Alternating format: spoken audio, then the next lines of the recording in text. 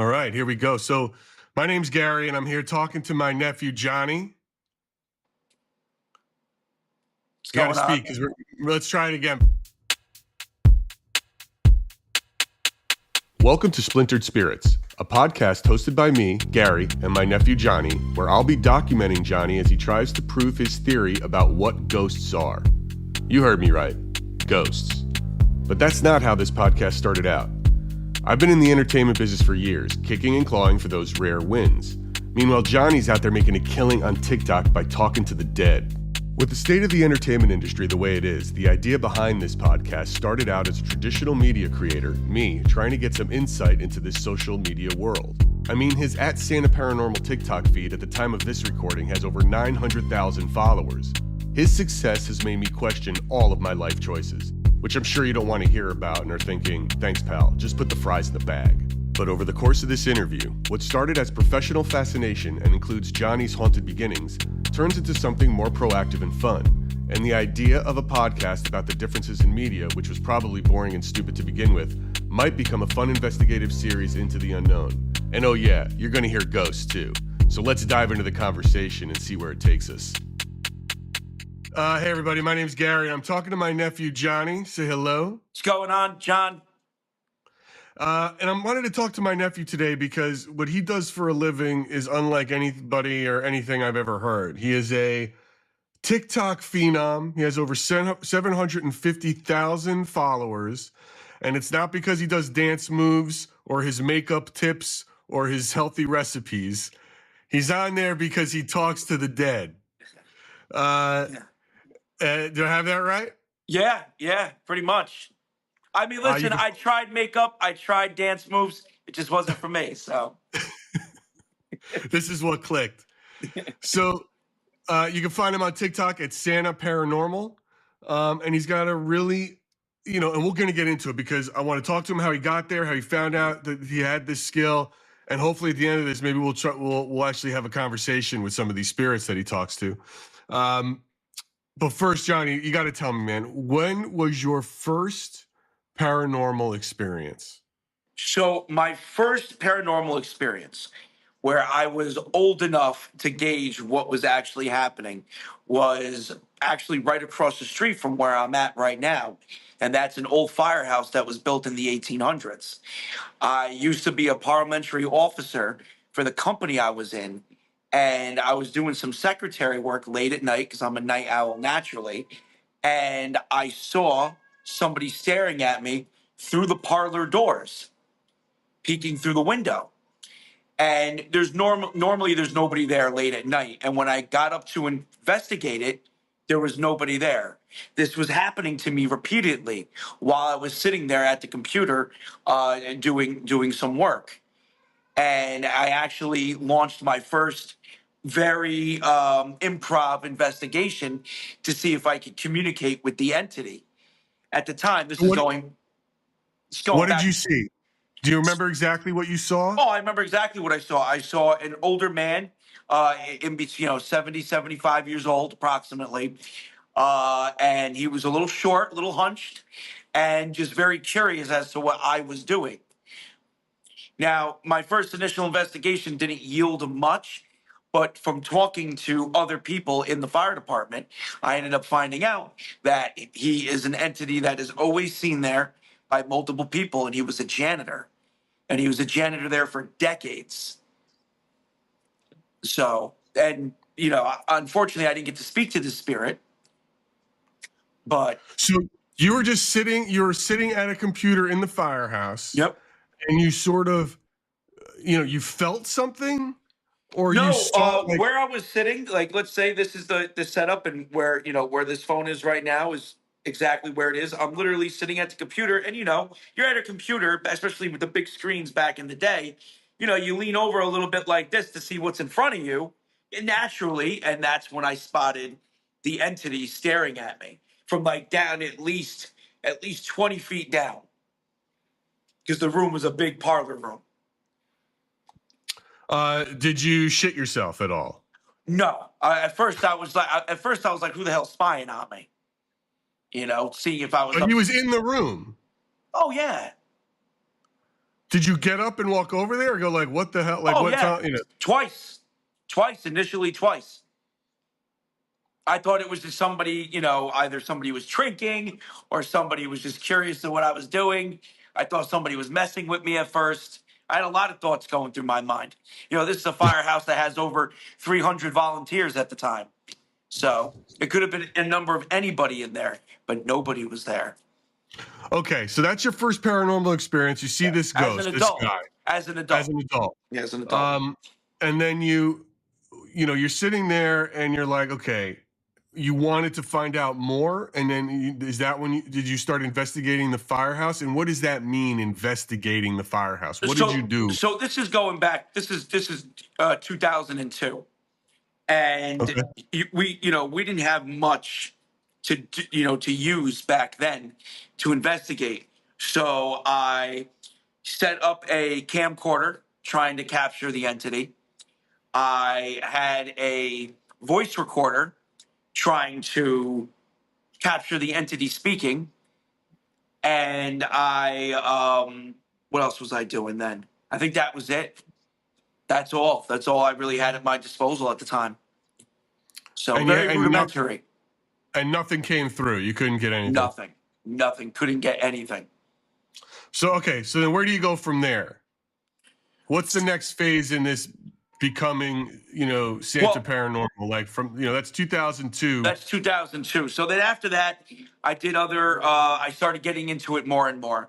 And I started investigating old speakeasies and places where people are like, hey, John, this is haunted. Come check it out. And I'd go check it out. What's wrong, baby? Cat's just meowing at the wall. Maybe she sees a spirit. So I do, speakeasies, haunted dorms, people's houses, things of that nature. And then by 2009, I started branching out, actually going to businesses and places that were reporting activity that weren't even in my hometown. So where was the first time that you actually spoke to a spirit? So the first time I actually spoke to a spirit was at a place that doesn't exist anymore. It was called Smalley's Inn in Carmel, New York. And the story goes, hold on one second. Hey, come on, Foxy. You got to stop, baby. Come here. Come on. I just want attention. Come here. You're very distracting when you start getting like that. So the first place I went to was Smalley's Inn in Carmel, New York. Then the story with that place was that there was he was like the sheriff, the coroner, the everything in this small town. And he had a daughter that had Down syndrome, back in the 1800s. Those things were handled very differently. He unfortunately kept her locked up in the basement for about 10, 11 years, and then decided to do a mercy killing, as he called it, and he drowned her. They found her gravestone actually in the basement. They buried her in the basement and actually gave her a headstone and everything. And when they were doing construction, they uncovered this headstone, and then the activity just boomed in this place. I learned a lot of things from this place, which is why I'm bringing it up. Tell me. I want to hear all about it. So, okay, you knew this story before going there, so that's why you went there. Well, I heard the place was haunted. I didn't know any of this. We learned all this when we got there. Okay. We just heard it was a very haunted spot. And okay. So I go there. I find out all this about the little girl. I see the headstone itself. And then, I bust out. I had two, at this point now, 2009, I had two forms of communication. I had an FM, AM radio that I manipulated myself by removing the tab so it would constantly scan and go and scan through radio waves. And I had my recorder, but at this point it was digital. It was no longer on a cassette tape. Now we're rocking with digital. So my first conversation I had was actually with this little girl. And she, very soft-spoken, sounded like a 10, 11-year-old girl, talking about how she loves her dad, but her dad doesn't like her. how she never gets to go outside, all these. Hey, what is wrong with you? Hold on. It's all right. I don't know what is wrong with you, girl. It's okay. It's just my book bag. Oh man, she gets like this sometimes. Special needs cat. Yeah, you're lucky I rescued you. Anyway, so I'm All having right. this conversation with her. She's talking about how her father, doesn't let her outside. How she loves her father so much. Her mother barely talks to her. You can tell that it was of course back then it wasn't considered abuse, but now in today's times that would be horrific. But that's how they Yeah. handled people like this back in the day, unfortunately. So she's Mhm. telling us all this in the way a little girl, a troubled little girl would. And the audio, Yeah. I wish I still had it. This is going all the way back. I just remember how Right. broken up it sounded. Like you can tell you were speaking to somebody who had a handicap. Right. So at the same location, we also caught a video on a camera recorder of an entity. You saw it had a top hat, a face, and then it zoomed right by us. And we also caught that too, which was pretty wild. And then came the greatest lesson of all with the paranormal and why I am 90% skeptic. The people who own this place were also messing with us. They were the entire time flipping off the light switches. They had a three-way light switch so they could Mm-hmm. control lights from the top, the first floor to the basement. They were Mm-hmm. flipping them on and off. I have a little knowledge of electrical, so I was able to tell by the wiring, just by looking at it, rudimentary BX wiring. I'm like, wait a minute, that's a three-way. Flipping them on and off. They were throwing stuff at us in the basement. They would never let us in the basement altogether. There was two sides to this basement and two stairways that went down. And I wanted to split the team up and go one half here, one half there. They wouldn't let us do it. They kept us all on one side, and every time we were there, they were messing with us, throwing plates through the wall, all sorts of things. And I learned a valuable lesson that even in places that are extremely haunted, you still can't trust the human element. That people will embellish and people will lie, especially when it comes to money and business. Wow. So that's actually one of the main reasons why I'm actually, I like to say 90% skeptic. I'm 10% a believer. It takes a lot. And this is my success on TikTok has to do with the fact that instead of putting the bar here, I put the bar all the way up. I put the bar high. And there are many things that other people would consider evidence that I dismiss, that I want absolutely nothing to do with because it's just not, You it's, don't buy it. I don't buy it. So, okay, that's your first time you start having a conversation with a spirit. Is Yes. this little girl? Is this little girl. And then does it start to happen to you more frequently, or did you have to create, or No, did after Smalley's,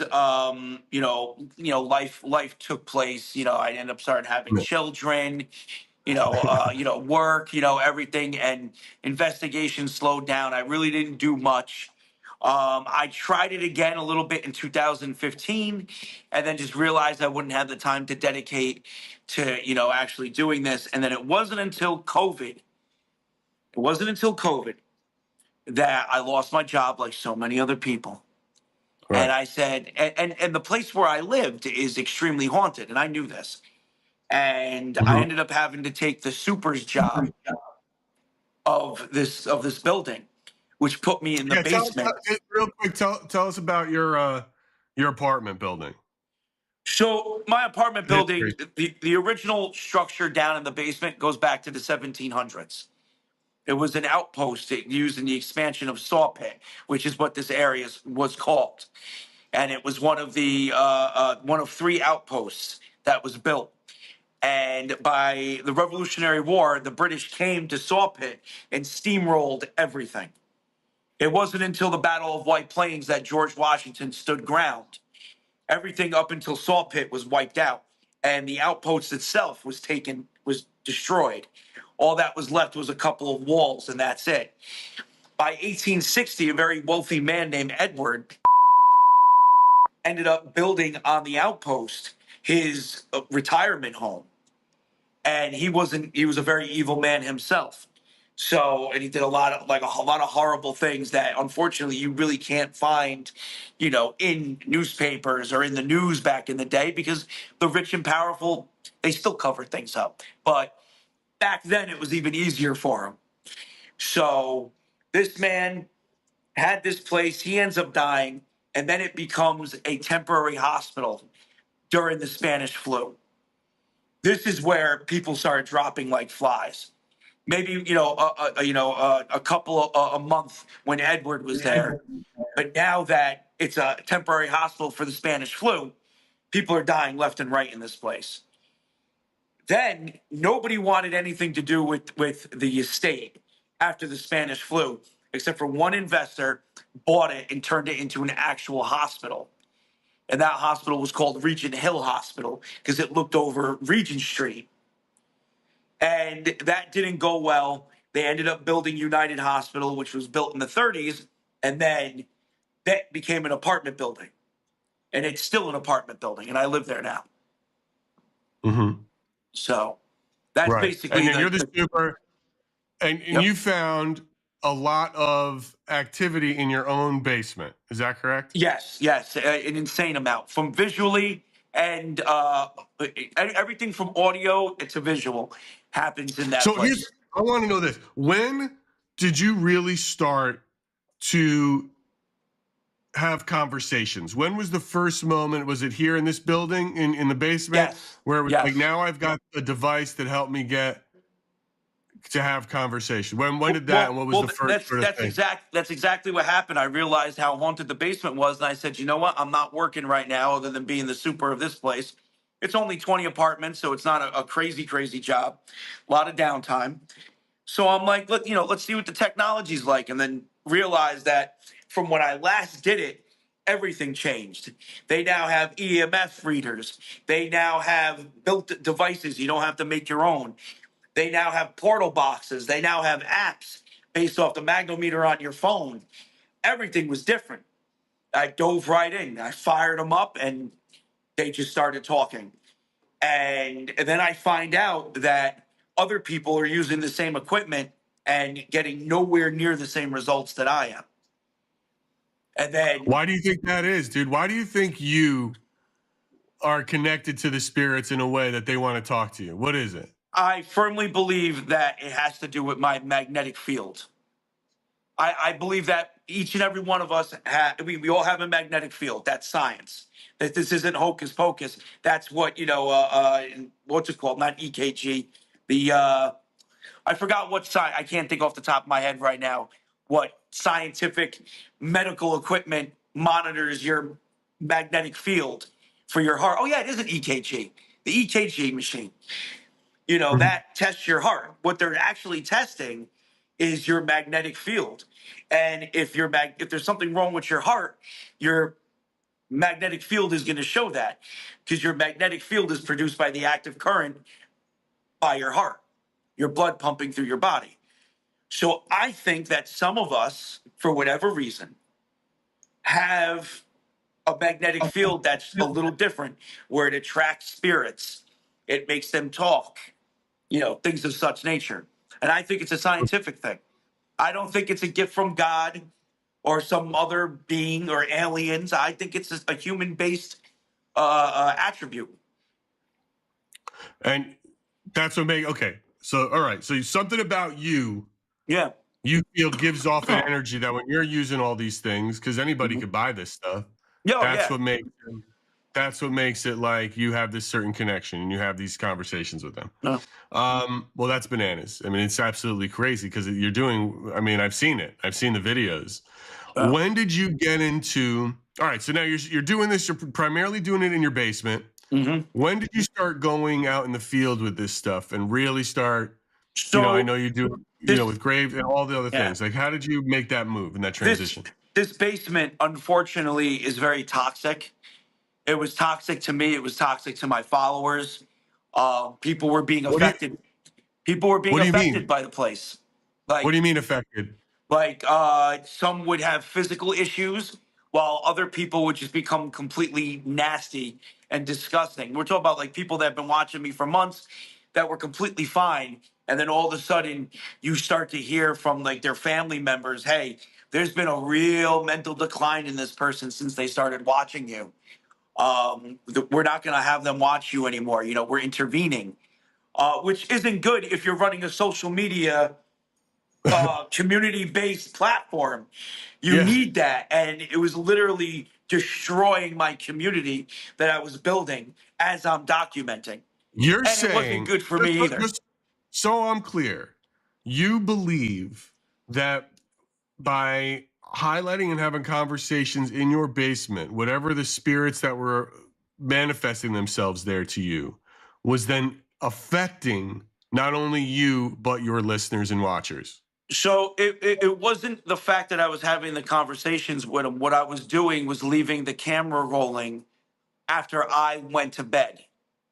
And there would be almost like 24-hour streams happening where hundreds of people are sitting there at their homes watching either like the fireplace room, which is a room in the building, or the abandoned side, which is another wing of the building that's now abandoned.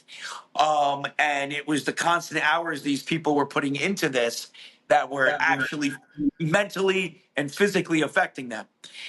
I had to make a change, but I still wanted to document. So I thought to myself, where else would spirits speak to me? And in large abundance. Well, Right. let's try a cemetery.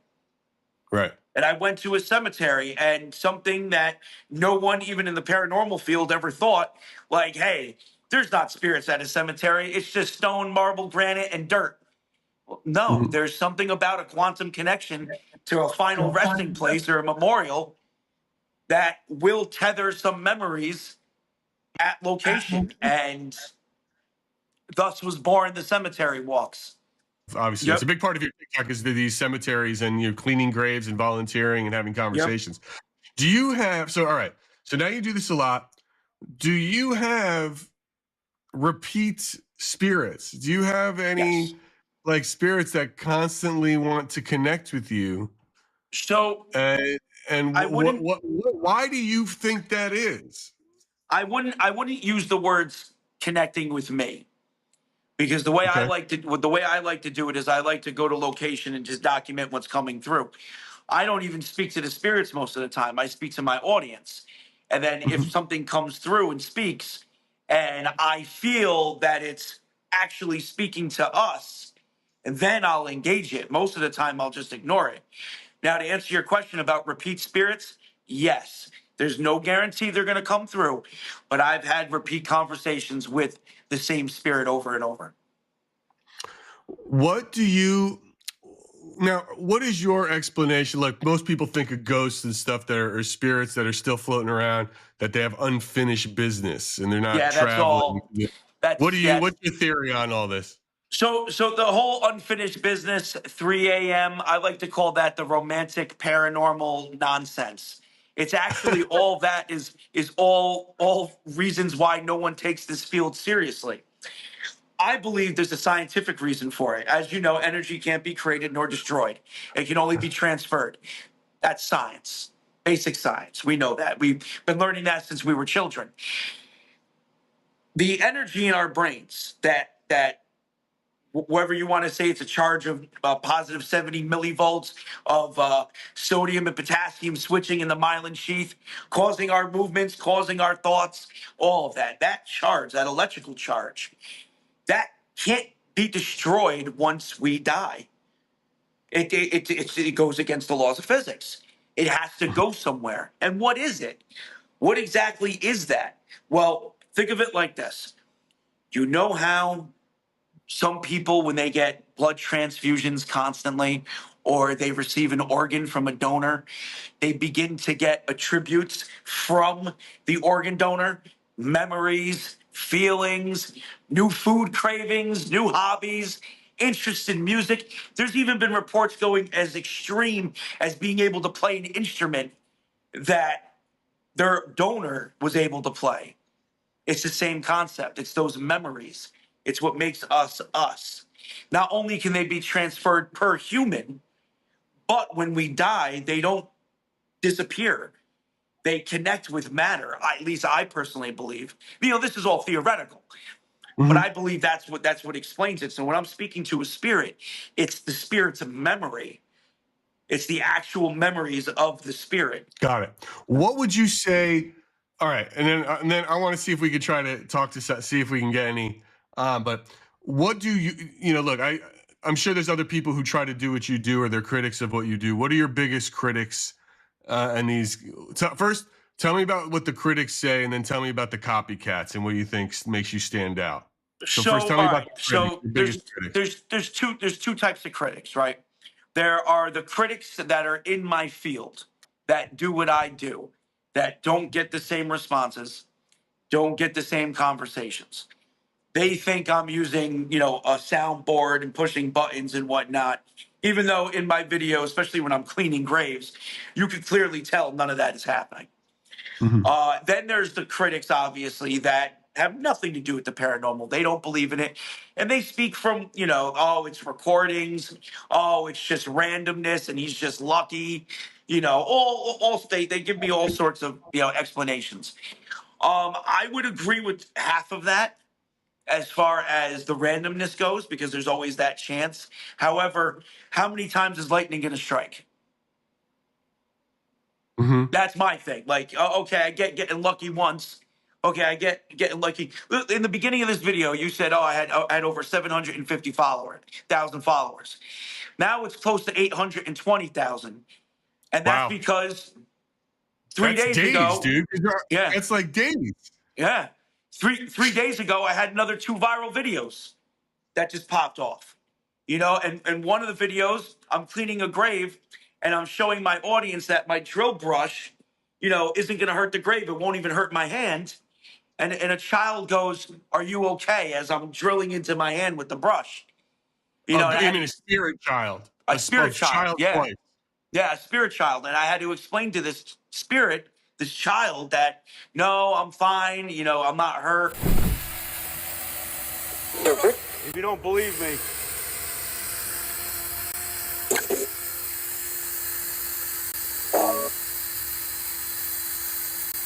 the palm of my hand. Are you okay? Yeah, I'm okay, child. I'm sorry. I was just showing people something. I was okay. I'm okay.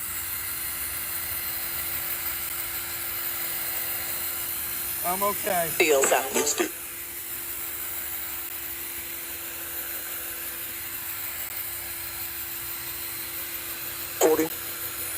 Yeah, it's dirty.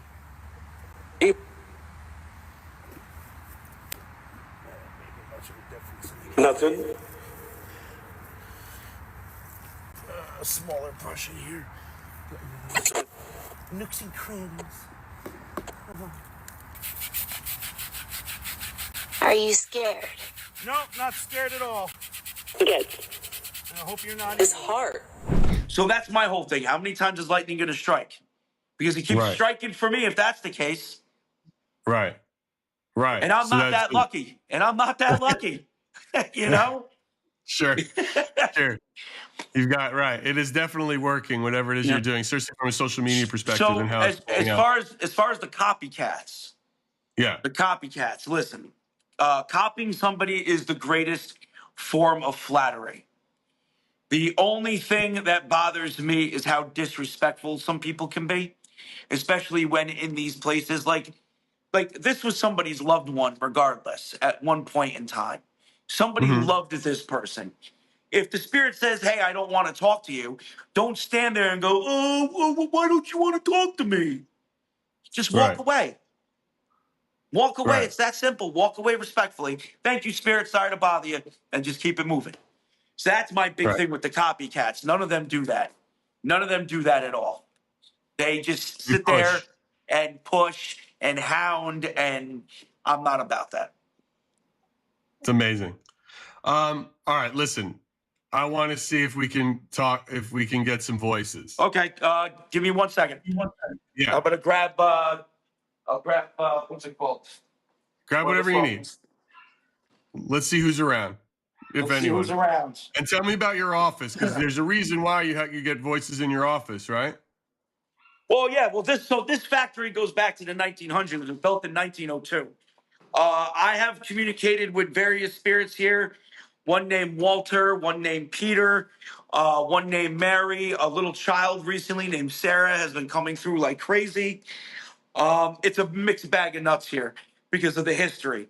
It goes all the way back to 1902. It's still in operation today. Most of it is now private businesses, but there's just so much happening here. Because it's live. And also, just to be clear for anybody, you do this live. This is not Yes. edited later. You're doing live streams for Yeah, there's your basement or the graves, and it Yep. just happened.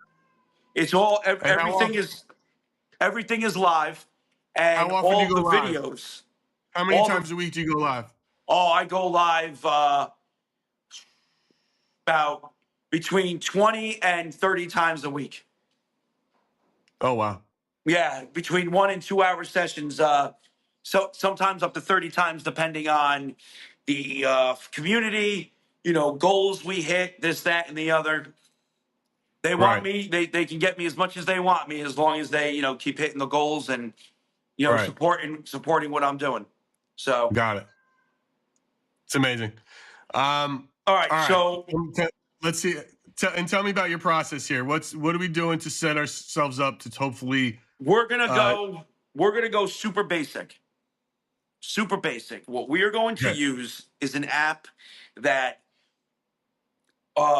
samples radio waves, and then the spirits with their vibration and their frequency affect the magnometer in the phone, which then will change the bits and pieces of radio to form their voice and to say their words. So Okay. out of all the apps, it's actually the most simple because there's no word bank, there's no sound bank, and it's all bits and pieces of radio. Got it. So we're gonna go with that, and we will see exactly what is said. All right. Let me know if I have to turn on the Bluetooth speaker. Okay. Let me know if you have any trouble hearing them when they start talking. Okay. While you're setting that up, what has been your biggest, most successful viral video thus far? My biggest one is the one of Mary, 5-year-old little girl, cleaning a 5-year-old little girl's grave. It has over 20 million views now. Wow.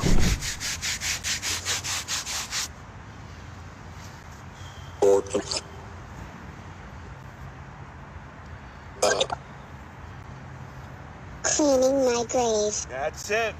Down side. That's it. We're cleaning your grave. That's it, little Mary.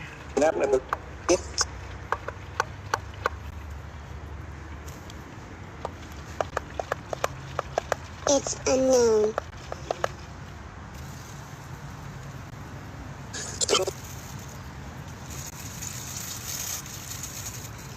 What is your name? My name is John, Mary.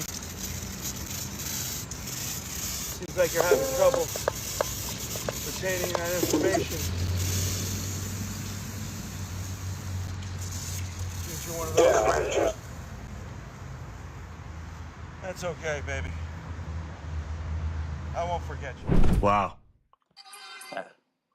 Now I'm hearing a couple of sounds in the background. Yep, that's it starting. Can you hear it clear, or should I put on the Bluetooth speaker? Well, it's hard to say just yet because I don't know what else if you're hearing more than me. Maybe we should throw the speaker on just in case to see Just throw to the make it. speaker on. All right, you get a got little- it. Oh. Gato. Yeah. Gato. Come on. Scared. Activate. Battery good. It connected, Gato. It connected, but don't turn it off now.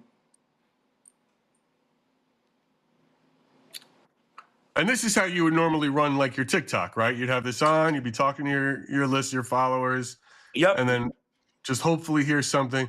Who can we see? How do you see if someone's around? How would you do that if you wanted someone specific? Like do you have any regulars in your office? Yes, yeah, they definitely come through in my office. If we're doing this like I'm doing it live, I wouldn't even engage the spirits. I would literally talk to you. We'll just keep talking. And then when I start to hear something that makes me go, oh, wait, something's paying attention to us, then we engage the spirit. So I'm that's curious if they can hear me and if they want to I say because normally your audience doesn't get to talk to them, yeah. Oh, they and I can hear want you. to. You're what? You're what? Plant. That sounded like hear what? Yeah. That's what that Yeah. sounded like to me. Yeah. They can hear you. And that's Crazy, right? it sounded like a woman's voice that said, "Hear what?" Yep. Well, this place is predominantly a lot of women because of what it was back in the day. It was a t-shirt factory. I don't want to. So I've been listening. You hear that Yeah. spirit just said, I've been listening. Hold on, let me ask you a question. Yeah. Hey, spirits, spirits, can you hear Gary right now? Generate. Can you confirm that you can hear Gary through the screen?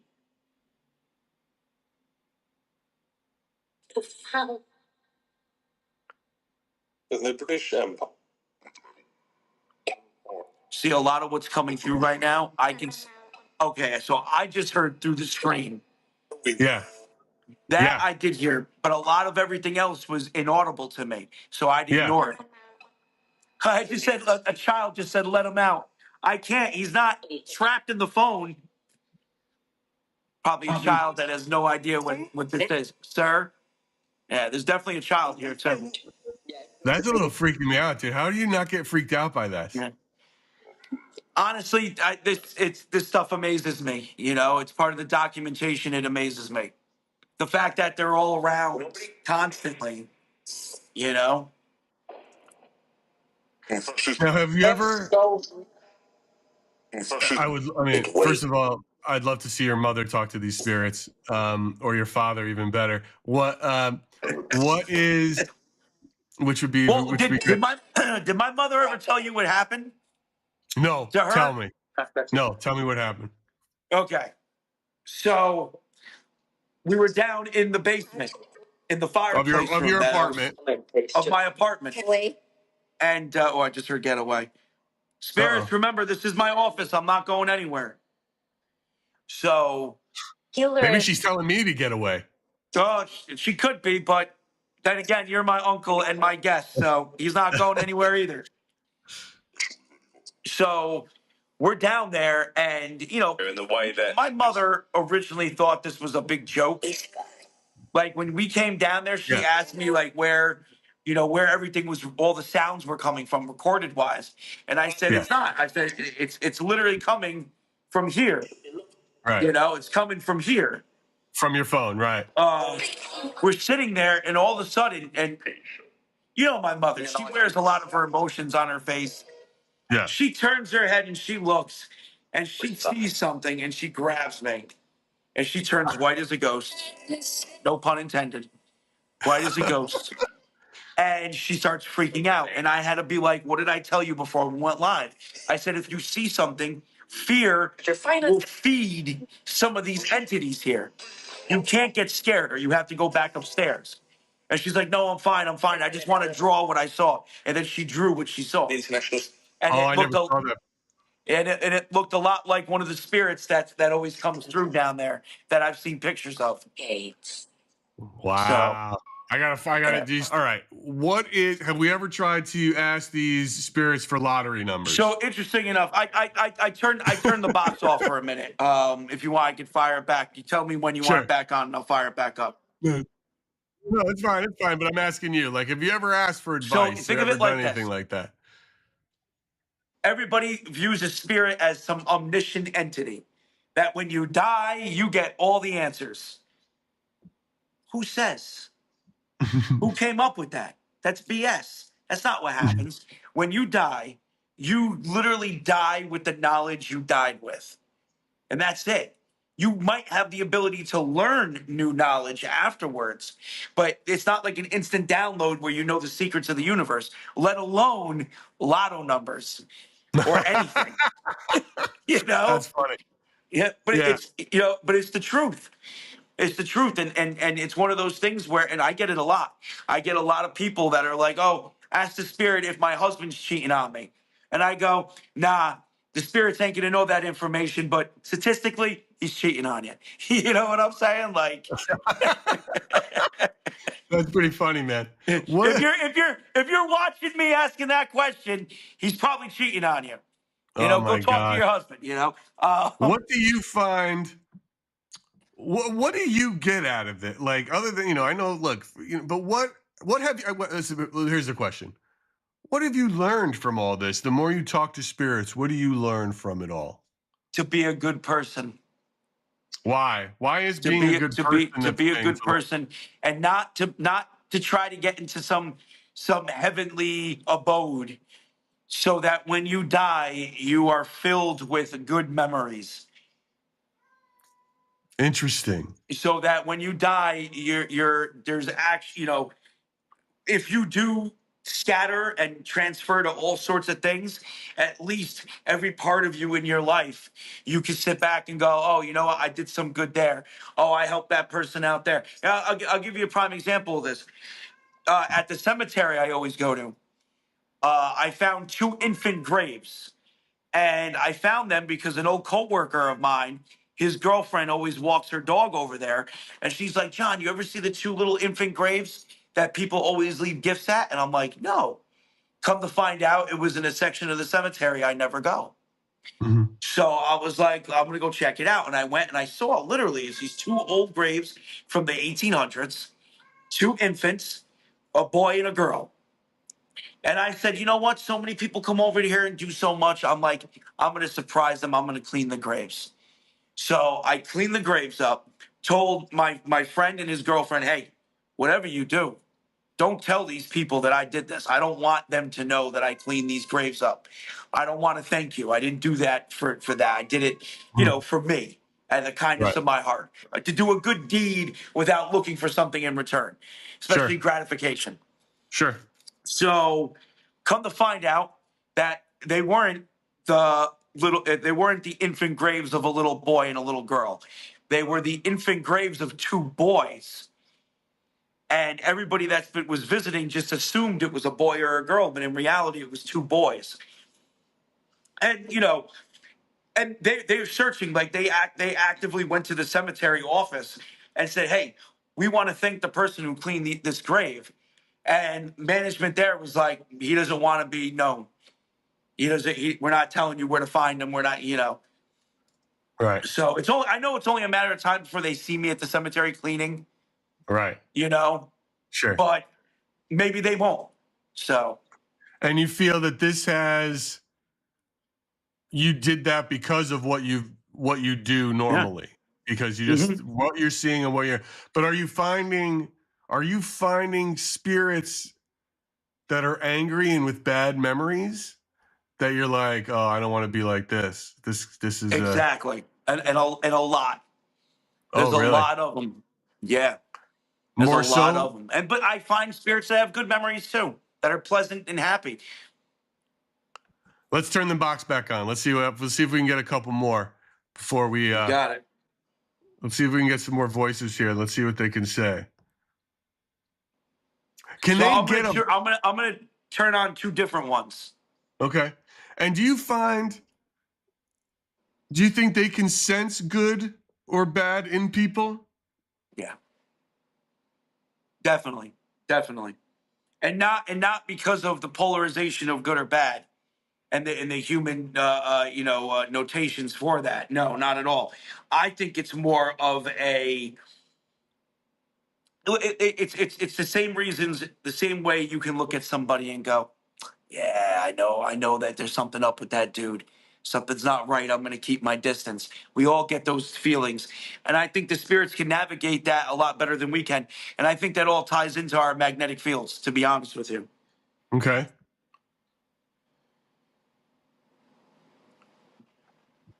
Now, see, I'm not in the room. So then the magnetic field theory, they might be able to hear me, but they can't feel me. They can't feel you. They wouldn't be able to feel you. Nope. Now, there is a theoretical process called QDE.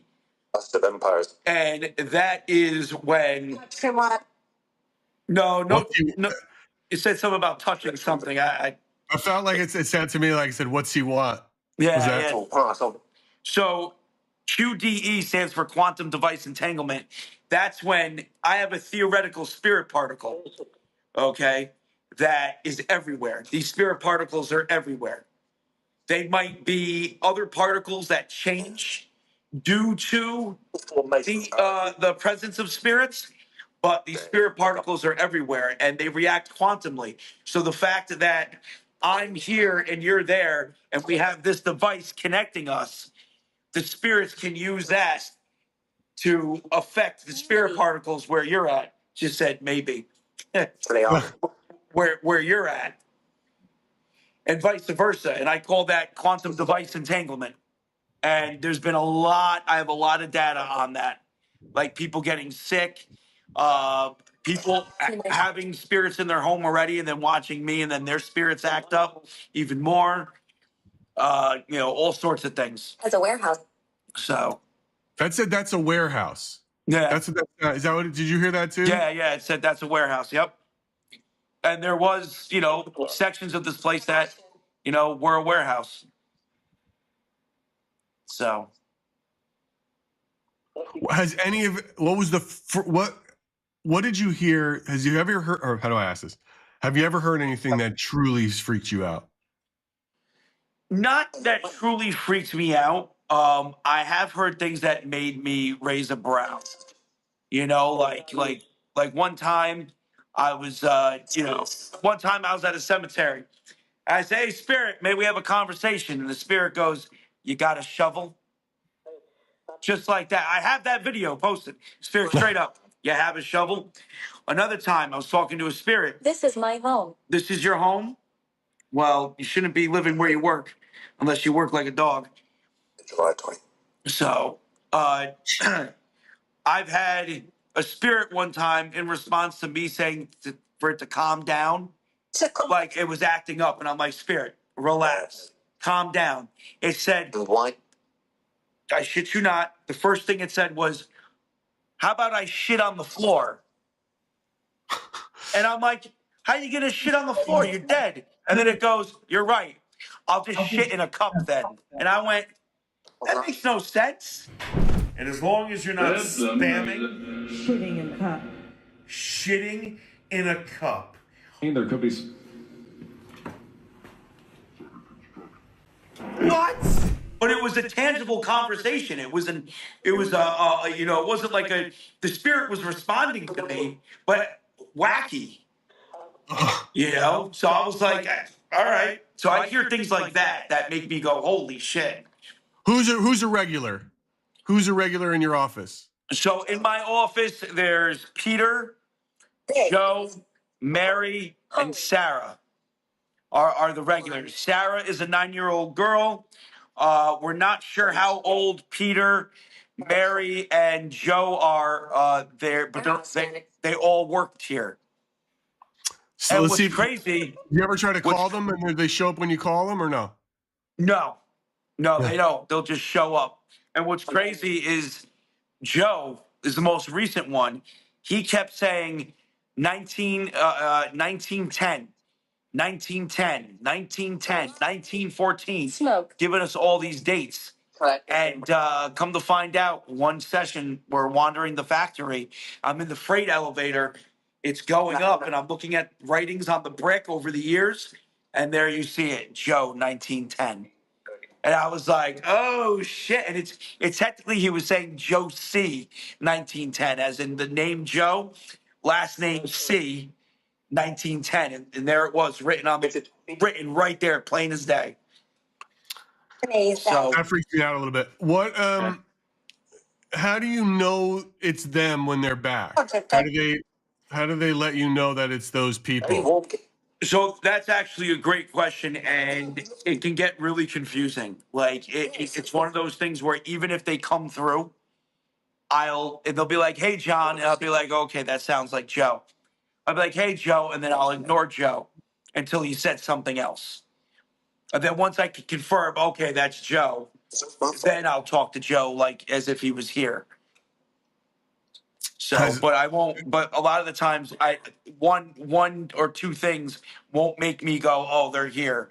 I'll wait till they come in nice and strong. That's my whole idea on it. yeah. If they're strong enough to come through, they're gonna come through multiple times, not just once. Retaliate for what? Get out. We got some nasty ones How often are you told to get out? That's like all the Amityville time. Horror. All the time. I'm told all the time to get out, and I literally say the same thing, especially here in an office that I pay, a large amount of money for.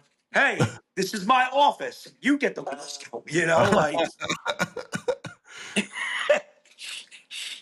I've never seen it's like I would have loved to like if you had moved into the Amityville house and they were like, get out, the movie wouldn't have happened. It would have been a lot no. less scary. Oh yeah. Oh well, that's so surgery. What's funny, we get a lot of residual hospital, and that's because there used to be a hospital on the other side of the block that got knocked down years ago, back in the 30s. So interesting enough about that. That's the other thing I do. With the paranormal, especially with social media, it fear sells. Yeah. Fear sells. Sure. I turn around and I remove the element of fear when I do this. I completely remove it. When the spirit's like, get out, I'm like, oh, my, get out. Yeah. And I Right. get funny with it. Right. I don't do the fear thing and I don't sell fear. And my evidence shines a lot more because of that. Because it's not, I'm not here to scare people into giving me money. I'm here to being, hey, I'm documenting. This is what I'm doing. If you want to support what I do, thank you. I appreciate it. Now, oh my Right. God, what's happening now? Right. Right. A lot of green lights, like yeah, horror yeah, yeah, yeah, TV yeah. shows, So, and um, which Chinese. is the big issue, and think about it like this too, longevity wise. If I want to do this for the rest of my life, okay, if I want to do this for the rest of my life, I can lie to my audience, or I can be true blue to the equipment and to myself and to my followers and keep it going, and just keep doing this until I can't anymore, until I don't want to. Right. But with TikTok, it's not like that. If you have a personality and you can engage your audience, you don't need to do that. Right. So I take fear completely out. And that's another thing, too. People, all they talk about are demons. Demons, demons, demons, demons. I'm an atheist. I'm an atheist. I mean, listen, no disrespect to everybody in the world, but there's so much knowledge out there now. The fact that the whole world isn't, has that Yeah. principle blows my mind. But Yeah. besides the point, people screaming about all these demonic entities. And it's like, that's not the case now. It could be an interdimensional entity. That's something completely different. That falls into the realm of science. There could be beings that live in a fifth, sixth, seventh, eighth, ninth, 10th, 11th dimensions that we have no concept of because we can't see past our 3D relevance. It's a possibility, but demonic, Right. it's Not it's for you. it's it's it's Where not for do me. you see? And let's we can end this on this question, I think, and then But where do you see Where do you see this going? How do you want this to progress? What is your ideal next step? You know what I mean? Like, So what is it? What in this world of talking to spirits do you want to try that you haven't tried, and where do you want it to go? So I'll actually I can answer that with my documentation. One spirit that I've actually grown very fond of is a man named Mr. Churchwell. Okay, Mr. Churchwell, and I didn't know any of this about Mr. Churchwell. I go up to his grave. All I can see is his name, Churchwell. I can't even see his first name, just Churchwell, because his grave is so dirty and covered with moss and all outdoor filth. All right. I start talking to the spirit. Tell me about yourself, Churchwell. Oh, I was in the army. Oh, cool. Thank you for your service, Mr. Churchwell. What'd you do in the army? Oh, it was 3 days of hell. 3 days of hell. And I'm like, wow. I was like, were you in a war? What war were you in? He was like, fire and blood everywhere. That's what the spirit says to me. So 3 days of hell, fire and blood everywhere. Then I finally asked him, did you die in this war? And he said, no, I died 2 days later due to his injuries. He flat out says this to us. But he also gets into other details about how heavy his equipment was and how tired and hungry he was and how he was having breathing problems from all the smoke. Like all these details he's given us. So I still know nothing about him. This is just what he's saying. So a year later, I decide to clean his grave. I go, I clean his grave. All of a sudden I see his name, Joseph. So now I know, okay, your first name is Joseph. Okay. Joseph Churchwell. And then all of a sudden, all this little writing appears that you couldn't see before because it was covered with filth. And it says, succumbed to his injuries in the Battle of the Wilderness. 19 years old. And I went, holy shit, you were a baby. I'm like, that's insane. So I look up the Battle of the Wilderness. Battle of the Wilderness, the bloodiest battle of the Civil War. It was described as blood and fire. Blood, fire, and smoke. They burned troops. They lit fires on the grassy plains that were bone dry to destroy the troops. Everything. It was a horrible, disgusting, brutal battle. Even worse than Gettysburg. Everything that Mr. Churchwell talked about, the 3 days of hell, the battle lasted for 3 days. Everything that he spoke about, the first encounter I had with him was true blue. This spirit remained coming to me every time I went to his grave. Hey, Mr. Churchwell, how you doing? He would either say, hello, John. Hi, John. Or he would say hello to the chat. He'd be like, hello, chat. Hi, everybody. And people would be like, oh, my God, Mr. Churchwell. And up until recently, he would come through. And then all of a sudden, he stopped. I haven't heard from him in 3 months. And every time I go to his grave, nothing comes through. So where I would like to take my next steps with my documentation is starting to test my theories out. I believe that it is memory that we're speaking to. And if that's the case, then I should be able to speak to a version of Mr. Churchwell at his family home. I should be able to speak to a version of Mr. Churchwell at that battlefield.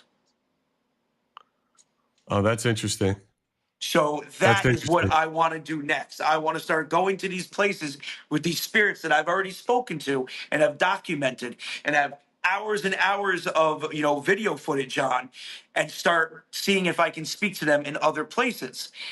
Now, I theorize that if I do this, like for example, the energy of Mr. Churchwell, the memories of Churchwell that's at that battlefield should not know who I am. He shouldn't. He shouldn't. He never met me. He met me after the fact, after he died. That energy, that Churchwell shouldn't know me. If I can find him there, he shouldn't know who I am. Interesting. Theoretically, he shouldn't. Unless somehow it connects quantumly, but I can't prove that right now. Right. So That's kind of a fun. That's clever. That's a fun thing to test. And you haven't done that yet with any of the people you've spoken to. Actually, I kind of have. You tried it. And I came across, remember that spirit Edward I was talking about? Yes. I went to his grave, and it's a whole family plot. And a child came through claiming to be Edward. The child claimed to be the spirit that I've cursed out and has cursed me out for years now as a child. And he didn't know me. Hi, John. Nice to meet you, John. My mama called me Ed. You know, being like a child, saying, "Oh, I want to be friends with you. Can I be your best friend?"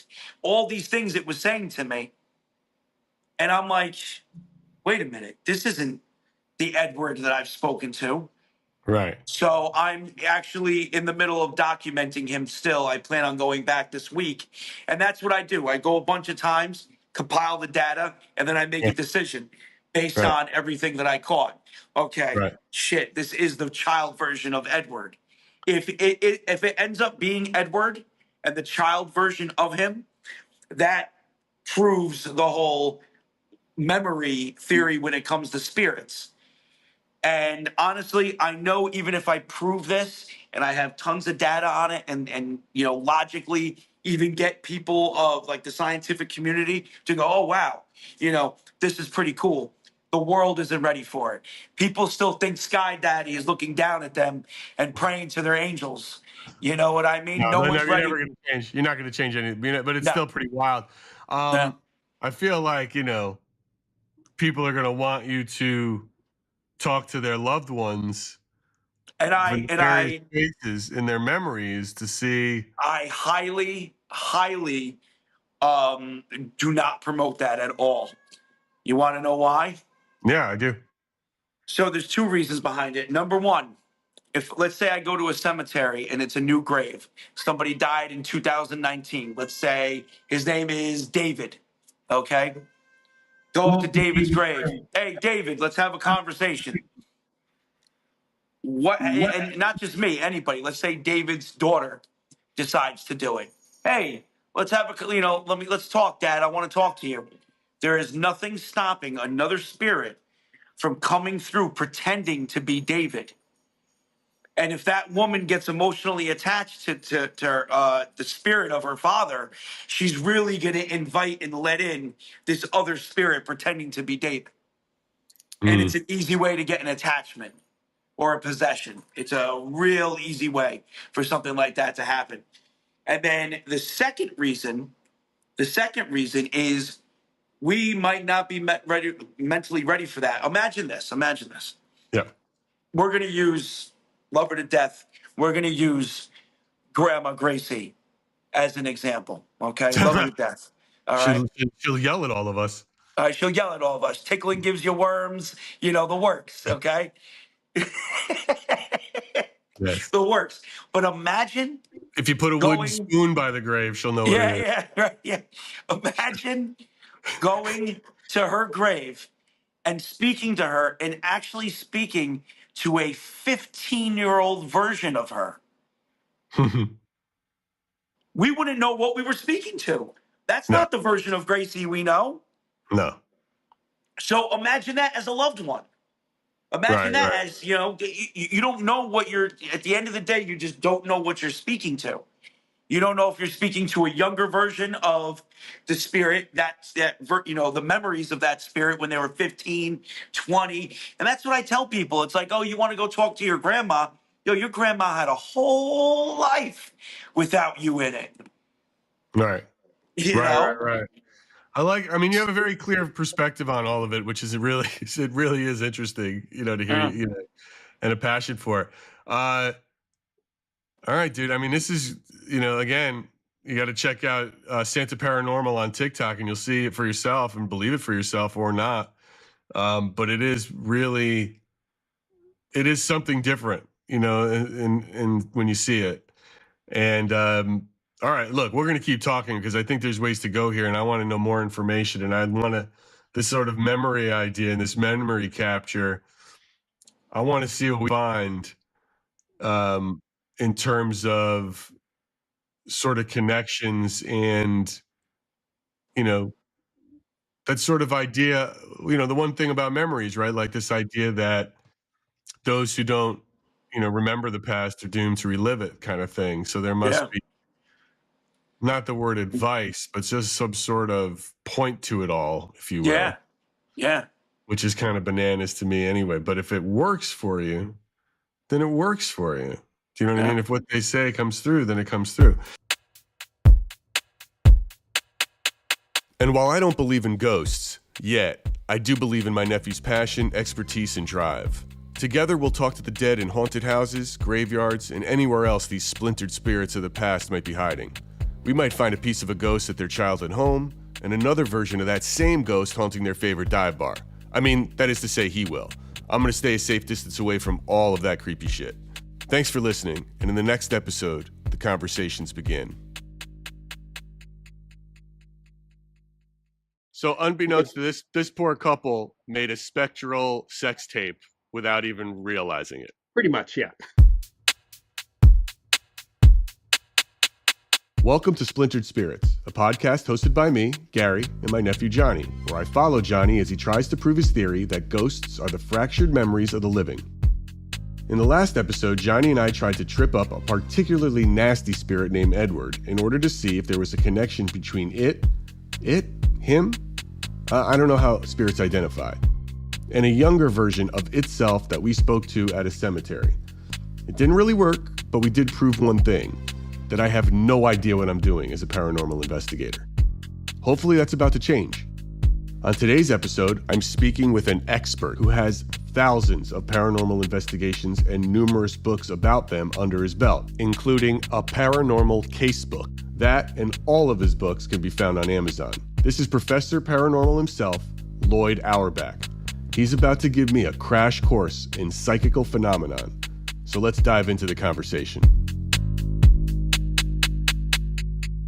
All right, we're up and running. Hey everybody, this is Gary and I'm here with Lloyd Auerbach. Lloyd, I want to thank you for joining me here for Splintered Spirits. Where are we finding you? Where are you? I am about 35 miles east of San Francisco in Martinez, California. Well, the reason that Lloyd is here with me today is, as we mentioned in the last episode, is I need to understand what it means to be, or as best as anybody can teach me, what it means to be a paranormal psychologist or a paranormal investigator, actually. For anyone who doesn't know Lloyd Auerbach, he is a bona fide expert. He graduated from Northwestern University in cultural anthropology, has a master's degree in parapsychology from JFK University, which is now National University. Stop me if I get any of this wrong, please. Okay. You started conducting investigations into paranormal activity as part of the American Society for Psychical Research in the early 80s, right? Actually, even before that, when I was a student at JFK University. Got it. So we're talking well Late over 70s. 40 years of paranormal investigations. Yeah. I hate to think how old I am now, but yeah. And then you eventually opened your own office of paranormal investigations in the late 80s, 89. And look, you're an expert. You know what this is. So I think I told you what my nephew Johnny does. And I don't know, have you had a chance to look at what he does on TikTok? Have you seen him? I have not. No. Okay, I'm gonna show you some stuff. Okay. So what he does, but I'll tee it up for you. My nephew for the past 3 years has been talking to the dead. He talks to spirits. He started using one of those spirit box devices, and now it's an app that you can use on your phone, where the apps tap into the magnometer on the smartphone devices and transfers those frequencies into sound. That's sort of how these things operate. And he has what come across as real genuine conversations with these voices, with spirits. I've sat in on a few just over Zoom like this, or over a video conference like this, and it's fascinating to me. And it's fascinating to his audience because he has now upwards of 900,000 followers. Mm-hmm. He has a very fun perspective and honest conversation with them. It's not a creepy sort of like, ooh, we're in a haunted place or in a scary place. He's just very forthcoming with it. And I've been reading a lot of your books, especially Ghost Hunting, How to Investigate the Paranormal. And because when I'm interviewing him or I'm talking to him, I don't know what I should be asking. I don't know the right things to say. So let me show you quickly, just to give you a sense of what we're talking about. Here's a 1-minute video of his. I think this one had maybe about 500,000 viewers. Okay. And then you'll get a good sense of it, how this goes. So I'm going to try to share my screen here with you. Well, Yeah. Closer. can you hear it? No. I'm here.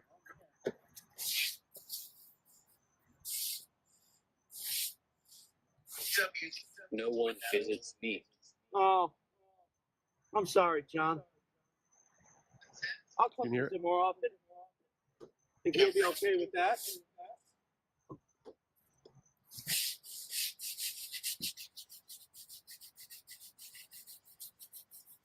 I'll definitely come and visit.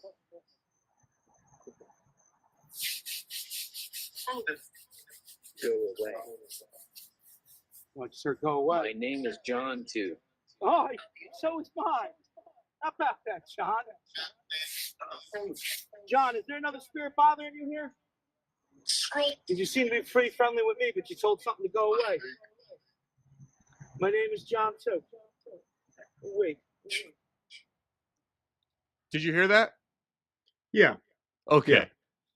So that is the gist of what is happening in his sort of paranormal sphere. So with that and what he's been doing, my nephew believes that in all the recordings he's gotten where he's talking to spirits, he's gone some spirits that he's met in his basement, which used to be a hotel in the 20s and a hospital in the 20s during the Spanish flu. He has then gone to their graves, and he believes he has talked to a different version of that same spirit based on questions he's asked and answered and gotten from these two different places. And his theory is that spirits are sort of the scattered memories of the living, their energy, whatever, as you talk a lot about the mind, we don't know what that is. But that energy that's released after someone dies, and it is sort of displaced in these places. So they're not really connected like through, in some heaven or dimension, but they were the memories of the living that he's talking to. That's sort of what he believes spirits are. He's also an atheist. He doesn't believe in the God, heaven or hell. I'm just saying. So he I looks don't at believe it. in heaven or hell either. So that's yeah. So when you see something like this or hear what I'm telling you, I'd like to know what you think, and start back, because you have a very helpful and good definition of, you define sort of 3 categories: Mm-hmm. apparitions, hauntings, and poltergeist. So why don't you tell us what that is, and then tell me what that is, and then we'll go from there. So, based on many thousands of reported experiences, based on investigations that have been done since at least, actually even before the start of the Society for Psychical Research in 1882, based on the witness testimony, the interactions with psychics and mediums, all of that information. An apparition is seemingly the consciousness of a human being, although sometimes it can be pets. We have animal ghosts too, that are around, stay around for usually a very short time. There are exceptions that go on for decades sometimes, that can interact with human beings. We, as human beings, are using our ESP to be receivers. So it's a two-way street with apparition, with consciousness. But the personality is much more than you'd ever get with a spirit box. In fact, we'll get to spirit boxes later. And the consciousness seems extraordinarily interactive in some circumstances, in others, they don't care, it seems. An apparition usually is connected to the location or locations that they felt most tied to or connected to when they were alive. Has nothing to do about where they died. And in fact, it is a false assumption to assume that they're going to be in a cemetery for many, many reasons. And there are lots of reasons why when we hear from the apparition, when people hear from apparitions, why they're sticking around before they move on. The vast majority of people do move on, it seems. Otherwise, we'd have a lot more apparitional experiences. But it is consciousness. With hauntings, technically a haunt is a place. And, the example I love to use is the TV show Cheers, because Norm and Cliff were haunting Cheers. We all haunt our own homes. We all haunt places. And the idea of a haunt in relation to the paranormal or haunting is what they call on TV residual haunting. The idea that we as living people leave information behind, and that information kind of is picked up by the living's ESP and played back in various ways. Some people will get it visually, some people auditorily. You might feel something. It's usually very emotional, and almost every adult has experienced some form of haunting, although they don't ever think of it this way. It's walking into a house you've never been in before when you're house hunting, or an apartment, or perhaps someone you're visiting, and it feels weird, it feels strange, it feels happy, it feels sad. You're picking up the emotions of the people that are living there. That's a haunting. Can you share a specific example of a haunting that you've experienced? Sure. Well, that I've experienced or that I investigated? That you investigated, like something that you've been around. Yeah, I mean, I've experienced hauntings myself over the years, sure. But one of my earliest investigations, which was under the auspices of the ASPR in New York, it was a couple that had moved into this house that was less than 6 years old, in a development that was less than 6 years old in Bedford, New York. And they had been living there for, by the time they called me, almost 6 months. The previous owners were still alive. It was a brand new house. They made enough money. They were young. They got older, and then they moved into Manhattan. They were in the financial industry. So the couple moves in. There are 2 master suites upstairs. What was reported to us, or to me, was that every night around 3 a.m., they'd be woken up by the sounds of 2 people making love in the next bedroom. And it was loud, apparently. And this went on. Both the couple kind of experienced it. There were some other things going on relationship-wise for this couple that was reporting it, but effectively they learned that if they walked in the hallway after being woken up, it would continue, but as soon as they crossed the threshold of the other room, it stopped. So they were taking turns turning it off, essentially. All right, so this was going on a very regular basis for them. And again, both of them were experiencing this. I was able to start talking to neighbors. Because I wanted to know if there was anything that other people were reporting. Was there anything in the woods, maybe? Because that part of New York and all of Westchester and all the New York area was very active during the Revolutionary War. And yes, this is where he is. This is where my nephew is, by the way. We'll get back to that's where we're from. I grew up in the White Plains area. Oh, near I'm from Portchester, New York. That's where he is. Yeah. So he's all over that. Okay, yeah, right. So I'm very familiar with Tarrytown and the Ledge of Sleepy, all that stuff. Sleepy Hollow, all of it. Yeah. Lookout Road. Yeah. That's where he goes a lot. Oh yeah. God, I haven't heard that in I don't know how many decades. Yeah.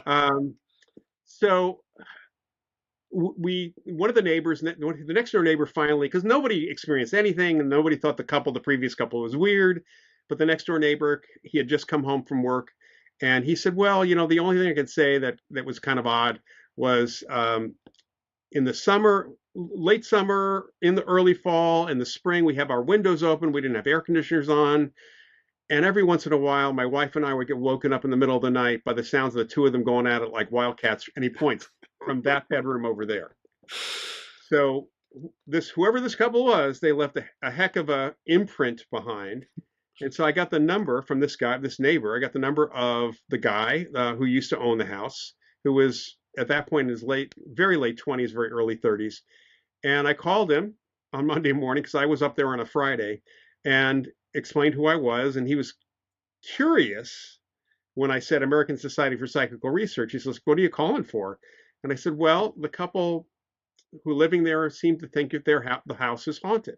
And he got very defensive all of a sudden because he thought maybe they wanted out of the deal, even 6 months later. Right. So I interrupted him and it said, "What does 3 o'clock in the morning mean to you and your wife?" And there was silence. And he said, "Okay, tell me what's going on." So I explained it, and then he said, "Well, yeah, my wife and I used to get up. He said, I'm not going to go into the story as to why, but it was kind of a ritual for us. We'd wake up at 3 o'clock in the morning and we go at it. I guess we were a little bit loud." So wait a this minute. couple, So I have to cut you off in here and ask. yeah, You're talking about this house is haunted by a couple that are still alive. that's because a haunting is merely a recording in the environment. It is not conscious. It doesn't interact. It is a recording. It's no Okay. different than watching The Maltese Falcon. Pretty much everybody from that movie connected to it is dead. Almost, I think there's still a couple people still alive. But they made the movie when they were alive. And people make movies. You're making a recording right now. You and I are alive right now. Somebody could listen to us 100 years from now, and we'd be dead. So a haunting is made by the living, but it can continue after the people are dead. And there are so many hauntings that are reported. Some of the famous ones, of course, are from places that have been around a long time, like Gettysburg.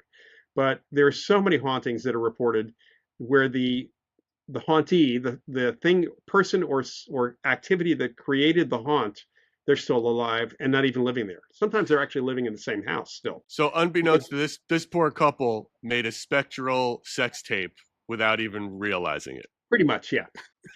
Okay. Yeah. That is a great haunted story. And Yeah. okay, and this is super interesting, and we're obviously going to loop back to this definition of this imprinting as we get into what Johnny does here.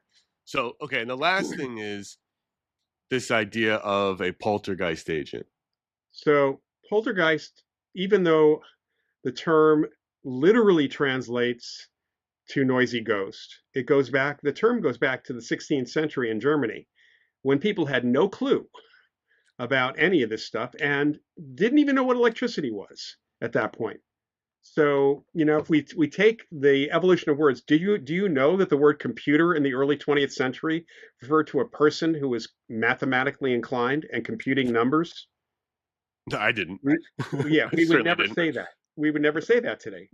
Certain words evolve, and starting in the early 20th century, there was a researcher named Nandor Fodor, who was also a psychoanalyst, and he started looking at some poltergeist cases from the psychoanalytic perspective and finding that there was always a connection to a living person in the cases. And then the model was kind of completely formulated and secured in 1958 due to a case on Long Island, where a 15-year-old boy was actually psychically responsible for causing all the activity. And this was a case that was investigated by firemen, by police, by a couple of magicians who I happen to have been able to talk to over the years, one of whom absolutely witnessed something, he told me, and of course by some parapsychologists. William Roll and J.G. Pratt came up with this idea, which we've been following this model for a long time. And of course, the stereotype, thanks to Stephen King, is a teenage girl. It is a stereotype. 60% approximately of the cases are adolescents, so maybe 10 or 11 to early 20s, and there's only a slight edge with females over male, and it really is population statistics. But I had a poltergeist case where the woman was 80 years old. So you can how did she manifest? So the physical activity, and this is the thing about poltergeist activity, it's only physical. So it's things moving, things breaking. It can be things floating. It can be appliances turning on and off by themselves, including when they're not even plugged in, which is always interesting. And there's no indication that there is any spirit activity at all. It's all physical. So nobody's having a ghostly experience. You can bring in all the psychics and mediums you want, and they're not going to pick up a spirit. So those are things that we look at. So how we handle these cases, with apparitions, it's communication. With hauntings, we have ways we can deal with the experience that people are having and even the activity. And with poltergeist phenomena, we have to work with the agent. We have to. Got it. That's right. It seems they seem very separate, and it's very clear what those three sort of groupings are. And when I look at Johnny, I see potentially a little of all of it mixed together, possibly, which is why I'm so interested in how I should decipher these, or can I group these, or how would you go about trying to group it? Well, first of all, people have psychokinetic experiences without having a poltergeist outbreak. Many people actually have experiences due to stress with their technology. That seems to be a lot of the focus of psychokinetic activity. It's pretty rare for things to move around, but that can happen too. So that's living people. And there are some apparition cases where the apparition learns over time to move objects, to do things as well. That's also pretty rare, but the poltergeist phenomenon is pretty rare, and so are the others. In haunting cases, it is rare for physical activity to happen, but when you introduce a living person as a witness, the living person actually can cause things to happen, can pick things up and cause things to happen unconsciously. Again, that's rare, but it can happen. The problem with technology in general is that we know living people unconsciously can affect technology. We have laboratory evidence for that, especially systems that include random generators of some kind. And it's really important to know that so many of the spirit box stuff that's out there is subject to interpretation. I mean, you can get clear EVP, electronic voice phenomena, or something from time to time. Certain people have an aptitude for seemingly getting better conversations. And the one question, because we don't have the facility, I should say the money, to actually research this in a laboratory, but based on the fact that we know that living people can affect devices, and a lot of that's based on intention or unconscious desires, but not conscious stuff. So it comes unconsciously.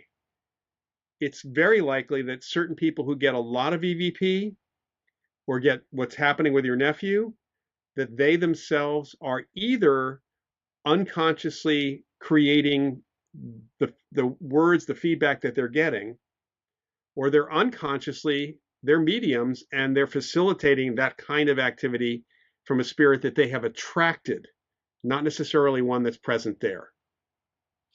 So let me tell you specific. So all right, that makes sense to me. He could potentially be some sort of technological poltergeist agent, right? Where he's sort of generating it through. My term for that is techno medium. Techno medium. Well, but when we say medium, just because there's so many terms, I don't want to confuse them. When I hear medium, that means like he might be a legit conduit for a potential apparition or spirit. And when I hear poltergeist agent, that feels truly, when I hear that, I think he is the sole generator of what is being manifested. Yeah. So, okay. So that's, you know what I mean? Just to separate it and keep it. So it's like, I love that term, techno medium. Maybe that's what he is, but he could also be some sort of techno poltergeist agent. He would be right? More of a PK guy is what he is. Okay. So, so some of the things that we've so over the years, he has found this one ghost or spirit, and it goes by Edward. And he learned about Edward solely through the conversations from Edward and from other spirits in his basement of this apartment building he lives in. And then he started investigating him in town, in record books, and then found his grave and talked to him again. And Edward, when talking to him, constantly makes fun of him. And Edward said he's nasty, he's a murderer, he was like this horrible person, all these things. And he, even when I was on with him, he called my nephew poor, called him, like just stupid, like just it was hilarious. Like, and he was like, "I told you, man." He's like, "This guy's so mean," and he's just always making fun of me. And we got it. He can push his buttons, if you will, like he Hmm. could do anything to get him to say stuff. And it was very distinct from other voices that were manifested in that room. And then it was very direct, calling him by name, you know, and So goofing on him. when you say very distinct, I mean, what I heard was something that was more mechanical, artificial voice. I mean, in terms of what was said, and Okay, what distinct was in said? terms of not just like, not random words, full sentences, Okay. and like this room's a mess, and I'm like, yeah, man, it is a mess. What have you been doing down there? And he's like, oh, I've been doing this hobby of this, and for this, and then it's to make extra bucks, and then it's John is poor, comes across on the machine. It's like, what? And it's completely goofing on him, which was unreal. And so, but that personality type, this one spirit voice, is locked, according to my nephew, to this spot. You know, uh, So where let me where just it is. let me stop for 1 second here, Yeah, because please stop me as many times as you want. if truly this is an apparition, he's only locked to that spot because he believes he's locked to that spot. Maybe so. Yeah, I mean, that's what we find is that um, it doesn't take much to convince somebody to move out of the house. We've done that out of the location, and there's no hard and fast rule that locks somebody there, whether it's their death or whatever. In fact, so many apparitions appear in places that they didn't die, and places where they lived, and they may not want to move on, or they may not feel safe moving on. There's a fear factor, because especially somebody who might have been a bully or a bad person, like this guy, if he's really a spirit, he might not want to move out of there because he thinks he's going to hell. Hmm. Whether John believes in hell or I believe in hell doesn't make a difference if the ghost personality believed in hell. That's exactly what John says. He's like, Yeah, it's all about what they believe and how they yeah. talk. So here's the other sort of idea that okay, so what should I do when I'm having a conversation with them to try to narrow it down, to see, like, well, because like you said, like, first of all, how do I test? Is it him? Is there a way to test if it's him manifesting it? Right, Or what right. do I, Yeah. where do I start? So, first of all, one of the things that's really interesting is that if a person who's operating a spirit box or doing EVP has psychic ability and is affecting the device, if there is that haunting imprint of a person in the place, their unconscious could pick up enough information to mimic that person and have a conversation, even though there's no spirit, there's no there, there's no spirit there. There's just like information that's present. So it's really tough. Unfortunately, using devices, there is no way to determine that there actually is a spirit present. Human being, because none of our there's no device that can detect a spirit. Nothing. Doesn't matter what you see on TV. Doesn't matter what the ghost hunters use. You can use devices that are environmental and other devices to confirm or support a human experience. But without that human experience, you just got unusual stuff happening with devices at that point. Is there a way to test him? Like, is he giving off some sort of magnetic energy, possibly more than anybody else? It shouldn't make a difference. I mean, first of all, we all give off electromagnetic fields. We all have that. And they vary constantly because of our emotions, because of our health, our activity, all of that.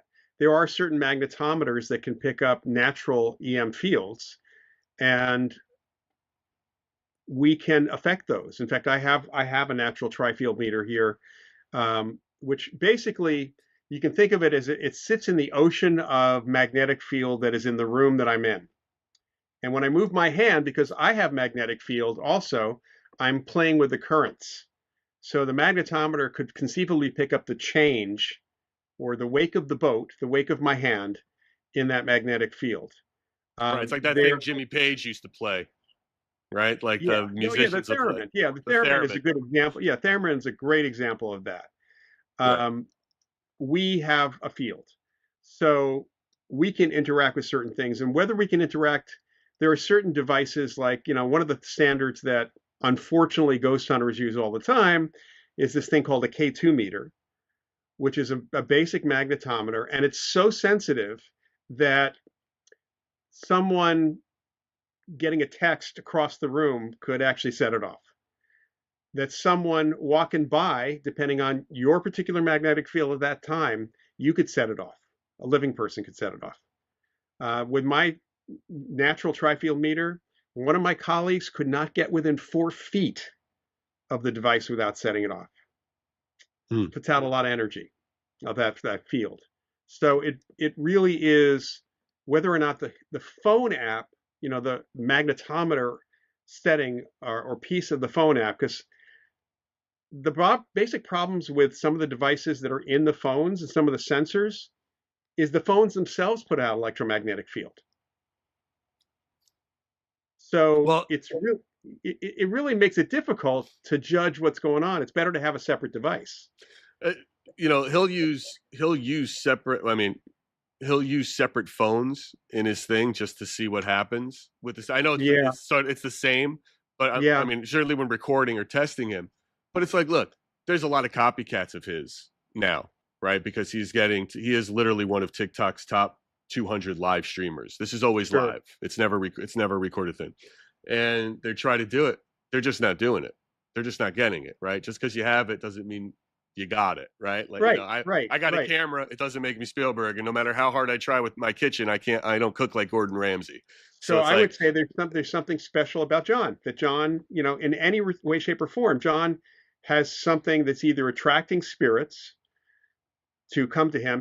There are psychics. I used to work with a couple of mediums regularly. Both of them passed away, unfortunately. But one of them, when we were doing investigation, she would stand outside the house or wherever we were going in and just like mentally put out this idea. And she explained to me what was going on. She says, I'm putting out the word that none of the spirits in the neighborhood should come into the house while we're doing the investigation. She'll talk to them later because that would confuse what's actually going on in the house. She wouldn't necessarily know who's connected to the house and who's not. So it's like another psychic said, it's almost like I turn on a searchlight as soon as I turn on my abilities, and then anyone in the vicinity gloms on and comes in because they have somebody they want to talk to. If you've seen the movie Ghost Town with Ricky Gervais, I I recommend haven't. this. It's a great All right. ghost movie. But he suddenly he has a near-death experience during a colonoscopy, which is not proper, but he Right. does. And all of a sudden he can see ghosts, or he can see these people, and they realize, all these people in New York City that he's walking by realize he can see them because he's like getting annoyed with them, and they start running after him because they're all ghosts. And they all can figure out where he is because he's got the searchlight on. So Got it. John may be putting that out there, and these other folks can't do it. So whether or not he is, because of his intention and desire to have these conversations, whether he's doing it unconsciously by himself, or whether he is attracting someone and acting sort of as the intermediary for that, or just So simply attracting them. right. Yeah. Okay. Now we went and we talked about the problems with the tech. So then where does that lead? Like, what would you do? What should I do? So how do I test to see what it might be? What is a practical approach since technology is too iffy? Yeah, I mean the practical approach, first of all, is to find it's for him to go, or for you to take him to some place where there is a good record of human encounters with an apparition, interactions, and maybe not even tell him what the story is. Just tell him you're taking him there, and you should talk to whatever witnesses you can to get their stories and do a little research on the place. Preferably not one of the places that have been on TV, but you can't always avoid that. I can recommend a spot you might try um, in a moment, but once you do that and he starts getting messages, you can at least compare that against what the other people have experienced. And Okay. if you can have someone there who has had an experience with that apparition, that ghost, at the same time, if there's somebody there, they might actually experience that ghost again while he's having that conversation. I mean, I'd suggest I can, in that neck of the woods, if you want, let me know. I'll put you in touch with a good medium from Yonkers, Okay. and she should go with you. And she will want to when she sees this. I'm sure she'll be very happy to set something up. Okay. Yes, we'll talk. We can talk about that offline for sure. Yeah, I would love yeah. that. Okay, that's a great place to start, and it's super helpful. I wanted to talk to you about one more thing before we go, because I'm sure you're busy here, and it's about going back to technology again, because there was something great Hmm. when I read in your book that I found really interesting, and that really speaks to his theory, which is in hauntings as well, but this idea of imprinting on the environment, and even in the story you told. His belief is obviously that energy gets dispersed and sort of they settles in these places that were important to them or the memories that they had and where, and that's why they're dispersed there. But you had talked to us, you brought up something once about um, in your book about using possibly even like an EMP or a magnet that erases tapes to possibly erase the ghost. And I'm wondering if I should try that to get if he believes it's energy, is that a way to test, like I'm talking to someone, we turn this on for a few minutes and now it's gone? Is that It, a it's a possible. possible, Yeah, yeah. is I that a mean, well, first, plausible test, I guess, is the question yeah. for you. Well, what the biggest issue is if there is an imprint that's causing, the idea of memory. So really, you're talking. He and I are talking the same thing: memory or information, because it's information, Hmm. right? We leave information everywhere we go. But the problem is that information is not conscious. It's not going to have a conversation. That's the problem. So if you start having a conversation with memories, memories can't. They can only have memories. They can't have a conversation with you. They can't respond to questions. Okay. So so that's why say that if he's picking up that information, those memories, and he's unconsciously projecting what kind of answer that person would have given, that is possible. But yeah, you can. We've used a bulk tape eraser. It's the kind of thing that you erase, Yeah, I audio remember and video tape. Right. Yeah. back in the Uh, day, we remember because back in the day we all used tape. right.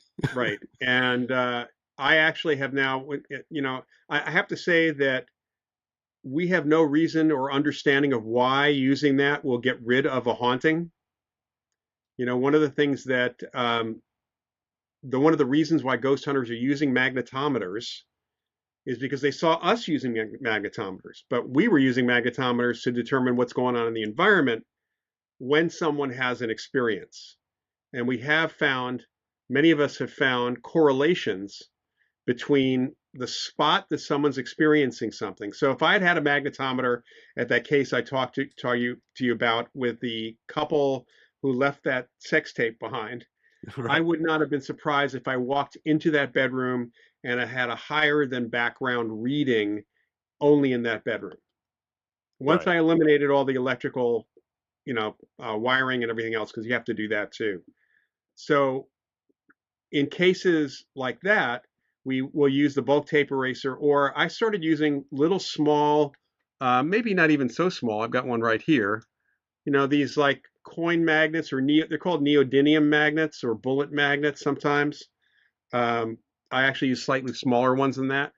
And I'll leave them behind. They're so cheap for me to buy, so I'm happy to leave them behind as long as they don't have a little kid or a dog that Sure. might creep Right. Yeah. over, Right. right? In which case we have to put them really high. But we'll put them on the baseboards where the nails are, and that seems to change the reading, and it shouldn't. The bulk tape eraser, honestly, should not change the reading, but it does. So this is that's a mystery within a mystery, you might say, Sure. No, that we it's have. But if it uh, works, it works, and you might try that. what's really, here's what I'm finding, as I mentioned before, like or going back to what you said, like the tech medium or this or PK, or he's a tech poltergeist agent. He's sort of creating a spirit AI if he's that, Yeah, because he it's like may if be. it's, Yeah, you know, where it's like, you know, write this in the voice of this, and he's picking up this memory, and he might be the guy converting it yeah. into this projection of what it would say, right? Which is basically what AI is doing with, So you know, I need to get you. I'll get you a link to the website for this, which has some of the write-ups of this experiment that was done back in Canada in the 1970s. It was the Philip experiment. There's actually okay, video on YouTube. It's Philip with one L. The Philip experiment, the Philip uh, group is another one you can do. Conjuring Up Philip is the name of the book, which is out of print, but you can find copies of it. So this group of researchers got together and they made up a ghost. They made up a name, they made up a history for the guy. The only thing that was even historically accurate was they placed him as having lived in this existing castle in England at some, back in the 16th century or 17th century. So that was the only thing that was true. So they started doing seances to try to contact Philip. And they wanted to get like table levitation. They want to get wrappings in response. This is the pre-technology thing. If they had spirit boxes, they would have used those. right. And they started getting wraps on the table, and occasionally the table would, levitate. Other physical things were happening. There was no Philip. This was the group consciousness. This was them causing this to happen. One of the videos, and I think it's still up, what they did at a TV station where they took a card table, they flipped it table side or surface side down on the floor, so the legs are sticking up. They were still getting wraps. And I don't know how in the world you could possibly do that because you can't get under the table. You'd see them, you could fully see them. Nobody is knocking the table Mm-hmm. for that. So Oh, that's all right. PK related. So it's this, what he's doing may be an extension of what the Philip group did. So But I can get you that. yeah, The I would love journal. to take a look at that. Yeah. Certainly love to take it. But it's also this. It's like I haven't really heard anything that sort of can totally disprove what he's thinking it could be. It's just maybe how he's deciphering it or picking it up. And Well, there's that's really no another, way to most ultimately prove, it no, seems, unfortunately. no. Well, that's why you want human witnesses. So if a medium or Okay. somebody else sees a spirit there at the same time this is happening, I guess you could say we push the needle more towards him. Right. Right. That's well, that's just bananas to me, by the way. It's like can my nephew be a medium? For God. I mean, it really is something else, man. And it's like, but I mean, dude, Lloyd, some of these videos have over 20 million views. And some of the voices, if you go and go to TikTok, check out Santa Paranormal, and you'll see like some of the voices are different. Like he was cleaning a little girl's grave, and it was like cleaning my grave, and it sounds like a little girl, and it's freaky. I mean, it's like he's talking to her, and it's like, "What's your name?" "My name's Mary." It says, she says it. It's just like So, it's a whole.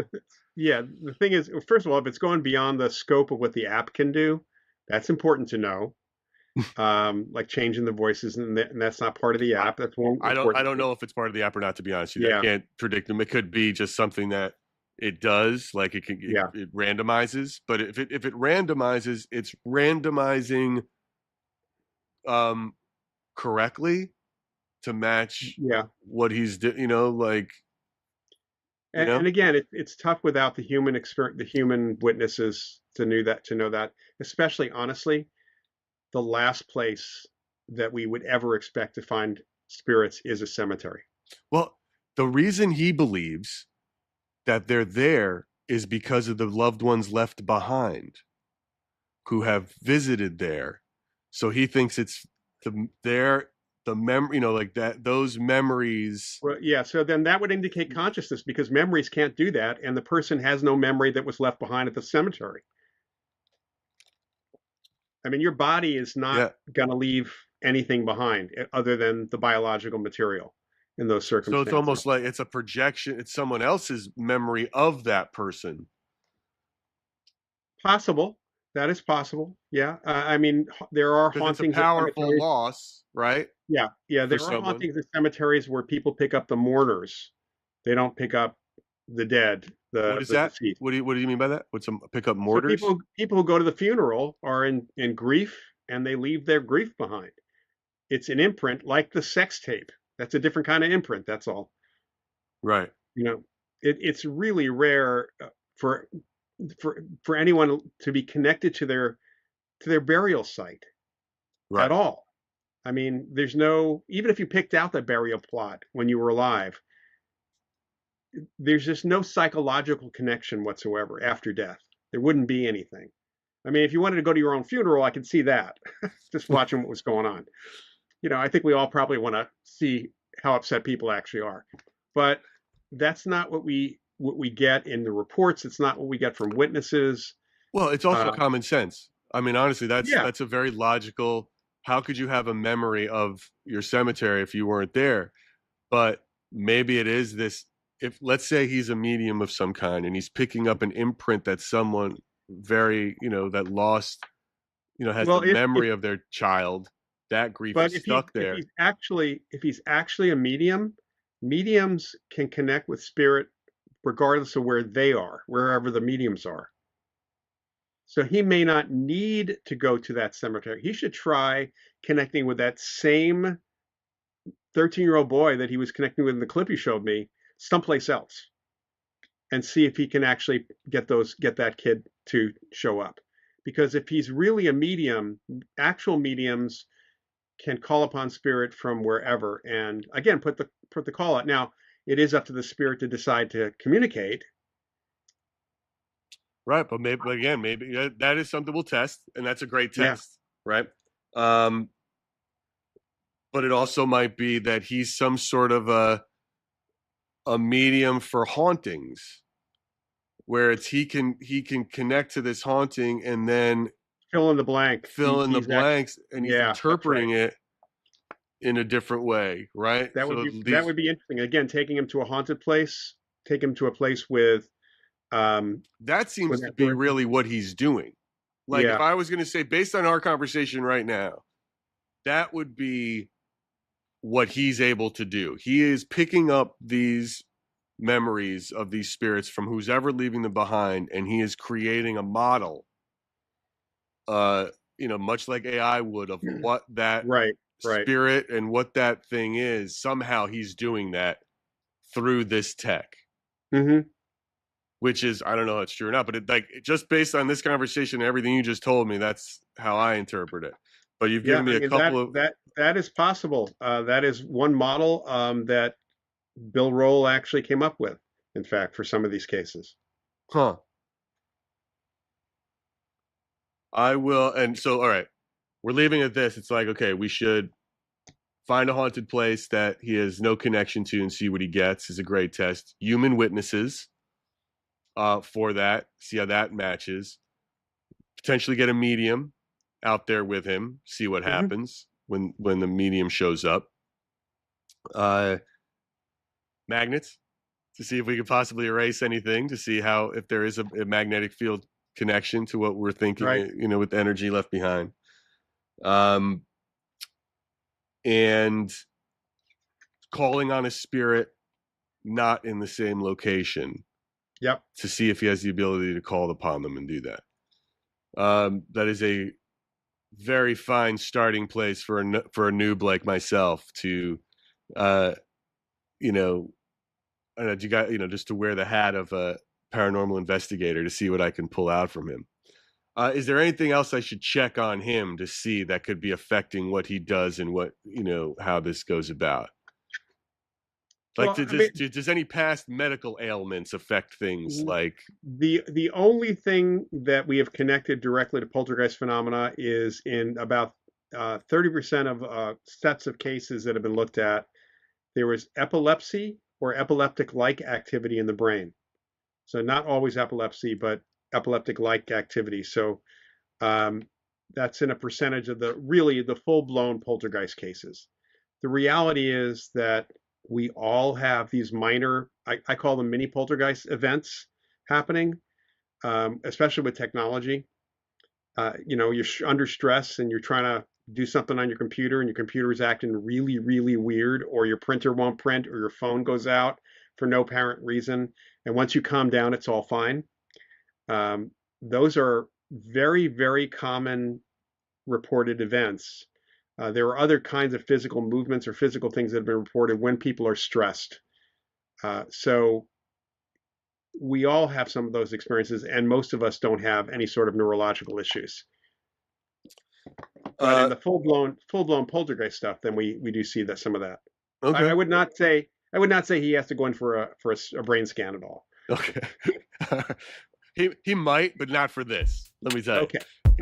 He's my boy. I love him. He might need it, but he's got, it's he's killing it out there. But it's this is great, man. Lloyd, I can't thank you enough for participating in this, for talking to me about it. I truly appreciate it. It is really, really helpful.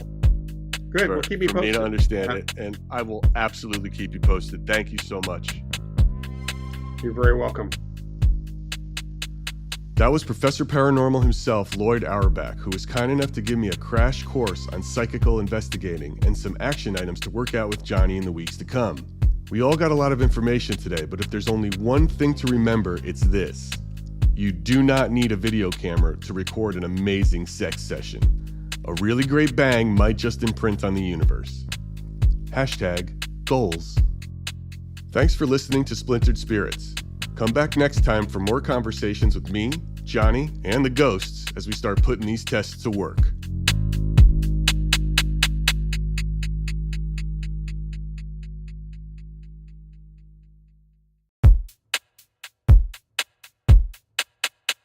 Hey everybody, welcome to Splintered Spirits, the podcast hosted by me, Gary, and with me as always is John. What's going on? Hi. John, we got a good episode here today. Joining us Excited. is it's gonna So be really excited. great. It's a fun one. He's a pro. Joining us today is Dan Sturgis. Dan is an award-winning actor turned respected paranormal investigator, a graduate of the American Academy of Dramatic Arts. Dan's face has popped up in countless commercials. As an actor, Dan has been seen in tons of them, from national, regional, cable. If you can drink it, eat it, or drive it, Dan tried to get you to buy it. Nice. And you even may have seen his face in a few classic Law and Order episodes as well. But his childhood fascination with ghosts and Civil War history eventually pulled him into the paranormal world. After joining a local team in New York, Dan dove in head first and never looked back. He went on to form Sturgis Paranormal, a research group known for investigating some of New York City's most haunted historic sites, including the Ed Sullivan Theater, the restaurant, One If by Land, Two If by Sea, and of course, some of his life's work here at the Merchant's House Museum, where Dan and his team have been conducting an 18-year ongoing investigation. He's made appearances on Good Morning America, The Late Show with David Letterman, and of course, he's an on-camera panelist for Paranormal Caught on Camera, shooting now, where our own John Santa was once featured. He's got the ghost cred and the stories to back it up.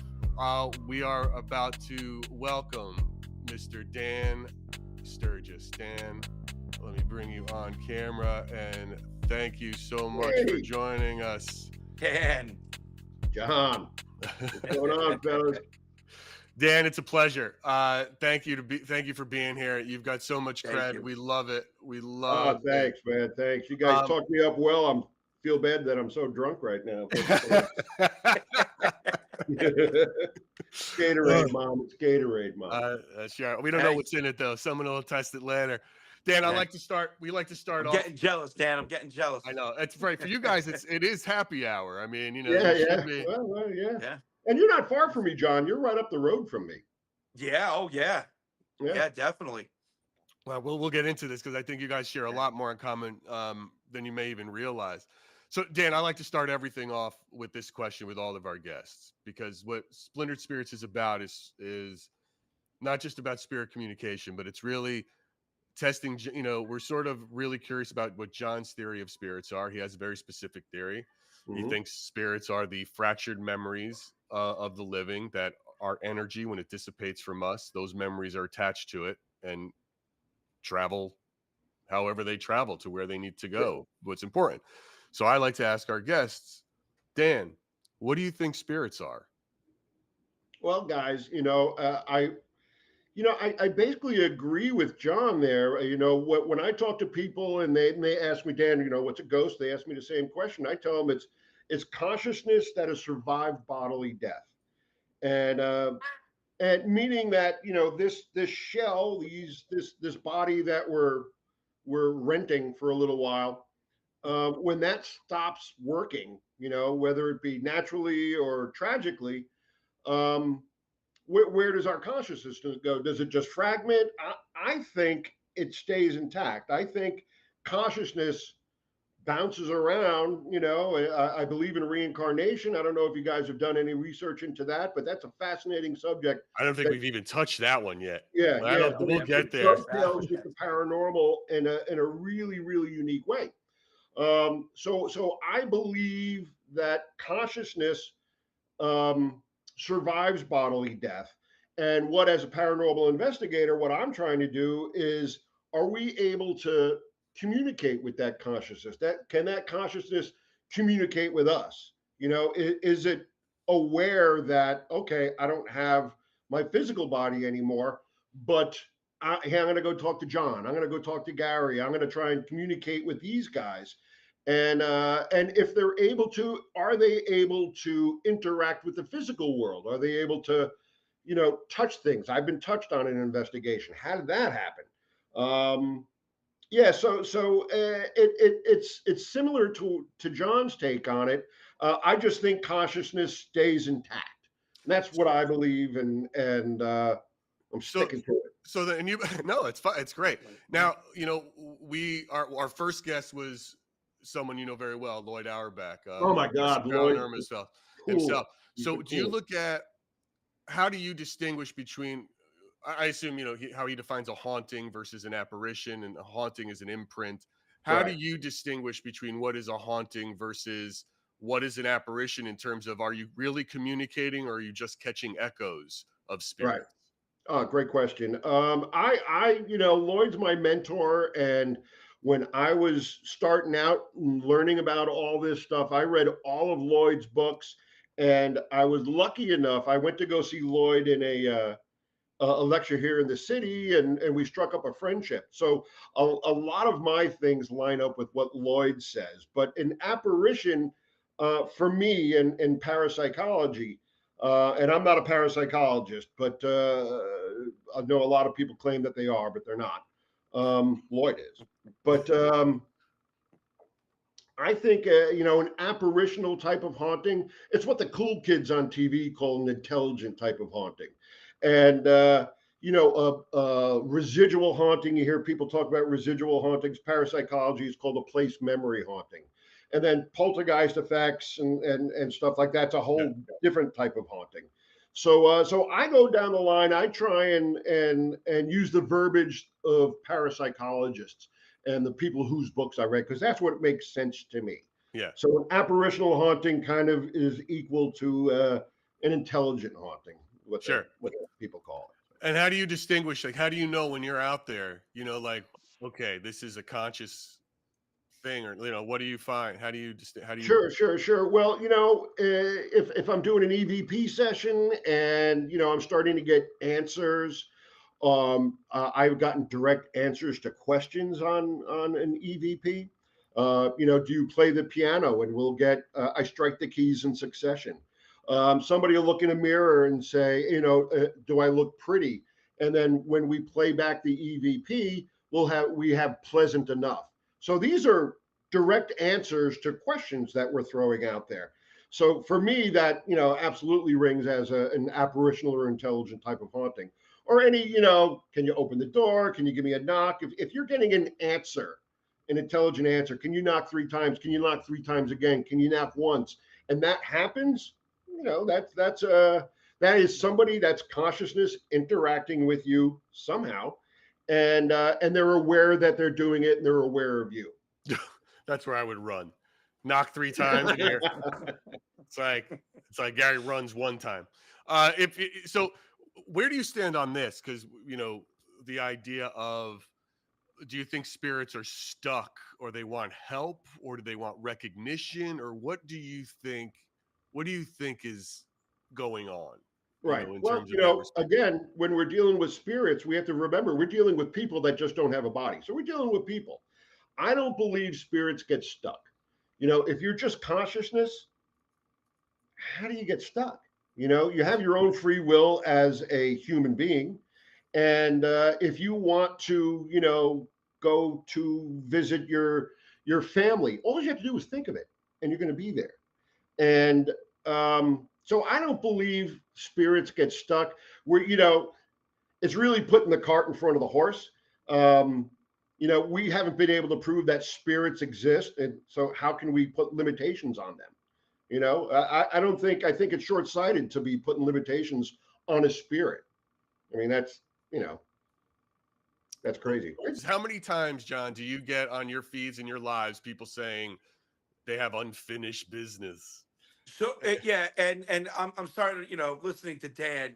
Me and Dan had very similar views. It seems on all this, but it seems like it's logical. That's we're thinking in places of logic when it comes to spirits. But yes, I get that constantly. Spirits are stuck. Spirits need unfinished business, and I try to tell people that listen, these are people. We're dealing with human beings without the meat sacks. Right. And who's So finished all their business? Who's finished all their that's business? it. Their business is Everybody's got done. unfinished business. That's funny, man. My dad, my dad, I was with my dad. We were all around him when he passed. And 2 hours before he passed away, he was telling me what to do. He was like, hey, go down here to my toolbox and get this and get that. He had unfinished business. He was still taking care of things. So Yeah. Oh my God.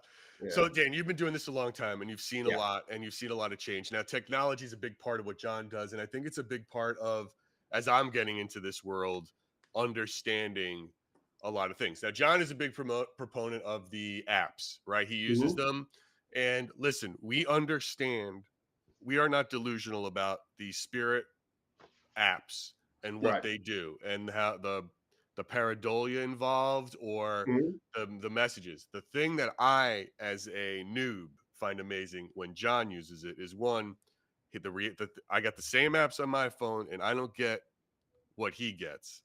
Sure, Right. I get some of the same. There's some certain ones have certain built-in phrasings, get out of here, run, Yeah. all these stuff. But when John when John uses it, they get specific. He gets real Q&A. They get names. They say things that gets him kicked off TikTok for bullying because one of them's mean to him, and it's like, and people get offended. It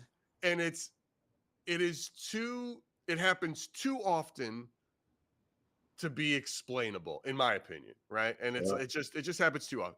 So you've seen the sort of evolution of tech in your field as an investigator. What are how has it changed the way you investigate, if at all? Again, thank you for a great question. As far as the tech, when I first started out, I can always tell somebody who's just starting out. When I first started out, I used to have to rent a van to bring all my stuff on an investigation. I had miles of cable. I had monitors, DVRs. I had all the crap that you see on the Go shows, especially when the Go shows came out. I was like, I got to get some of that. I got to get me a FLIR camera. I didn't know any of this. Can I curse? Yeah, sure. Oh yeah. I didn't know how any of this shit worked. But I was throwing it out there because I saw Jason and Grant doing it on the Ghost Hunter show. The original Ghost Hunters, yeah. Yeah. And there's nothing wrong with that. But now, all these years later, my pack has like dirty gym clothes and an EMF meter and a recorder, and that's it. I think your best piece of equipment is a level head, and just understand that you may bump into things that you can't explain, and it doesn't mean that they're paranormal. It just means you haven't been able to explain it. Remember, thunder and lightning were paranormal a lot longer than they've been normal. So maybe this stuff we'll just figure it out. But we have to remember Harry Price. I don't know Harry Price is an amazing guy. He investigated the Borley Rectory, which is over in the UK.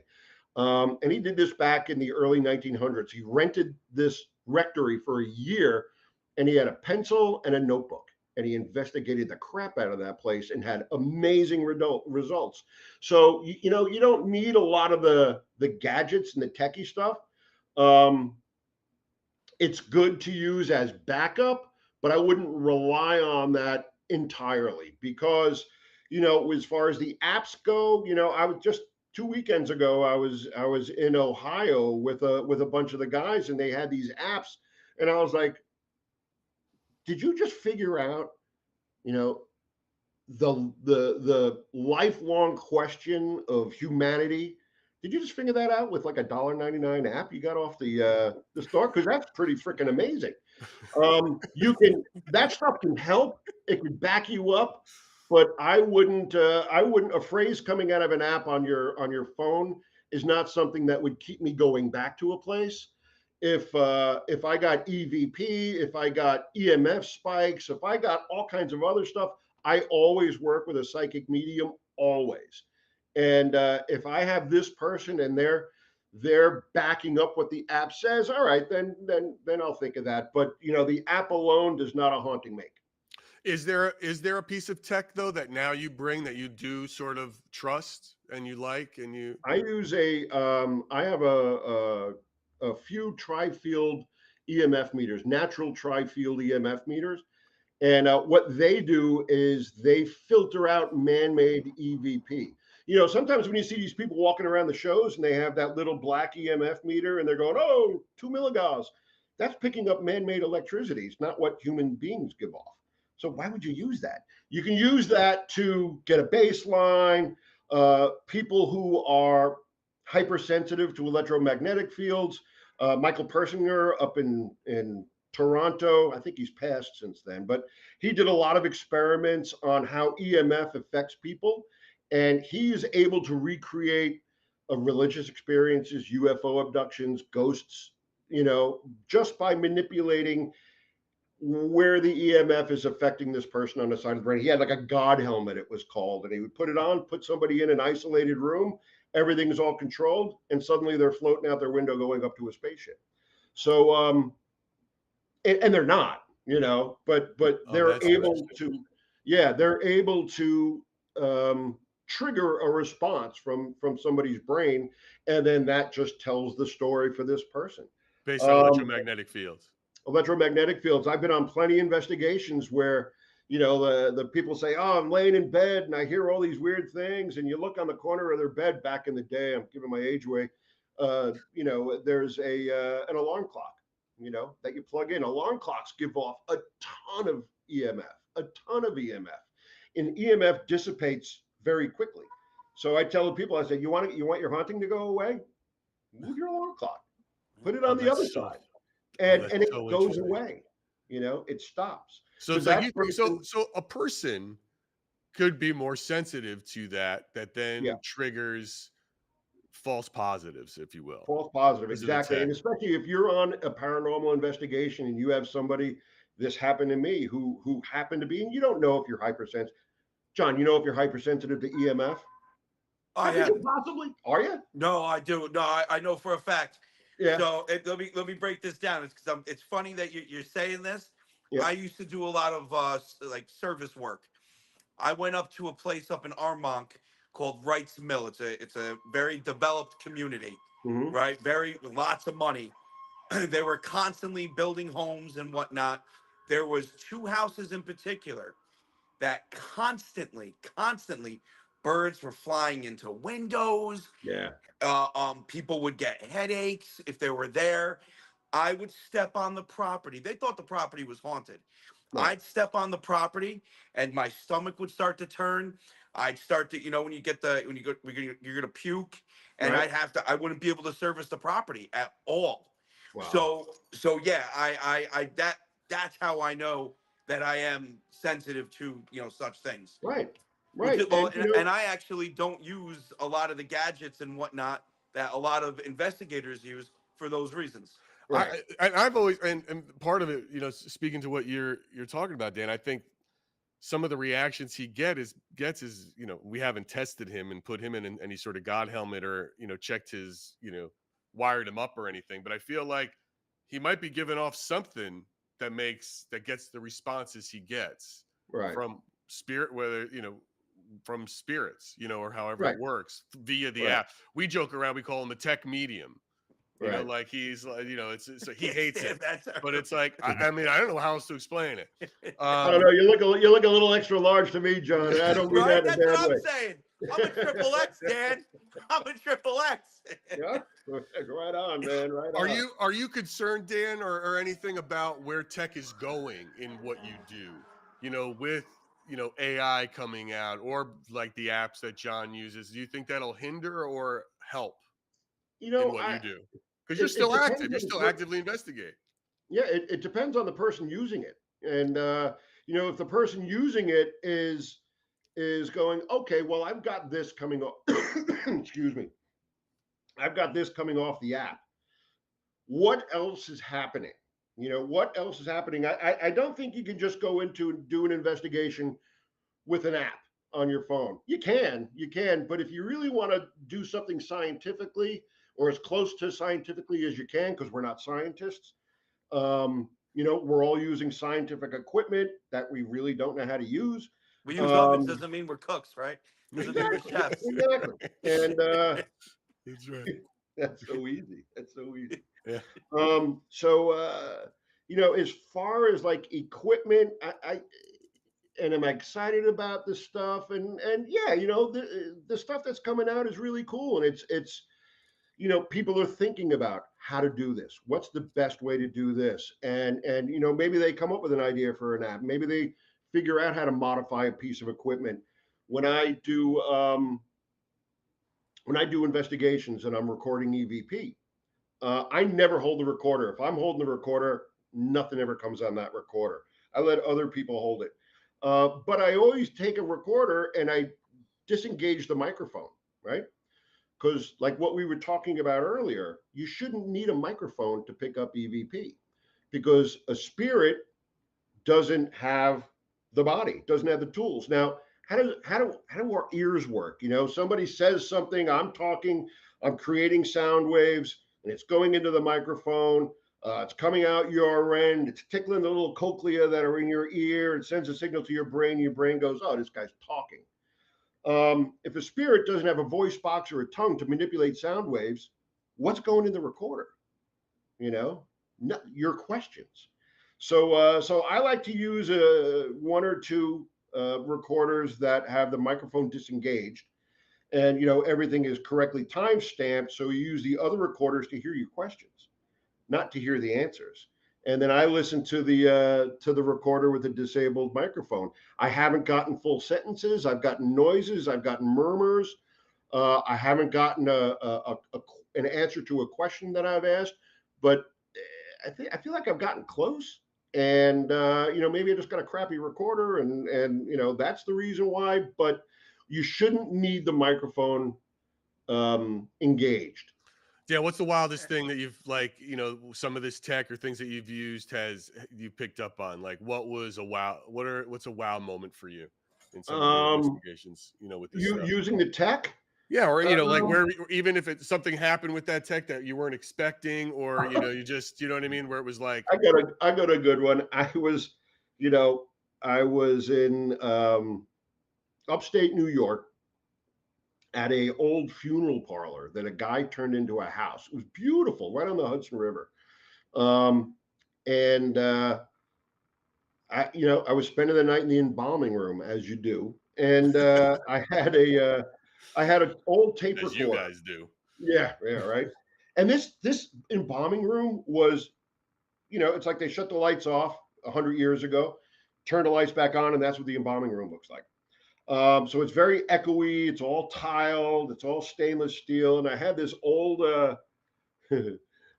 tape recorder, and you have to push record and play in to record. One of those old ones. Yeah. And I'm big tough Dan. I was powerlifting at the time. I was freaking jacked up, and I said I'm gonna go down to the embalming room. Now, meanwhile, I'm shitting my pants down in the embalming room. There's nobody around me, and I had a tape in. and it had the tape recorder was on the stainless steel gurney that would hold the body, that had all the drains and everything for the bodily fluids. It was so creepy. And it was a 90-minute tape, so 45 minutes each side. So 45 minutes, I'm 44 minutes and 30 seconds. I'm sitting down there, and then 30 seconds later, it pops. It ends the end of the tape. So the buttons pop out, and it hit the metal table, and it just echoed in the entire room. And I screamed and jumped out of my chair and landed in like the other room, thinking, "Oh my God, something just banged the table," but it was my stupid tape recorder.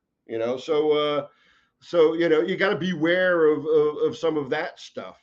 But yeah, so I would say that's not in the manual for how tape recorders are supposed to work, and therefore it worked differently than I know you can't expected. take it back to Best Buy and go, "Yeah, I was hanging out in a bombing room, and Yeah. somehow this was, Ghost sort of broke it. It's not covered under the warranty. You It know, tells you.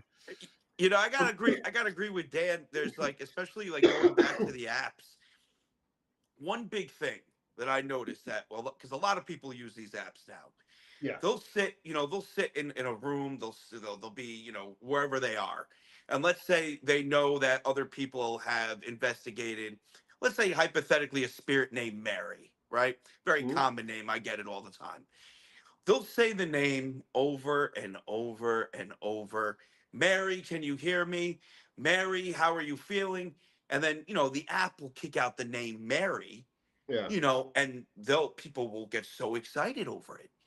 And it's like, and I support the apps. I use a bunch of different ones, but there has to be some form of logic when using them where it's like somebody programmed that to happen. yeah, It's constantly these things access your microphone, they yeah, access your phones, yep, and so those things have to be kept in mind. So going back to that, for example, like if I'm at a cemetery, I have these phones on my wrist. So I have one phone on my wrist facing usually out into the darkness. mhm, And if I go up to a headstone and I say, "Spirit, may we have a conversation?" and I get a yes or a yes answer, this next question I always ask, it's repetitive. I know it bores people sometimes, but I always ask, "What is your name?" mhm. And they will say, and I'll get the name sometimes. And No, that's usually, awesome. if I get that yes answer and I get that name, I get a conversation afterwards. That's awesome. That's Which is awesome. which is wild. But you're right. With anything, whether you're using the apps, whether you're using any sort of equipment, we have to have a logical mind. We have to be able to, you know, really not draw conclusions Mhm. without the proper evidence to back it up. And we have to be able to admit to ourselves sometimes evidence could be, what's the word, Inconclusive. Mhm. inconclusive. And just to Yeah. support what John's saying, because I've seen him do it. It's not like he asks what's its name, and it's not like another common name, John, and then he looks around and like, oh, there's a John. Sometimes it's like You talking about a very Chaz Field, like yeah, that one like with a Chaz weird, Field, like a first name Yeah. that and would last not be name. programmed in, and Yeah, then Right. within the vicinity of the headstones, you find the headstone with that name, and yeah. it's really quite odd and It's wild. terrifying. It's It's wild. still, Dan. It still blows my mind, and I've been doing it for years now. It still blows my I'm mind. coming up there and hanging with you in a cemetery, John, man. Oh, You're Dan, not far I would away. You will love love it. it. You will love it. I would And you love know, it. and here's the thing. This is another great thing about the two of you that you both love, because Dan, you have a love for history and a Mhm. love So do I. for historic locations. And look, both being in New York, John goes to a couple of these places. So, um, let's just sort of the gossip stuff out of the way. You've explored a ton of famous haunts. Are there any locations you think are overrated and others that deserve more attention? Um, Overrated. I think every place has a value to it. Whether or not it ends up being haunted or you just have an old building. Um, yeah, overrated. Now I'm going to say no. None of the Okay. places I've been to.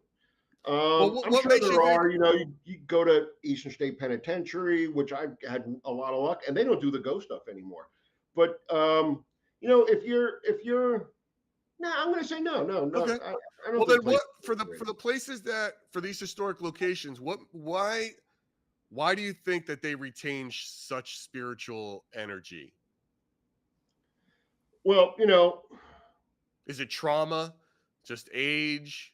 What's I the you know I intent? you know we're giving off energy right now, and who knows where this energy is going. Lloyd Auerbach tells a great story. When I hope people it's going think to the of, bank one day. To be honest with you, I can use a little bank energy. You know what I'm saying? tell me about it. Tell me It's like, about it. but anyway, go ahead. Sorry to interrupt Um, Lloyd tells a story of a place memory haunting that he was involved with, where people were hearing other people having sex. Oh yeah, we did that. Oh We yeah, we cover know the that. We We talked story of about cover that. that. that. Yeah, we did. He Right, tells Oh right. us that on the yeah, podcast. Yeah, Yeah, yeah, yeah. I mean, yeah. that's one of my favorite Lloyd stories. it's a great one. But that those people weren't dead. They just moved to another house. Right. So it's oh man, we went off on a tangent. What was the No, no. freaking? Well, then tell me this. Let's No, let's this is let's great. jump to Yeah, this let's is Yeah, great. yeah. but let's jump to because look, let's talk about the merchant house. This is a good point to bring it up. That's one of All right. your. It's one of your. Obviously 18 years, 19 years now. It'll be 19 years studying 19 this next week. place. Why are you so fascinated with it, and why do you think that place has such spiritual energy? Let's talk Uh, specifically about this place. yeah, I believe that the Merchant's House is as active as it is because of the people that run the Merchant's House. The Merchant's House was, owned only by one family, lived in by only one family, and and again, I don't want to get. You can look up the Merchant's House online and find all the dates, but when they closed the doors for the Merchant's House, it sat empty for or unlived in um, for a couple of years, and then it opened back up as a museum of 19th century living, which would be like us making a museum of the 1990s. It's 30 years ago, and the people that take care of the house, the staff that runs it, love the house. They love the house. They respect the house. When they come in, they go, "Good morning, Mr. and Mrs. Treadwell." When they leave, they say, "Have a good night, Treadwells." You don't swear in it. I don't curse at the Merchant's House. I curse all the time. And but I respect the Merchant's House, and I choose not to. And I think the spirits appreciate the respect that their house receives. Now, I've brought in some really amazing mediums, psychic mediums, and they have all to a person have said it's mostly the servants that are haunting the house, if you want to call haunting. When you say haunting, it sounds scary and evil, Hmm. but they pop in from time to time. The Treadwells, the family that own the house, pop in from time to time. They love the way when it's decorated around Christmas time. You go in there with an EVP, to collect some EVP, you get them all night long because they're enjoying being there and it's a happy place. Merchant's House isn't a scary place. So I love going there because I have these strange sort of connections, with the Merchant's House. It took me about 6 months to get my first investigation in. They were on the original season of Ghost Hunters, and after that show aired, they got thousands and thousands of letters, and they had a bad experience. And they were like, you know what? Screw it. We're not letting any of these dopey ghost people come in here anymore. And the everything in the house, the Merchant's House, is an original to the house. If you're looking at a chair at the Merchant's House tomorrow, that chair was sitting there in the 1840s. People were using that. The sheets on the bed are the sheets that they slept in. The plates and the cups in the kitchen are the plates and the cups that they ate off of. It's all original. It's all original. Everything is where it was. So it's priceless. This place, priceless, and uh, Mr. Treadwell, Seabury Treadwell, he here's a little connection which gave me goosebumps when I found out. He was passed away on March 7th, 1865, right? So I was born, I'm going to give my age away, on March 7th, 1965, 100 years to the day. I don't believe in coincidence. There's a reason I'm at the Merchant's House. First time I walked in there after 6 months of buying everybody freaking lunches and donations and all kinds of crazy shit. First time I walked in, I was waiting for a member of the board to come from the offices upstairs, and I'm sitting in the middle of the parlor, and I started to cry. And I'm not a crier, like I cry when I watch commercials sitting in my apartment by myself. But when I'm out being tough, big guy Dan, I don't do that. And I was bawling. The guy came down, and I'm standing in the parlor, just a mess. And he's like, "Are you okay?" I'm like, "I don't know. It just never happens to me. This never happens to me." It just, I connected to it. I Wait, connected. you brought up one of the first things you brought up today was reincarnation. Do you feel Yeah. there's some connection there with you in this place? No, no. I Okay. mean, I can't say for sure, but I had never heard of the Merchant's House till, maybe 20, 21 years ago. Um, I've never had any kind of past life memories or anything like that. I just dig the house. I think the house digs me. The spirits are aware of me. They know my name. I have never caught my name on a recorder on an EVP, but the psychic mediums I bring in there going, "Oh yeah, Dan, they're comfortable with you. It's cool. It's Now, cool." have you decided that these are apparitions as opposed to like a haunting, an imprint, as I Lloyd would think, put it, or what do you uh, think's going on? yeah, I think there's a little bit of both. Um, we recorded footsteps one time. I was standing with a colleague whose name was Dan as well, not to make it all confusing. But these footsteps walked right between us, standing on the second floor of a house, right between us. And I looked at him, he looked at me. I'm like, you heard that, right? And I don't think, the wood was squeaking. I think we were meant to hear that. All right. And it was, I'm getting gonna go weird now. It was imprinted for us to experience that. All right. I don't think they were footsteps. Again, ghosts don't have a body. How do they make, you know, footprint sounds? And is that even a word? Footprint sounds. I Uh, get it, but Steps. we all How understand how do to be they create freaked that out by it. noise? Yeah. How do they create that noise if they don't have a body? So they have to imprint it onto you what they want you to hear. This is what Lloyd will tell you too, is a spirit or an apparition when it's interacting with you can appear to you whatever way it wants to show you. So did Lloyd talk about a case of an old woman and a young boy in San Francisco? No. And oh man, that's my favorite Lloyd story. But he was interviewing a young boy who was having apparitional experiences with an older woman, but this woman would show up to him at his age, as a teenager, as an adult, as an old lady. It was just whatever she felt like projecting to him. That's what she projected to him. So again, went off on a crazy tangent, but No, it's great. No, it's great. yeah. It's as far as the intelligent stuff, when you're getting interactions like that, when Lloyd is sitting across from a boy who's sitting next to an empty chair, and he asks the empty chair a question, little boy looks at the chair and then answers Lloyd, and he got a phone number. He got a phone number where this old lady who has passed away, she's in spirit, and she's communicating with this boy whose family moved into the house that she once lived in. um, he rattled off a phone number. They dialed it. It was an assisted living home where this woman's brother lived. Dude. Wow. How does that happen? Dude. Well, that Wow. little boy's a witch. You And medium. And and it continued to see that woman when he grew up. His children saw that woman. So what? And Dan, you said that the child was seeing this woman in different stages of her life. Like she correct. would appear as like middle aged, Right. and then next time older. Okay, Yeah. Yeah. interesting. That's She wild. she Wow. she appeared to him first as an old woman, and when Lloyd asked, "Why do you only communicate with him and nobody else?" she said her answer was, "He's the only one that waved back." And then this little boy's parents were like, "I remember seeing an old lady wave to us, and I just thought it was a lady like out on the lawn or walking around." But the little boy was the first person to wave back and say hello. John knows my theory on this too. If the movies are to believe, those old woman ghosts are the scariest there are. I think any little kid spirit Little is kid ghosts, creepy, dude. Like Yeah, the man. movies freaky, say, right? Oh, it's listen, not. I gotta just recap on something that Dan said, which is so important. And I try to stress this when I'm doing my documentation to so many people, because I do this on social media. I Okay. get an array of questions.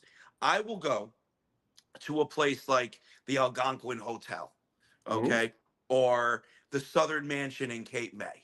All right, Hmm. two very beautiful places Yeah. that do not have a bad vibe or a bad bone in their bodies. You know what Right. I'm saying? Like Sure. they're just pleasant places to be, Yeah. and we experience a lot.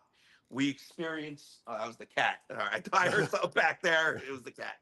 Um, I experience all these incredible, things happening. And I try to stress to people, hey, listen, these places can be haunted and it doesn't have to be evil. It doesn't have to be bad. It doesn't Right. have to be malicious and it doesn't have to be angry. Sometimes it could be pleasant and happy and above Yeah. all, normal. Yeah. Like Yeah. And normal, just, people are afraid of what they don't understand. yeah, And if you walk into a place and a door shuts, how do you know that that's not a spirit or somebody that's in spirit trying to get your attention because they want to talk to you? yeah. But if you don't understand, that when you pass over into spirit doesn't make you doesn't make you know all the answers to the universe. We It doesn't tried make that, you Dan. We yeah. tried to ask them that. We tried to ask them for the March Madness NCAA picks, and they did me dirty on it. I did my bracket this year, and I absolutely got hammered. They picked all the wrong teams. It was a terrible choice. So Yep. yes, I've we never proved done brackets. we've. Oh, I love the brat. It's my favorite thing. But it was anyway. Yes, we Yeah, agree. but Sorry to interrupt you. Go ahead. people are afraid or of what they don't understand. So if they walk into, say, the merchant's house and they hear footsteps running down the stairs, I've had people just turn around and walk right out. Walk in and walk right out. I'm going, but it's not that place. You have to try and understand that we're dealing with some nice people, and they're people. Maybe they're having a bad day. People talk about evil spirits, and if a guy's a jackass when he's alive and he passes away, and somehow he comes back, odds are he's going to be a jackass. He's not going to be. 100%. Yep. Yeah, 100%. yeah, yeah. So maybe these evil entities, these demons, which I don't buy into, maybe these people were just dicks before they died. Yeah, Dan, look, Dan, you are speaking my language. Right on, man. You are Well, speaking my language. I can, again, dealing with the social media aspect of it, a bunch of people in the chat. People are always screaming demons. People are Yeah, always screaming all this wild stuff. And it's like, I like to call it paranature almost. yeah. Like it's a form of nature we yet understand. Yeah, paranormal is a terrible word. I I mean, agree. I agree. it's beyond normal. Is Yeah. what it translates to. But when people say something about paranormal, it immediately conjures up. Got to get the conjuring word in there. sure. Yeah, yeah, Immediately, yeah, like yeah. brings up evil. Yeah. Paranormal activity, all these scary movies. Yeah. When it's just something we haven't figured out yet. Yep. It doesn't have to be scary. Uh, I've gone on investigation on 29th Street in an old warehouse, and I got creeped out, man. We had set cameras up to let run for like an hour and a half. We were going to go get something to eat, and I forgot my phone. Right? I hate phones. I hate these friggin' phones. You're tied to them, and so I was like, oh, now I got to go up and go get my damn phone, and I was walking across. It was the whole floor of a building on 29th Street. And I was walking to where our stuff was to go get my phone, and I just got creeped out. I was like, man, something bad is going to happen right now. And part of me was like, time to go. But part of me is like, you know what? You got to stay. You got to stay to see if something happens. And I was shaking. I was so sure something was going to happen, and nothing did. I texted the guys and said, man, something's brewing up here. I'll see you guys in like 15 minutes, half an hour. Nothing happened. Nothing happened. But I got really, really spooked. And it's difficult to, as an investigator, to kind of to not be influenced by a feeling, a creepy feeling. Who knows what happened? Maybe it was a little EMF was bugging me out. I don't know. But you have to put all that stuff out and say, I'm just here to collect data. I'm going to, I got this creepy feeling. What time was it? What was the temperature? What was the barometric pressure? All that stuff. And you got to data log all that stuff to see if there's any kind of patterns or correlations with, the gigabytes of information that I have on my computers here. So Dan, go ahead. let me ask you this, because when I document, I don't even consider myself an investigator at this point. Mhm. I'm more on the documentation side of Right. things. When I choose places to document, Hmm. I go for history, and Yeah. it doesn't even have to be popular history. Like Right. where I'm at right now was a factory that started in 1865. Hmm. And nothing crazy will happen. I've spoken to spirits here, one spirit in particular named Peter, and very prevalent, always talking about money, always talking about working. And when I asked management about it, I said, "Hey, do you guys know any Peter that worked here?" They turned pale. They turned Wow. pale. They said, "We had a bad experience with a Peter here that was a maintenance guy that worked here all his life, and he felt like he was being robbed, and he tried to break into our office, and then he fell to his death." Wow. And I mean, they And turned. I wish I had the reaction. They turned pale and when then I said that name. Kathy felt that. We brought Kathy Yes. Nadal in, Yeah. Oh, and Kathy, she's amazing. Yeah. Yeah. she was like brought up. She's like, I'm seeing splat. I'm seeing Mhm. this, and it was about like the guy who fell from the window. I'm getting chills thinking about it, to be honest, because that's Yeah. weird. Yeah. That Yeah. was It's about Peter. really Yeah. crazy stuff. Yeah. Yeah. So that's what I'm saying. So would you say that history plays a big role, and even like micro history, like a place that had just a lot of people or a lot of emotion, or just a lot of living in it, if you will, whether it Mhm. was work or home. Sure. Would that give more of an opportunity for some kind of haunting, either an apparitional or like a place memory type of haunting? Yeah. Well, yeah, sure. The more you go fishing in a pond that was just created and there's no fish, you're not going to catch anything. You're not But gonna you go catch it. fishing, you go fishing out in the Long Island Sound, odds are you're going to catch something. Not every time, Yeah. but And you might not you're want to going eat to it catch something. either. So what's that? Said you might not want to eat it either. Yeah. Oh, the Long Island Sound. Yeah. Hey, my dad was a fisherman, and when that's all we ate was out of the Sound, Oh, which nice. might explain a lot. That's why he can hear Yeah, ghosts now. yeah, It's Yeah, yeah. Uh, Dan, one thing you do that I definitely want to bring up, and John, I think this is a good person for advice. You visit a lot of theaters, Dan, Yeah. from the Ed Sullivan Oh, nice. Theater to the Belasco Theater. Right. What? Let me see. So, what is it about? What is it about a stage or a movie house? Why do you think that has, that kind of energy? What attracts you to the theater for this? Okay. Well, when I moved to the city, like you said in that really cool intro, thank you. I went to the American Academy of Dramatic Arts, and I made my way as an actor in New York City for a long, long time. And doing those silly commercials, which afforded me to be able to do lots of theater where you don't get paid, and like experimental theater, new theater. Um, Actors are I hate actors. Um, they're narcissists and whatever. Let's not talk about it. It's a different podcast. But I think there's a lot in a theater. There's a lot of emotional energy. A lot of emotional energy. There's a lot of superstition in theater too. You don't say Macbeth in a theater. Ghost lights. You leave a ghost light on. It's Ghost called light a on. ghost Yep. light. It's Yep. not to keep ghosts away. It's to keep the guy cleaning the theater from falling off the stage. That's what it's for. And but people, it becomes a ghost light. So you said the Belasco Theater, which was haunted by David Belasco.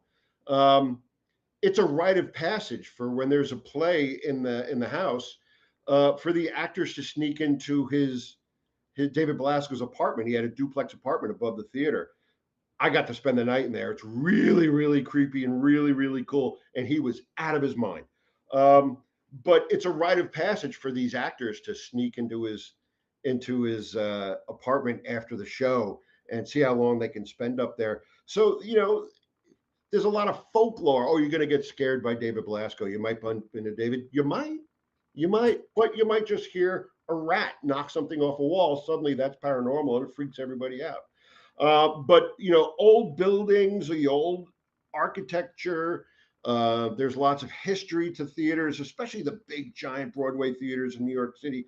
I don't know when the Belasco Theater was built, but it was, in the early 1900s. It's the first theater in the world that had an elevator, and they had that so Houdini could disappear an elephant below the stage.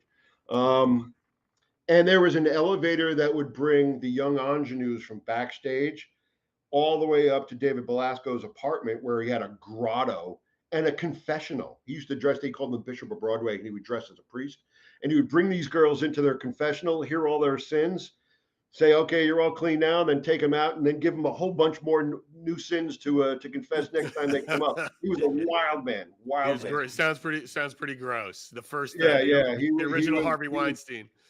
That's exactly what he was doing. Exactly. Yeah. Yeah, I mean, that makes sense. So, like, what? So we have in our hometown, in Westchester, the Capitol Theater, right? And John has now been given access to go in there. Awesome. What's some advice you have? Like, what's your approach? What's the first thing you do when you approach a theater to investigate or to walk around? I try and get as much history. I try and get somebody that's had an experience there. An incredible experience. You're going to bump into, because actors are actors. Everyone's going to have an experience, but you find like a stagehand or a stage manager who says, yeah, this happened to me. It's legit. There's weird stuff going on here. I would have that person on the investigation. I don't understand why, when you go on an investigation, John, let's say, you're having experiences in your home and you call me in. I'm not going to tell you to leave. You're the one having experiences. They're attracted to them somehow. Gary gets the hell out of I'll there. tell you to leave. I'll put that thing on the market. Exactly. Well, the Capitol is known for is a rock and roll theater, right? Like sure. This is like, some of the. I've seen shows up there. I've gone up there. I think I saw Black Rose up there. Yeah. From Janis Joplin to it's a famous rock club. Yeah, in rock. Yeah, and theaters are mysterious. There's dark corners, there's strange shadows, there's backstage, there's where the orchestra pit, the lighting booth. There's all kinds of little creepy places where you can go and just be quiet. Ed Sullivan Theater was the coolest theater. I mean, it's Elvis performed there, the Beatles. But for me, the coolest place was on the top of the theater, behind where they would just store all kinds of crap. And I sat back there, and I'm not a person that feels spirits, but I was like, this is where I should be. This is where I should be. Oh, as opposed to like being on. I was about to ask you, like, where's the most energy? Is it directed towards the stage where they were, or like where do you think that? Well, the energy is wherever you find it, and especially when you're dealing with like spiritual energy. I try and filter that stuff out and not be influenced by my feelings, and just kind of go with what I'm collecting or watching all the other people. When you go on an investigation, John, bring somebody who's never been on a paranormal investigation before, because it's a whole different energy. And maybe they're scared, maybe they're laughing, maybe they're having fun, maybe they think it's all BS. That energy is good. Who knows? If you bring somebody in there and says, you know what, John, this is all bull crap, what's the spirit's going to say? Oh yeah, watch this. Yeah. Who knows what's going to happen? Again, like I told you, I used to power lift, and I would go to the gym, and for a long time, I didn't tell anybody that I did this. And around Halloween time, the Daily News or one of the newspapers would want to do something, and they'll do a Google search, come up with me, and suddenly I'm in the paper. And so one Halloween, I'm training, working out, and these big giant guys, 340, 350 pound power lifters go, is that you? I go, yeah. And they're like, is that real?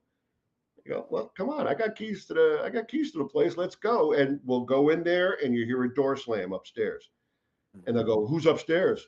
I go, why don't you go take a look, big boy? And they're like, no way, I'm not going up there. But it seems, it seems not that it happens on command, but it seems like just spirits, at least at the merchant's house, play along.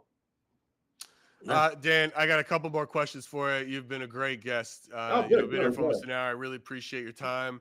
Mhm. Have any of your investigations, and you may have answered this, but like, in certain things, have the reactions or the interactions rather with the spirits felt very personal or impactful? Was it like, really, did you feel this was directed to Dan Sturgis for your benefit? Again, like I just said about actors, I was an actor, so of course I think everything's for my benefit.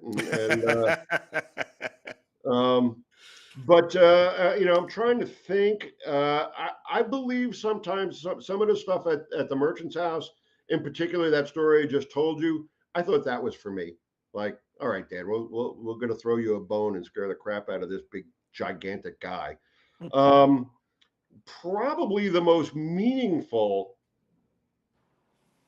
interaction I had, and it was with my grandmother. Okay. And I had a really big back surgery, and I don't know if any of you guys have had like a major surgery, but the recovery after that, a major surgery, really messes with your head, and you get low self-esteem. And I couldn't do anything. I had to have people pick up my laundry, and I'm not that guy. I'm used to doing things on my own. So I was feeling really down about myself, and went to sleep one night in my living room, and this was a dream. It was 100% dream. My grandmother came in from the kitchen into the living room. The first thing she said was, "Don't be afraid." She told me she's in heaven with Cha-Cha, who was her little chihuahua, and with her husband and her family. And she gave me a pep talk. She said, "Listen, you got to keep doing this. Don't give up." She gave me a pep talk, and it was great. And she said exactly what I needed to hear. It was a dream, 100% dream. But I think she came to me in my dream. And when she left, after she gave me this pep talk, she got up off the chair in my living room, walked past me into the kitchen where it was dark, and that's the entrance to the apartment. But when I woke up, and I did wake up because I was sleeping, I was on one elbow and I was turned and I was looking into the kitchen. So in my sleep, I tracked her, going into the kitchen. So did she come to me because that's the only way she had available to come to me, was when I was in a dream state? Your mind is running on a different frequency when you're dreaming. And was it easier for grandma to communicate with me through a dream rather than manifesting or doing something that I might not even, register to me? I miss most of the paranormal things that happen around me. I'm like, oh, that was real. Nobody came up the stairs. So that was really meaningful for me. And I was telling my mom about it the next day. It happened, like after midnight. I was telling my mom, "I'm not the craziest dream. Grandma came to visit me, told me all this stuff, and it was Grandma's birthday that day." Wait a second, Dan. Someone's another spirit's being made, we think, and it's just sort of drowning you out. It's so active around here. Yeah. It's not even funny. So You when would think I was in the city, I was telling my mom about this, and she said, "When you have this dream?" I said, "Mom, I had it this morning at like 2:00, 3:00 in the morning, in the middle of the night." And she goes, "Dan, today's Grandma's birthday. After midnight, it was Grandma's birthday." Wow. So, did she? I'm going to say, yeah, she came to visit me, and that's how she chose to visit me. Grandma and I were very, very tight, and she was the person I needed to hear from, and she said the things I needed to hear. Did that make that all up in my mind and give it an avatar, which happened to be Grandma? Maybe, but what's the difference? What's the difference? Yeah. Right. And with that, I mean, you look at that event, and right, you analyze it, and you sort of, I assume now, because you've been doing this so long, a lot of events now you look at them and analyze them. Mm-hmm. What other, what are some of, your personal beliefs, how have they evolved as a result of being in this paranormal game for so long? Sure. What is that? What's that look like, for you now, and where do you think it's going for you? I'm really love dealing with psychic mediums like Kathy, and I've got a couple that I work with. Like unfortunately, see Kathy, when you're dealing with a psychic medium, it's you could fall into a trap and become like best pals with this person because you're going on investigations with them, and you shouldn't. I am best pals with this medium who I brought to the merchant's house for the very first time. And I didn't believe in psychic mediums. I live in New York City. There's more psychos than psychics out there. And I wasn't buying into it. I met so many freaking weirdos in New York City who were telling me that they're psychic. Dan, I'm psychic. And yeah, okay, whatever. You're not. So I was against all of that in the very beginning, and I met two.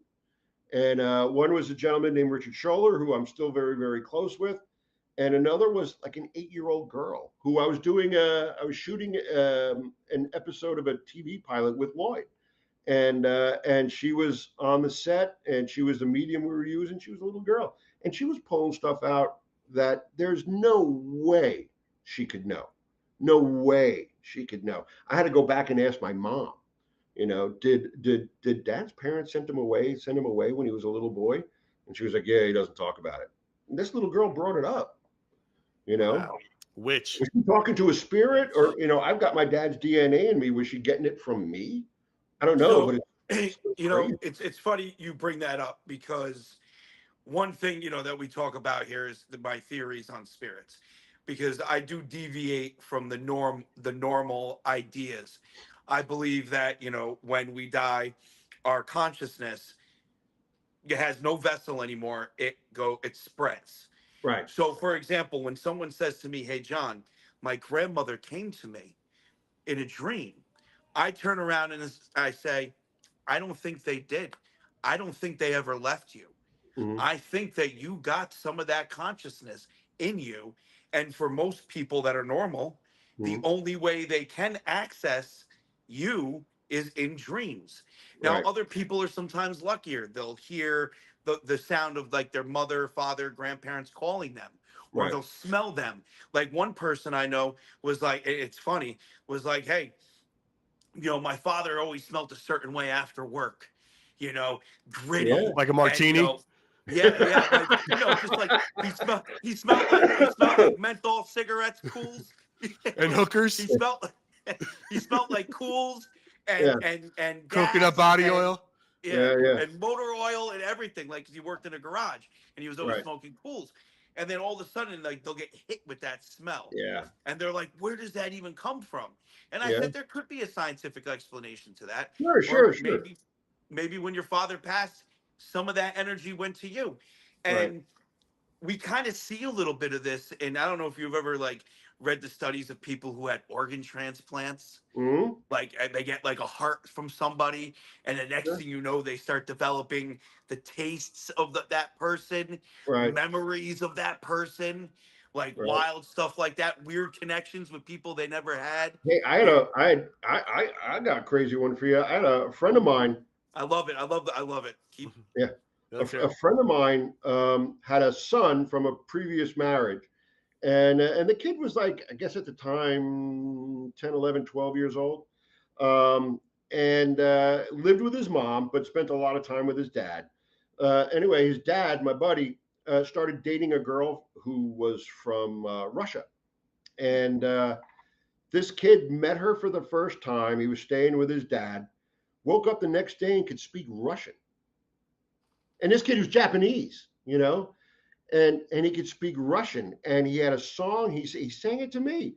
And my buddy did a bunch of research, and it turns out that this song that he was singing, it was like an early version of their like would be Star Spangled Banner, but from like 100 years ago. And he's like, nobody knows this version of this song. Wow. But this kid was like, I know the song and can still speak Russian. And, he's talked to people that speak Russian and they go, yeah, you're speaking like a Russian and not like somebody who learned Russian, book studied Russian, but you're talking slang, and it's old English, like old Russian slang. So yeah, I think we've got so much in us. I've got, you know, I I've got, my parents, my family, all their DNA is in me. You walk, especially New York City, you're breathing in dead skin cells from somebody else. Who knows if you're going to be able to pick up some of their traits? Bro, you You should start know? hanging out on Wall Street then. I would like to get some, like, Oh, if I tell get me an about organ, it. get like a Lehman Brothers organ or someone in investment banking. Hopefully some of those memories will stick with me. You Oh. know what I mean? I wake up one day and just I don't know if it's have an Lehman Brothers you instinct, want, but maybe a have little an Goldman instinct, Sachs. right. Have an instinct for some stocks and how to Yeah, play it a little better. You know what I mean? But it's, that's so funny. That's so uh, funny. Dan, look, it's a real pleasure. You're a wealth of knowledge and a wealth of experience, and it's fun to hear your perspective on how you look at it and your approach. And the more it's what's really I find fascinating being new to all this, the more I speak to experienced paranormal investigators or experienced mediums or scientists, they are not like, you know, they're on John's wavelength, in terms of how they look at things. Mhm. And it's like there really is a very objective perspective on what spirits are, a belief in them for Yeah. sure, but it's not. I haven't come across yet, and I'm sure I will, and I'm kind of looking forward to it. To be honest with you, someone who's been around a long time who finds it very evil. I like those people; they make me laugh a lot. But it's like it's like just Yeah. like the demonologists or the curses and the spirit. But I was at a conference a couple of years ago, and I don't buy into the demonology, and that's not my bag. It's that's religion, and I'm more about trying to figure things out and not having the faith. I want to figure Dan, it out. Dan, I am sorry to cut you off. The more you speak, the more and more I like you. You are awesome, dude. John, are we going to be life partners, John? I we'd think be we best might be I can life friends. feel it. partners. I can feel it, man. Paranormal life partners, man. It's coming. We might be best friends. You guys gotta hang. It's like, yeah, because John. Look, John is not. He is not. As you say, he's not an investigator. He likes to go out there and do his thing and have conversations and sort of learn Yeah. by doing this. And Not that's awesome. And you don't have to become a paranormal investigator. I take my friends, if I'm doing an investigation, say down at the house, I go, hey, what are you doing Friday night? What are you doing Saturday night? You want to have a cool night and hold a recorder, and then I'll buy you a beer afterwards. And it's fun, and you don't have to be. I say you don't have to take any of the data log or anything like that. Just come and have fun, because it's an energy, that you're giving out to the spirits. And if you're a spirit, because we've already established these are just people without a body, right? What'd you call it? A meat sack? And that's great. this is the Very bar. rarely do we get a chance to talk This is about the my barroom. background. It's the barroom logic of it, right? We're not. Yeah. John is raw in terms Right. of his every theory and all of his things. Sure, he's read a couple things, but he's basing his. And correct me if I'm wrong, John. You're basing everything you come to through the way you categorize things is because of all of the evidence that you've accumulated. Yeah. Am I wrong in saying that, John? I mean, it's like no, you're not. his You're not theories wrong are at his all. own. He didn't study under Lloyd. I don't even think John knew who Lloyd was until I introduced, until I told him I was interviewing him. So it's like the only thing I've heard the name before, and the only thing that I knew about him was that he was into chocolate. Oh yeah. Oh man. That's it, because I've heard of that. I've heard of him before, and I'm like, wait a minute, is that Bacon the chocolate bear? wasabi chocolate. That's what Lloyd makes. Bacon wasabi chocolate. Oh, I love wasabi. Yeah, right. So Dan, I'm so sorry I cut you off before with your thought. What were you were talking about? What were you saying? I wanted to hear what you were saying. Oh, we were I talking cut you off. about My apologies. about like the approach when you go on an investigation. And no, with the demonologist, with the demonology. you were at a Yeah, okay, conference. yeah. It's again, like I said, it's not my bag, but I was at this conference in somewhere in Pennsylvania, and I went to go listen to a demonologist, and because it would be a cool lecture to go see, right? And the lecture he was giving was great, and I didn't want to be the asshole in the back asking, trying, giving him a gotcha question or anything like that. That's not cool. You I don't would want hate to dunk to on do him. that. Yeah, yeah, and you know, he probably could have just buried me anyway. This guy's been around forever. But you know, he said, okay, you're on. Oh my God, I got another creepy story to tell you. You're on our radar. Okay, he told us there's 300 people in this auditorium. The devil knows you're all here, and he's gonna send his minions to check you out and see if you're a candidate for oppression, because they want to oppress you, possess you, and then they want you to die. They want you to kill yourself, which is the biggest affront you can do to God, is commit suicide, which I don't believe. But Yeah, I would say that's not it. yeah, that's definitely and not. but you know, I was back in my hotel room thinking about these little minions running around checking me out, going, this is kind of creepy. But then I started thinking, why did I wait till I was? How come I had to wait till I was in my 40s to find this out? You know, like, don't use a Ouija board. Really? Shouldn't they tell you that you know, early on, if it's going to be, you know, demon possessed? Why are they selling it at Kmart? Why are they selling it? I just bought a spirit board at Target for clearance for $4.99. Yeah, use it all you want. Nothing bad's going to happen. Nothing. Oh, I do it all the time.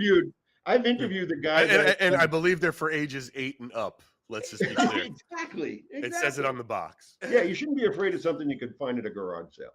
Yeah. And but I called the factory where they build them, which is up in, well, it was in Salem, Massachusetts. And I talked to the guy that I guess runs the plant. And I said, can you just answer me one question? He goes, yeah. I said, what stage of the process do you put the magic in? Because apparently it's magic, you know, it's slate board, plastic, and a brass pin. And that's going to open a portal to hell. Come on. That's I wonderful. would tattoo a Ouija board on my back and go to the scariest place ever, and nothing would happen. Oh, that's wonderful. Now I just got a visual. Of Dan with the Ouija board on his back, right, and a bunch of people hovering over you with the planchette, like finding it. the. Kind I of got told me you that excited. story, and I'm I not gave you sure. what I told you, like, all that stuff, and demonology is not my bag. I respect the people that practice that and use that. Not my thing. Well, to be honest with you, Dan, and I'm gonna say this, and it's gonna be very polarized. I have a big gripe with both religion and spiritualism when it comes to any sort of investigations. I think the best way to look at it is through a logical lens, and leave religion and spiritualism out, at least in the beginning. If you're documenting or investigating a place, I believe I've seen those things just You have to leave them out. cloud people's minds. Yeah. And just to be clear, when you say spiritualism, it's not sort of, you mean more religious, religious lens, not. Yes, yeah. Well, I'm talking about when I mean spiritualism, I mean the wannabe mediums and psychics, not the credited ones, the ones that the wannabe, the wannabes. Yeah, there's tons of them. What was the word that Clairvagueness. Clairvagueness, right? Yeah. And also just as I like to joke around on my live streams, crystals, Jesus, salt and sage, like that whole, like, keep it away from me. Keep it away. Deathbed apparitions, right? It's when somebody passes away, and they come and they check on family or loved ones just to make sure that they're okay. And that's why people will say, oh, he died the day before, he came to visit me the next day. Deathbed apparition usually happens within 72 hours, right? So on the third day he rose again. How many hours is the third day? It's 72 hours. So your religion is based on the biggest paranormal event that probably has ever happened. So you can't have your girls break up with me because I'm going to hell. Zombie Jesus. Like, listen, we can have fun right now and then take off when I go to hell. But people get so wrapped up in that, and those are the people that are closed-minded. And I got to tell you this demonology story because it's stuck in my head now. Please do. Let's close it on a great one. Let's hear it. All right. So I told you guys want to be actor, and I wanted to write a play. Right? What's the scariest movie you guys have ever seen? I'm gonna say For probably The Shining. Shining, for Exorcist. me, Yeah. it's a toss up between the classic Blob, Right. because that was just awesome when I was a child, and Sure. Night of the Creeps, which is the Yeah. one with those little black, like slug things that turn people into Yeah. Yeah. Yeah. zombies. Yeah. Yeah. Yeah. Yeah. So, but what's the scariest play you've ever seen? Nobody's got an answer. There's no scary play. So I was like, you know what? I'm going to write a scary No. play. You write about what you know. I'm like, I know theater. I know this kind of stuff. Let's put them together and write a scary play. And it was turning into like an exorcist type of thing. And I said, let me call a friend of mine who's a demonologist in Texas. And I called him up and I said, listen, man, I don't want it to seem like I'm making fun of this or if I think it's bullshit or anything like that. How do I approach this and not in a disrespectful way to you or other demonologists? Because I don't want to shit on anybody. So he was like, no, Dan, it sounds cool, and I'll be there opening night and all this and all that. And he said, but listen, Dan, can I call you like an hour? I was just going to run to the walk-in clinic. I got a really bad headache. He had a stroke and died. Now, he was telling me, Dan, we got to be careful because the demons know that we're having this conversation and they're going to be really upset with me. Really, really upset with me. They're critics. So I have to be careful. And I was like, yeah, okay, all right, thinking, no, you don't. And then he never called me back. And I was like, what the hell, man? And the next day I see a Facebook post from his daughter saying, my dad passed away unexpectedly last night. And I was like, oh my God, I hope that wasn't because of the conversation we were having. That I didn't kill my friend. I didn't kill my friend. That's quite the review your play got before it was even written. It killed, man. It killed. It killed. The play killed. We're going to hell. We're laughing about Oh my God. I'll see you guys there. Dan, Oh, that's great. Thank you so much for your time. Yeah. It was a real, man, my pleasure, guys. A lot of fun talking pleasure. to y'all. That's it, man. Thank you. I really. Yeah. That was Dan, wonderful. definitely man. listen, Dan. We're so close to each other. We got to link up. Absolutely, and I want to get you down to the house too. If you ever want to do one of your live streams or something at the house, I'd at a love real to. fucking house, 100%. Yeah, awesome. It'll be fun. Guys, I'll hook you guys up. I will absolutely put your email together. Yeah, because I'm pretty sure John's my new life partner. So. Yeah. Hey, awesome.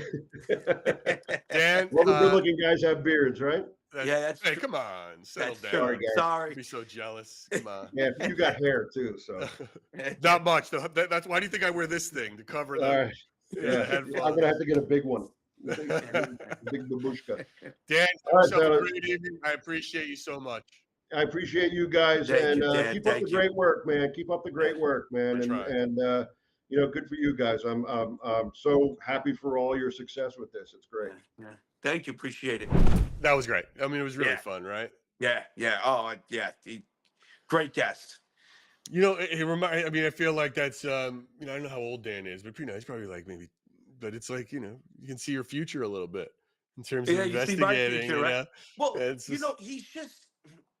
he's very, you could tell he has a very logical approach to just everything he speaks about and, what he does. And I mean, that's, I'm very much the same as far as logic goes, Yeah. I love it. I love his approach. Listen, that was Dan Sturgis. This has been Splintered Spirits. Thank you so much for listening and watching. Yes. Please, if you like this, follow, subscribe, like everywhere podcasts are. Follow us on all our social media. And remember, our live podcast we do every Thursday on YouTube. Yep. Check it out. Yeah, it's fun. That one's a little loosey-goosey, a little more fun. Yeah. Submit your ghost stories. Go to splinteredspirits.com, everybody, please. We would love for you to submit. There's our website, splinteredspirits.com. You will find Dan. You can find Dan at sturgisparanormal.com. I will put that too in my link tree for all our guests. But again, go to splinterspirits.com. Like, follow, and subscribe, and we will see you next time. John? Gary? Always. As always, my friend. Always. Always. Always. Nothing like family and ghosts. That's See you, it. buddy. Later.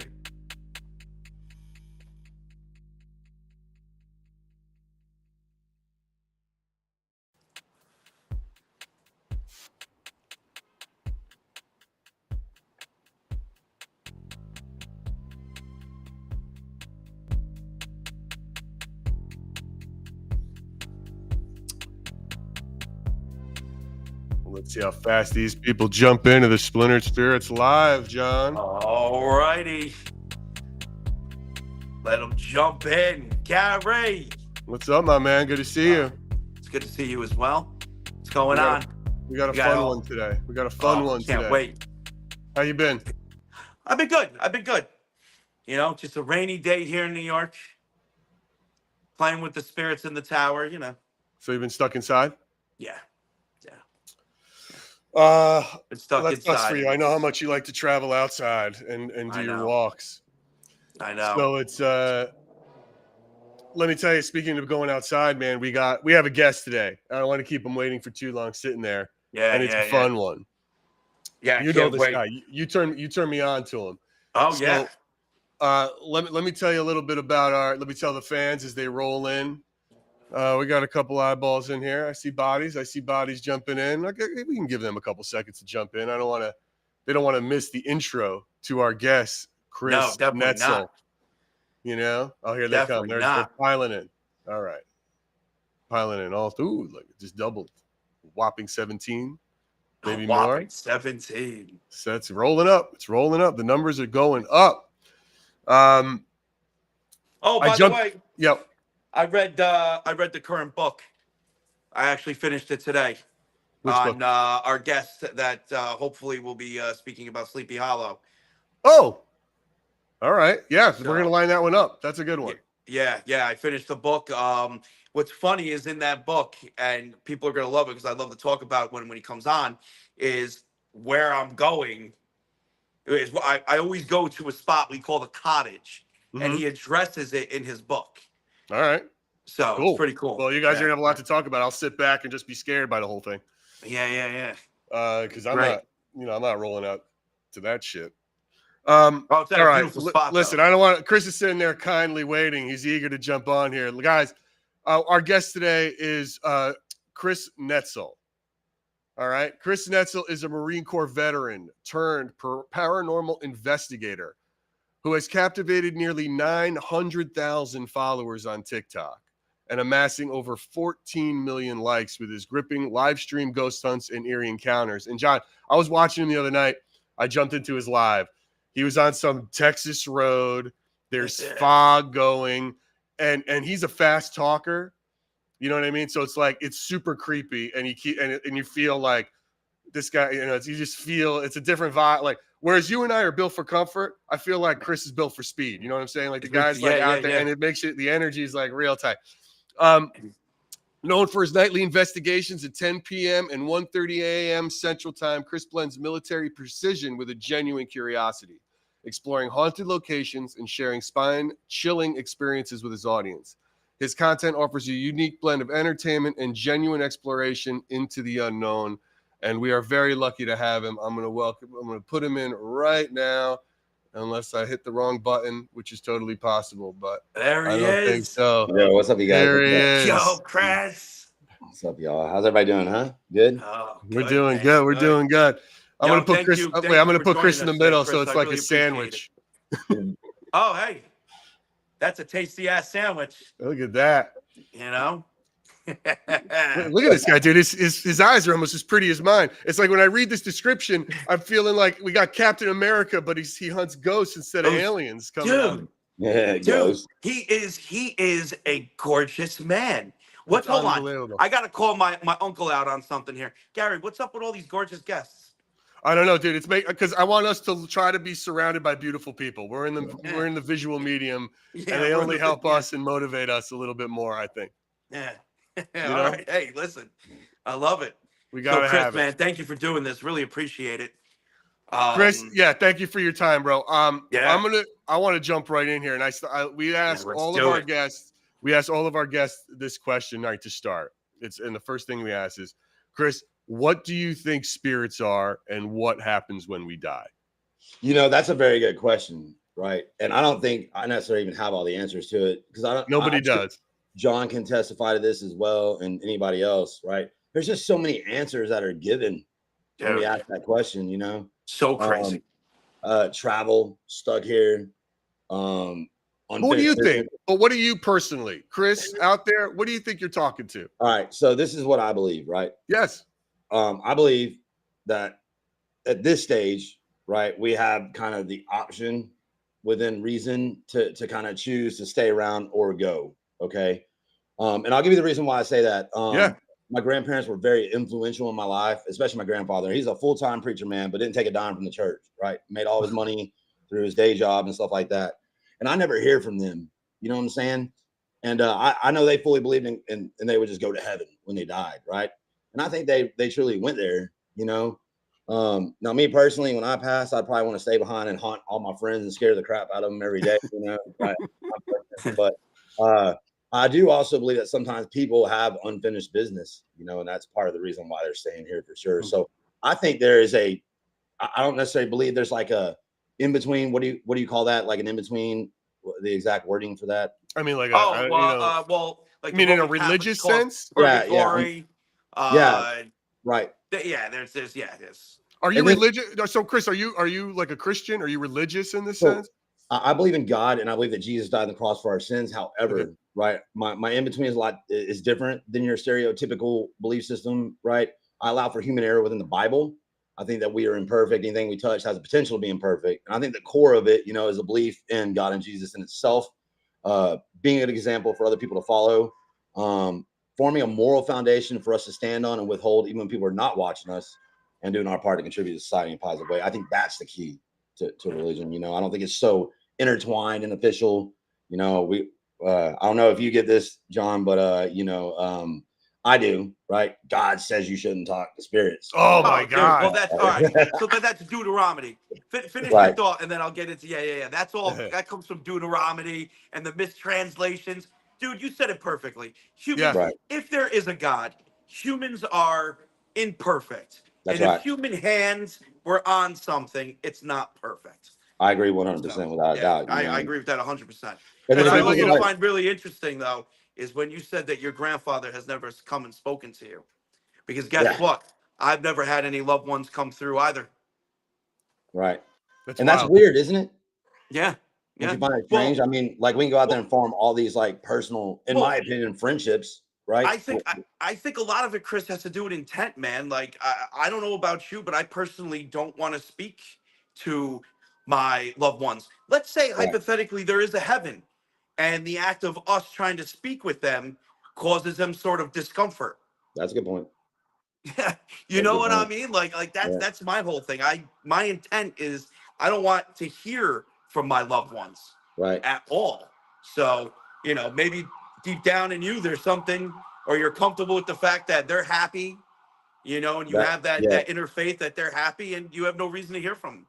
Absolutely. And I'm cool with that too. Yeah. A lot of people have that strong, like, want, and I get it. I understand it, but you get that a lot too, huh? Yeah. And it breaks my heart sometimes, because, like, and this is my response always, is like, first off, I'm very sorry for your loss, right? Prayers and positive vibes to you and your family, whatever you choose to believe in, I'm sending those your way, but just, I don't channel, I don't reach out to any specific spirits personally,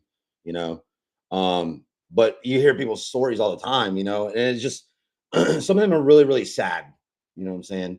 Yeah. So I understand why they want to reach out, but I just, if it happens, it happens. If it don't, it don't. I feel like grief is a big emotional pull for this world that we're talking about, the spirit communication. Yeah. I mean, and from whether the spirits that are coming through on these apps that you guys use, or literal phone calls, which we're going to be talking about next week, but it's like grief seems to be a very powerful motivator, and also decipher in terms of, is it real or is it paranormal? Like, you have to balance that, find that weight in it. Chris, how'd you get into this? How did you get into this path coming from being a Marine and your military background? How did that sort of, where did that turn happen? What happened to you that was like, oh shit, there's ghosts and I'm going to So do I started off my whole live streaming thing. I initially started off on Facebook. That was back in 2020. I was partnered with them as a Facebook partner by the end of that year, right? But I was doing gaming, okay, and that was my content. That's how I got my first 100,000 followers on TikTok. I played a Hunter Call the Wild game where I would harvest these animals on a video game, right?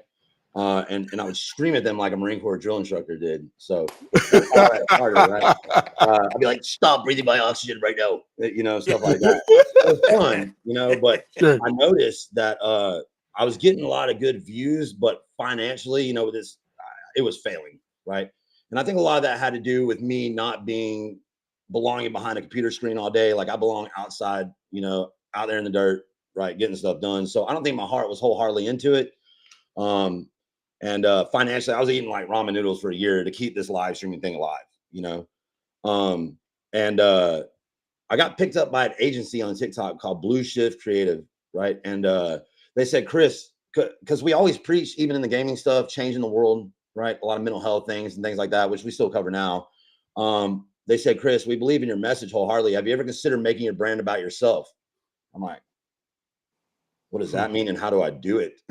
So it just so happened at that time, I was catching the algorithm of paranormal stuff here on YouTube. And I saw people doing what we do. And I'm like, there's no way everybody's lying. 100% they're lying. I was open to the possibility of things being out there that we did not understand, but I was like, you know what? Let's try this. All right. I had a friend who they were like working with A&E and stuff to possibly start a TV show, but their team fell apart years and years ago. But she and her husband were into the paranormal. I was like, hey, I want to try this to either A, prove to myself that it's real, or B, disprove other people who say it's real. Right. And then so we ended up starting it. And after that first investigation, I was like, I need to figure this out. And then what was it? What happened? What happened where you were like, oh my God, this is real? So I really didn't come to that conclusion right off the bat. It took about 4 to 6 months of me doing this live every night before I made that choice. You know what I'm saying? Wholeheartedly to believe in it. Now, things were happening. I was like, I probably discredited, in all fairness, I discredited a lot more than I should have when I first started doing this, because it's like, there's got to be an explanation for it other than this, And we're on Patterson Road in Houston, Texas. That was my very first investigation. It was off stream. We were doing it recording at the time. And I'll never forget, I was standing next to Chelsea. Matt was recording, which is the two that I was with.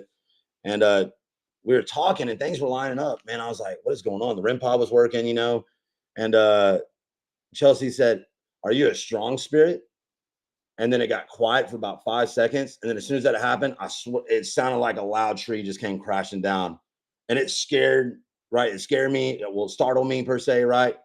And then even on that first investigation, though, like everything was just lining up so well. You know what I mean? And that's what intrigued me more. So like I said, it took about 4 to 6 months of me doing this before I just put everything together. I'm like, I 100% believe in this. At the same time, I was testing the apps with flashlights, REM pods, cat balls, music box, the usual.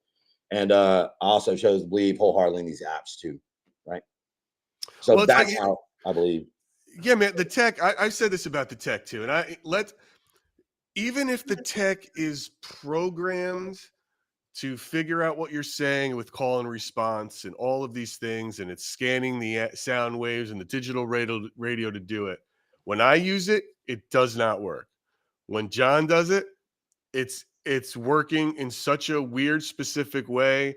When I see you doing it, Chris, in some of your videos, it's working in a weird, specific way. I don't know. I think you guys might be witches or mediums that we don't know about yet, but it's like there's something going on. Do you have ADHD? Yes, very much so. So does John. And now I'm So starting do to I, wonder if we man. should get both your brains tested for maybe the waving, like the waves are going and doing something that creates some sort of, I mean, this sounds bananas, but, and if I play this back for myself later, I'm going to be like, you sound like a crazy person, but I don't know, because when that's what I'm saying. It's like, even if it's generating it, something is happening when John uses it, when you use it, because there's personality there. Well, John can tell you too. as well. Like ADHD, it can seriously hinder a lot of things in your life, but it's also a great gift to have, you know. It's a curse and a And blessing in the same. It's insane. Made you guys Yeah. good ghost hunters, whatever it did. and it makes me wonder too if it's just wired, right? Like Yeah. maybe some people are just programmed differently for certain things, you know. I don't know all the answers, you know. I just know that I love what we do, right? And I really think it has an impact not only on the spirit side, but also people that watch as well. Oh, Chris, dude, I say that all the time. I get people, and this probably happens to you as well, where people come in, they're like, "Hey, can you talk to the spirits instead, please?" And I Yeah, straight up say, "No, I'm yeah, speaking to my community. that's right. I'm speaking to my community, and you're the same way." You Absolutely. know, 'Cause this, like, I explain it like you kind of do. It's all equal, right? The value of communicating with spirits is not greater or lesser than the people that are living and watching. You know, yeah, it's all in I agree. conjunction together. And I truly believe, John, that if you conduct yourself in the way that we do when it comes to that, I think that's why we get the increased activity that we get. Because Mhm.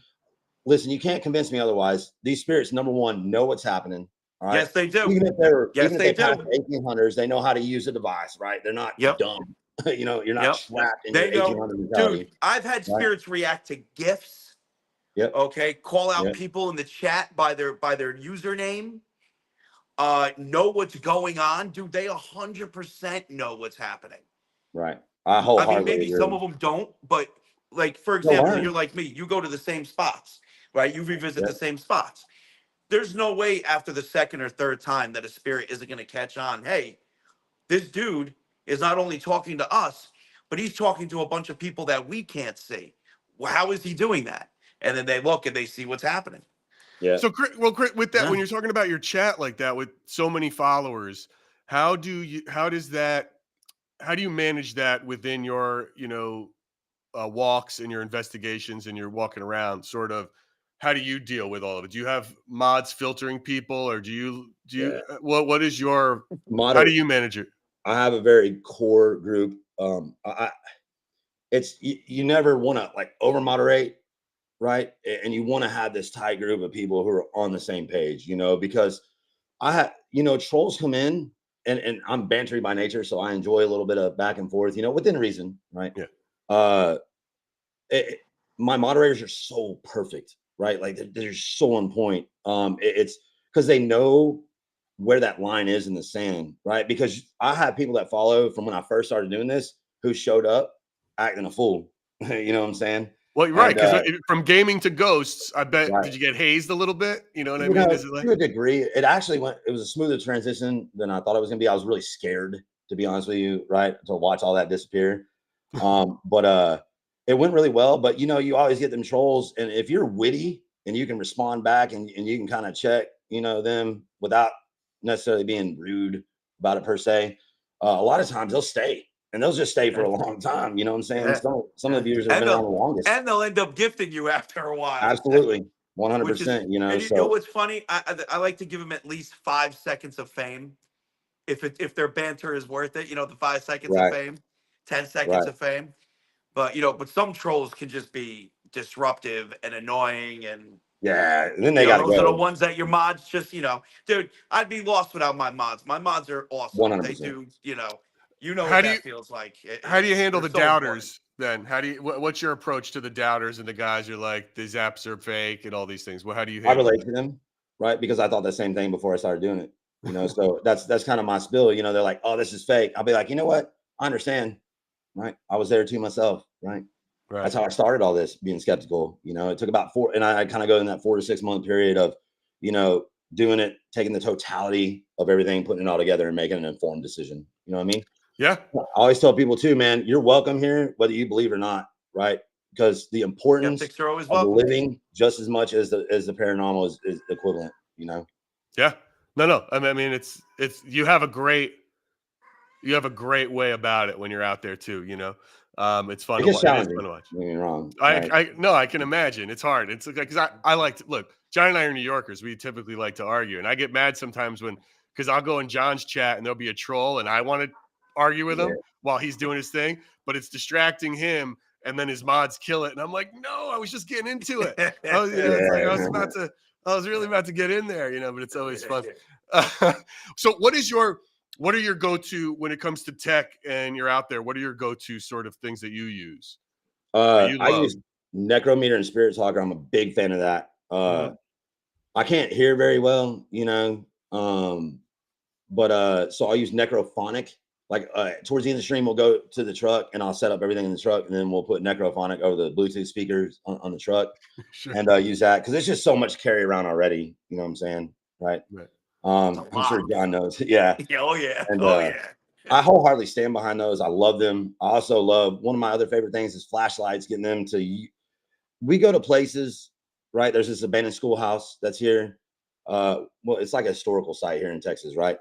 They will use those flashlights spot on, right? I'll be like, hey, can you light up that flashlight? Let me know you want to answer yes and no questions. Can you turn it on for yes? And then bam, right there, So Is that the only spot that they do that at with the flashlights? no, there's No. quite a few. As a matter of fact, I would say most spots tend to prefer the flashlights over the REM pods. But you go to different places, John, right? And some of those places are super active on the flashlight, some are super active on the REM pod. I've been to places where they're like, they would say things along the lines of, I don't want to use the device. Does this keep flashing or is it me?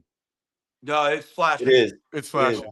So I always, when I do home streams, I always tell Cosmic, one of my spirit guys, to flash that, right? Oh yeah. that's super funny. Sorry. But Yeah, it's all good. He wants attention.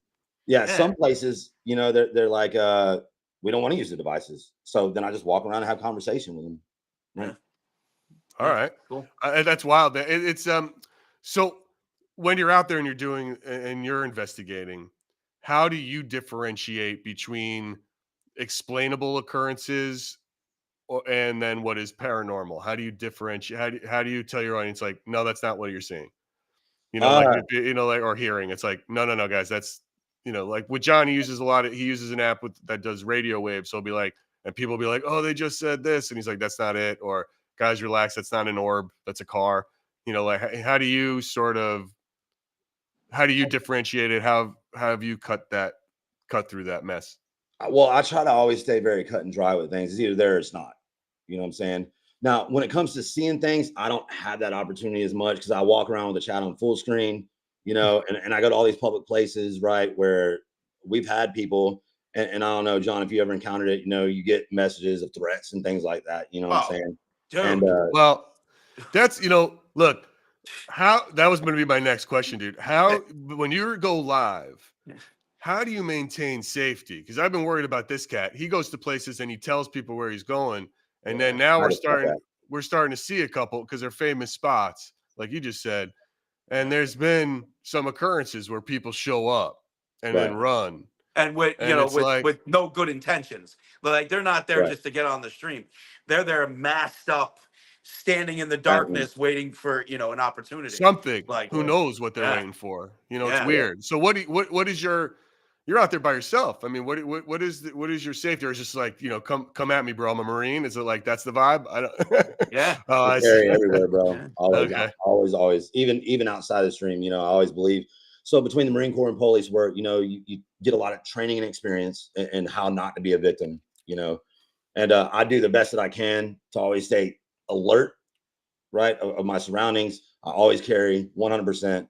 And, people, they know that, right? You can't talk about that on TikTok, right? Right. But I always tell people, when they ask that question, I'm like, listen, you guys, I respect TikTok community standards.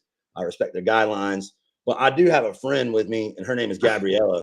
Yeah. 16 of her little pals times 3. You know what I'm saying? So people can like read between the lines, Gabriella Glock. You know what I'm saying? Right. So it just they know. But so you're trained. See, you're trained. See, right. I'm not like people. Sometimes whenever I've been critical of that, and it's like, I'm like, listen, man, you can never give me one of those. Right. Because my instinct would be to shoot everyone. Yeah. That scares me. It's like, you know what I'm saying? Like he's laughing. You can't do that. You know what I mean? Because it's like I look at it's back. It's like when if people are, I look at police officers very like it is a vocational job, right? Like it is a mindset job. It is one like in a similar way, being a kindergarten teacher, right? Like, look, we're all pretty smart guys who could probably teach. We know what the stuff is to teach kindergarten, but like I can't be in a room for 8 hours a day for 30 years with 25 4-year-olds. I would hate myself and I would go insane. It takes a certain type of person. And I believe that is also with police officers. It is a difficult job. That's And right. if ever have I been critical, and like every job, there's always a bad one. And so whenever I've been critical, people are like, "Oh, let me see you be a cop." And I'm like, "Listen, bro, I admit wholeheartedly I cannot be a cop because I would not be a good one. I will shoot you straight up. If you make me chase you, you're getting shot. If you scare me, shot. If you give me, it's like, no. If I'm afraid, it's bam. It's no. If I'm rolling up to a car and you even flinch, shot.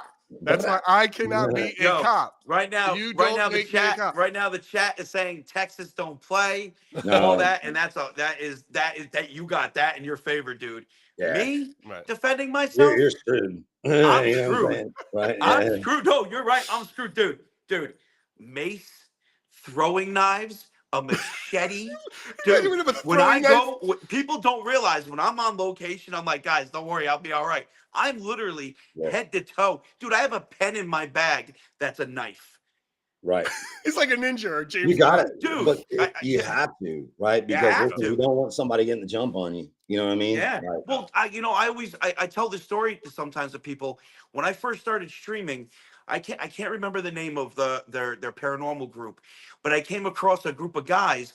The first time I ever saw him, it's a guy live crying, talking about how he can't investigate anymore and he doesn't even have money for a pair of underwear because he was on investigation. People came, tied them up, then went to their houses, tied up their wives and families, and robbed them of everything. See, that's insane, and it's real, Insane, right? and it's real. If you look what happened recently with that chick in her salon, Dude, yeah, in right? Mexico, dude, that is crazy. Got shot up and So no longer horrible, around. you know. You know what I mean? So, So horrible. This is getting a little dark, but right. It's Yeah.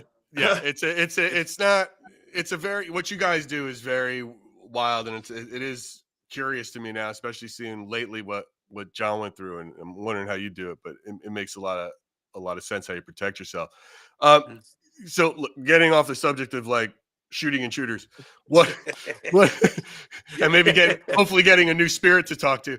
What so when you're out on these locations, Chris, what is your response to people to how you approach a location with respect and telling your viewers how to potentially, if they're to do that, and sort of, how do I ask this? The potential negative effects of engaging with the paranormal, but still being respectful in these sort of spots that you go to. Does that make sense? I just explain it like this, right? You just treat people the way you want to be treated. You know what I'm saying? Even the spirits. Yeah, exactly. Right. Like I find it to be far more effective to go out and just give them a voice versus antagonize. Right. You know what I'm saying? And I'll tell the spirits at times, I'm like, hey, listen, you guys just want to scare me instead of talking tonight, by all means, help yourself. You know what I'm saying? Right. So you can still have fun and still get jumpy and scared and all that good stuff, but you can still be nice. You don't have to go out there and be rude. You know what I'm saying? So that's kind of what I tell folks. And then anytime we see, it's just so crazy, right? Because I have the most beautiful family of folks that follow, you know what I'm saying? So everybody's pretty much already on the same page.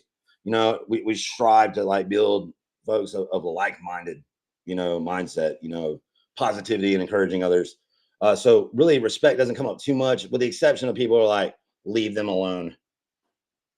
Stop talking. You're walking on a headstone, right? And I'm carrying something around my arms not attached to my leg. You know what I'm saying? Don't make no sense. Yeah. Right. So I tell folks, I'm like, listen, I'm out here, right? I truly believe that what we do makes a difference, not only in the spirit side, but also in the living side. I'm going to continue to do what I do because I live in a free country. And that's the beauty of living in a free country, is that we can have a difference of opinions, but still respect each other, because we're all out here just trying to get by. Yeah. There's no need to, the more divided we are as we the people, the more opportunity there is for us as to be manipulated as a whole, all these other things to happen, so I always kind of refocus it back to, it's okay to think differently, and it's okay to see things through a different perspective, but that don't mean that we need to be rude to each other about it. Also on the front of proving what Chris just said and proving he's a better person than us, he donates his time to the Hill Country Heroes of Texas. And Chris, you want to just tell everybody quickly what this is? This is quite Hey, hold something. on. Time out. We do a St. Jude donation, so it's you that's All in right, the. all right. No, You're oh yeah, in the. listen, I'm straight up. I'm a terrible person. You. Wildly selfish. We I got our haven't. fronts covered, man. Nope, you do. Not me. No, there's nothing. I'll live vicariously through you and with stolen valor.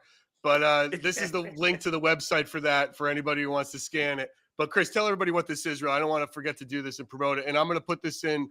I'll put this link in the bio of this live when it's over. But go ahead, tell everybody what Hill Country Heroes is and how you also spend your time. So basically, we're an organization. We take active duty veterans, Gold Star family members, and first responders out on like hunting trips, fishing trips as a way to get back, right? For those guys that don't know what Gold Star family members are, those are members of active duty who lost their lives while in the military, right? They call them Gold Star family members. So kids, you know what I'm saying? We take kids out on Gold Star hunts and things like that. All in design to just get as a way to get back, you know, because obviously me being a veteran, it's kind of special to me. You know what I mean? So yeah, it's a great organization for sure, right? Scan that code, Hill Country Heroes. We will put that link on. You can get donations, or if anybody's out there doing that, it is wild. I mean, dude, your That's logo awesome, should dude. be the Captain America shield with like a ghost in the center of it, right? Like Yeah, that's yeah, what he yeah, should do. yeah. I mean, let's start rebranding Yeah. the official Chris Netzel, because it's yeah, man. I mean, that's unbelievable. That's just unbelievable what you're doing. It's great. I got to find something. I don't know what to get. I like dogs. Maybe I can do something with that. I like dogs a lot Maybe more you than I can like save people. dogs. You know, Like Gary, you could always come out with those like heart-wrenching commercials, you know what I'm saying? Like infomercial about like SPCA or something, you know, like with what's her name with that song in the background? Oh, like Sarah McLachlan? Yeah, there you go, bro. Right Yeah, there. yeah. All right. Sure, I got you. sure. I was so believable when I'm doing it. It'd be nuts. Chris, what are some Chris. upcoming? Oh, go ahead, John. Chris, I wanted to just tell you something real quick that you'll get a kick out of. Now, you know, I do use Necrometer. I like Necrometer. Okay. I use it from time to time.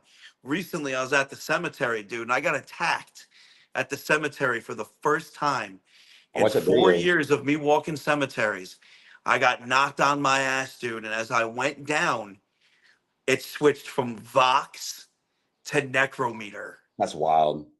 Dude, That's wow. wild. And it wasn't like everything, because I always make sure everything's cleared in the queue. There's no Right. apps running in the background. Dude, right to Necrometer, man. It was nuts. I've been kind of testing Vox too, right? Yeah.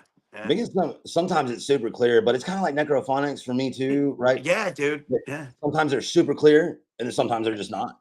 Well, that's what I try to explain to people when using any of the apps, unless it's like more like Spirit Talker or GhostTube Original or a setting on one of them that makes it just kick out words. When you're using things like Vox and Necrometer, you know, not everything is going to be clear. Right. You know, and it's better to not assume that they're saying something for the sake of the communication. If Right. it's so important, they're going to say it again. Yeah, absolutely. I agree with that 100%. It's so funny that you mentioned that, you know, Yeah, man. right? Like about getting attacked and stuff. Yeah. You know, Have you ever been, Chris? Have you ever? Well, that was the seen next or- question I was going to ask you. What was your like scariest moment? Like, what was I've your been like, you bit, know? right? I've been bit, I've been scratched, and I've had it to where I couldn't just talk because I couldn't stop coughing, right? Now, let me give you a little context to that though. When I got Is that bit, when you had pneumonia, when you were sick? no. This was on okay. Demon Road here in Oh, Texas, right? shit. So when I got bit, I was at a cemetery at a place where 2 young boys were deceased by Native American back in the early 1800s, right? They were the first 2 that were buried at the cemetery, and they roam it and they protect it. So it wasn't like the gates of hell open and some evil demon came out and smited me with his teeth. You know what I'm saying? It was a bite, but they were saying that whole night, okay, John, before it happened, they kept saying bite Chris, bite Chris, bite Chris when we were doing Essie's method, you know. And I said, all right, well, listen, if I come out here and I'll be honest with you, I expect the same in return. So you're gonna have to show me, all right. You're gonna have to prove it. And I did. I got bit. You know what I'm saying? And it's like it's the wildest thing. I needed to experience that though, John. And same thing with the scratch, right? The scratch really wasn't that evil per se either. But it's almost like when you start doing this, you're on this level, you're on this level, and then it feels like you just casually keep going up and going up as time progresses, and then you get exposed to the right things at the right time. Does that make sense? I don't know if you yo, make sense, 100%. right? And then Chris, the Demon Road incident, it was Oh. very similar. We were out there, people were like saying all these things, you know, all the rumors around the place, people getting choked and all these things. I'm like, guys, come on, man, you know, like let's grow up a little bit, you know. And every time I say something like that, you know, it's one of those things where I get proven wrong, you know, and then I couldn't stop coughing. Then the Spirit Talker said water, right? And I drank some water, and then I could start talking again. Right? I stopped coughing. It's the weirdest thing ever. There was no inclement weather, right? It was warm outside. It's just crazy to me how Just a all these coughing things fit happen. hits you. You know what I'm saying? Right? Yeah. Chris, we got Wow. we got some people in the chat. I guess there's an inside joke going on, and there's a few comments that are asking this. They're saying, ask Chris about his most recent scare from the spirits. There's a So lot of laughing emojis. well, the most recent scare has definitely been that trail that you watched, but it was like 2 nights before you showed up at the trail system. What happened? Well, I wonder if this is the one they're talking about though. I'm sure they'll tell me when you start. Right. Anyways, we were walking down that trail, right? I was just yakking, and I was standing there, and I don't know what the hell the noise was, right? But it made this loud noise, and I ran like probably about 10 yards away, you know what I'm saying, to create distance between whatever I perceived to be a threat, right? Yeah. And that's what I would do. I would 100% run. See, Right. I wouldn't, and I don't know if it's courage or me being stupid, but I don't run. I stand there and start. Both things can be true. Well, Yeah, here's the thing though, both like things can be true. you just result to train. So basically, as the police, right, when you're People taking are saying bench, Chris. Bench. Oh, the bench. Okay, Bench. we'll talk about that. But when you're the police, you know, Mhm. like you're taught immediately create distance while drawing. You understand what I'm saying? So that's Okay, kind of what happened, right? yeah. And then I stopped, and the Spirit Talker is like, "It's time to go." I'm like, "Yes, it is time to go." But I had to walk so long. Listen, I was like 20 minutes away walk from the truck. You know what I'm saying? So we're walking fast, and then I'm like halfway there, and then it sounded like something ran up behind me. I yelled again. You know what I mean? Right? Yeah. That was spooky, and it's been a long time since it's been anything like that. The bench. What's So the bench? Resting in pieces. That's what people are saying. The bench. we were at a cemetery next to Goatman's Bridge, right? And I did this whole lights out thing, you know, and I set the flashlight down. Well, there's a bench there. I'm like, well, I'll just sit down, you know, and I'll make myself home. Well, it was a wood bench that was probably over 30 to 40 years old, dry rotted. I just didn't know because it was dark. Oh Down in that shit! thing, it collapsed right on me. Collapsed. You know? And I was so happy because I'm like, thank God you guys can't go back and clip this. I was telling the chat, you know, I didn't tell my editor or anything about it. You know what I'm saying? He found it, man, and made the video, bro. 100%. Oh, that's great. So when you say you do a lights out thing, you like literally you just shut the lights out and you're sitting in the dark with your audience. So I don't do that, and the reason why is because John, I'm sure you can attest to this as well. Like, you know, you have to comply with the if you want to grow what you're building, you have to meet certain standards. Sure. And like one of the worst things that you can do for an algorithm is turn every light off. Right. The brighter, the better. Yeah, absolutely. So what I do is I turn the white light, my studio light off, right? And I have like a flashlight, and it changes between red, blue, and green. But I also picked up another studio light where I can change the hue, right? So we can do different colors like purple or things like that, and we'll take the white light off, and then we'll turn one of those lights on, you know. I like how Chris looks at it like a producer, like, you know, like let's how to make this cool. You know, his backdrop's dope. It's smart. I mean, it's like you have to, you know, if you want have to, to. you know. Right. It's again, two things can be true. You can be a paranormal investigator and try to start and run a business. That's successful. That's why I refer. Listen, that's why I still refer to myself as a content creator. Right. Like we don't hide the fact that, you know, we strive to do the best we can for our communities. Absolutely. And money just helps us grow and do more. You and know, I heard an interesting explanation of this, you know. One thing is the way that it was kind of explained. I watched a guy named by the name of the Frank, right? He's in the agency that I'm in, and he's at 1 million, right? And he explained it very similar to, it's like you go to a restaurant, and you get really good service, right?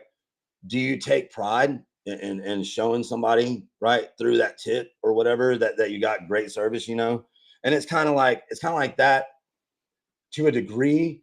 But I can tell you this, why I strive to grow everything is because I want our message, and we're striving to be the face of positivity on TikTok. There's so much negative on social media, right? So much.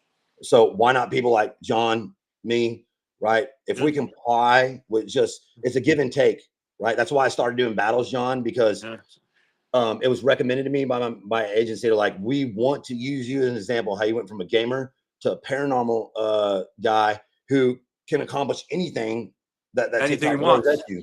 And then tomorrow night, John, I got chosen to be hosted on TikTok's main page for a 1v3 battle. Oh, right? nice. So Sweet. you see what I'm saying? If we can What meet time's that at, Chris? it's either 7 or 7:30. I still haven't got the 100% confirmation on it, but that's Central Time. Central So it'll be 7 or time. 7:30, right? So you have to meet certain standards for the platform, because whether we like it or not, with anything in this world, money is going to talk to them, even though that's not our main reason why. Like, we love to do what we do, and the honor and the privilege of being able to do this from the people, the family that are behind you is beautiful, But TikTok doesn't, or any platform as a whole, is not going to see it that way. They're going to see, No, they don't see it that what way. is the value that this creator brings to this platform, and how can we either A, focus on that and bring more to it and grow it, or B, just let it go, So Yeah, I mean, look, I'm new to it, right? Like the whole thing here with me with this was, when John was, I'm a producer in LA. I was creating TV shows, you know what I mean? And it was like with John, he has this live and he does his thing. And it's like, dude, what is the format of this thing that you do? And how can we have a little fun with it? And our whole goal here, and the spine of what Splintered Spirits is, what are spirits, and how do we, John has a theory of what they are. He believes they're the fractured memories of the living that release when our energy is released when you pass. That memories are attached to that energy. So one way to do it is to talk to different people who experience different things, who've investigated different things, and who see different things. And that's the fun of it for me. So, and I'm new to all the platforms and getting on all this stuff. I feel like an old man, when I talk about like a boomer, like, what's this button do? It's kind of like, that's like my whole, everything on it. And I'm making dopey videos with like myself in there, but I'm having a lot of fun creating them and stuff and doing it. But my ghost advice is namely to run or to move if your house is haunted. It's like it's not. just get out. Just get out, Get dude. out. Just leave. You got a ghost in your car. It's time to set that car on fire and get rid of it. Where do you see, Chris? Where do you see your investigations going? Where would you like to lead? What do you have coming up? What are projects that you're excited about, and where do you see the next brand of Captain America Ghost Hunter? So really, I mean, my focus is trying to create any form of revenue to assist in providing for us to go, to all sorts of different places. I mean, long term, I would love to travel all over the world. You know what I'm saying? And be able to go to different countries and ghost hunt and everything like that. That's kind of long term goal. I did. I went to Nevada a few weeks back, and we did some ghost hunting with a debunker on YouTube, and that was pretty cool. But he also talked to me about some other folks on YouTube, to them, and maybe doing some collabs with them here, because some of them are in Texas, like that Colin from Paranormal Files, right? Mm-hmm. He stays here in Texas, and then obviously I really want to keep going around other states. So John, we really need to. I want to set something. We gotta get that Gettysburg trick going, man. I want to do it, dude. If we could do it like at the end of summer, though, John, right? You want to? Maybe, I mean, the more. My problem is, dude, you know this. You're a father too. I have a small daughter at home. Yeah. My kids are teenagers. They're good. My wife works like crazy. Yeah. The end of summer would actually be glorious for me. Yeah, that would work out really good, because I'm getting my daughter for the first part of the summer. I pick her up on the 30th of May, right? Okay. And then I have to go to California. I'm going to do this like TikTok game show, kind of like Survivor thing, and then I'm going to TikTok headquarters as well the day after that. You're doing dude. They invited me out to the TikTok headquarters. I denied it this time. Yeah, I just couldn't do it. It wasn't I've never feasible been. for me. So You're I'm you're sure gonna that- go though? Awesome, man. yeah. I'm glad you're going. And That's then exciting. That's exciting. there's- Is for you, Chris? Is Yeah. TikTok your main sort of? Is that what pulls It into is. your other places? It is, but it's just. I think one of the biggest mistakes I've made is investing it all into one. Right. Putting all Yeah, your ghosts in a one haunted house. yeah, there you go. Dude, that's why I'm streaming yeah, on YouTube now too, yeah, man. I dual stream it now. I'm like, listen, I put all right. my eggs in the TikTok basket, and honestly, it's just Dude, I like my they do ghost in me one dirty, haunted man. house. Why didn't You you just know? use my ghost in one haunted house thing? That was inspired. I And then do you had like to go that. back to the That's actually eggs in a really, really good. basket, To be honest right? with I you, mean, that's Yeah, fun, and then man. I'm like, yeah, all right. You know, that's a good. You could take it. Wear that shit out. So You that's know, my Wear it long-term out. goal, right? Is just to build up Yeah. and make this thing and get this message of changing the world out to everybody to the best of our ability, for sure. Yeah.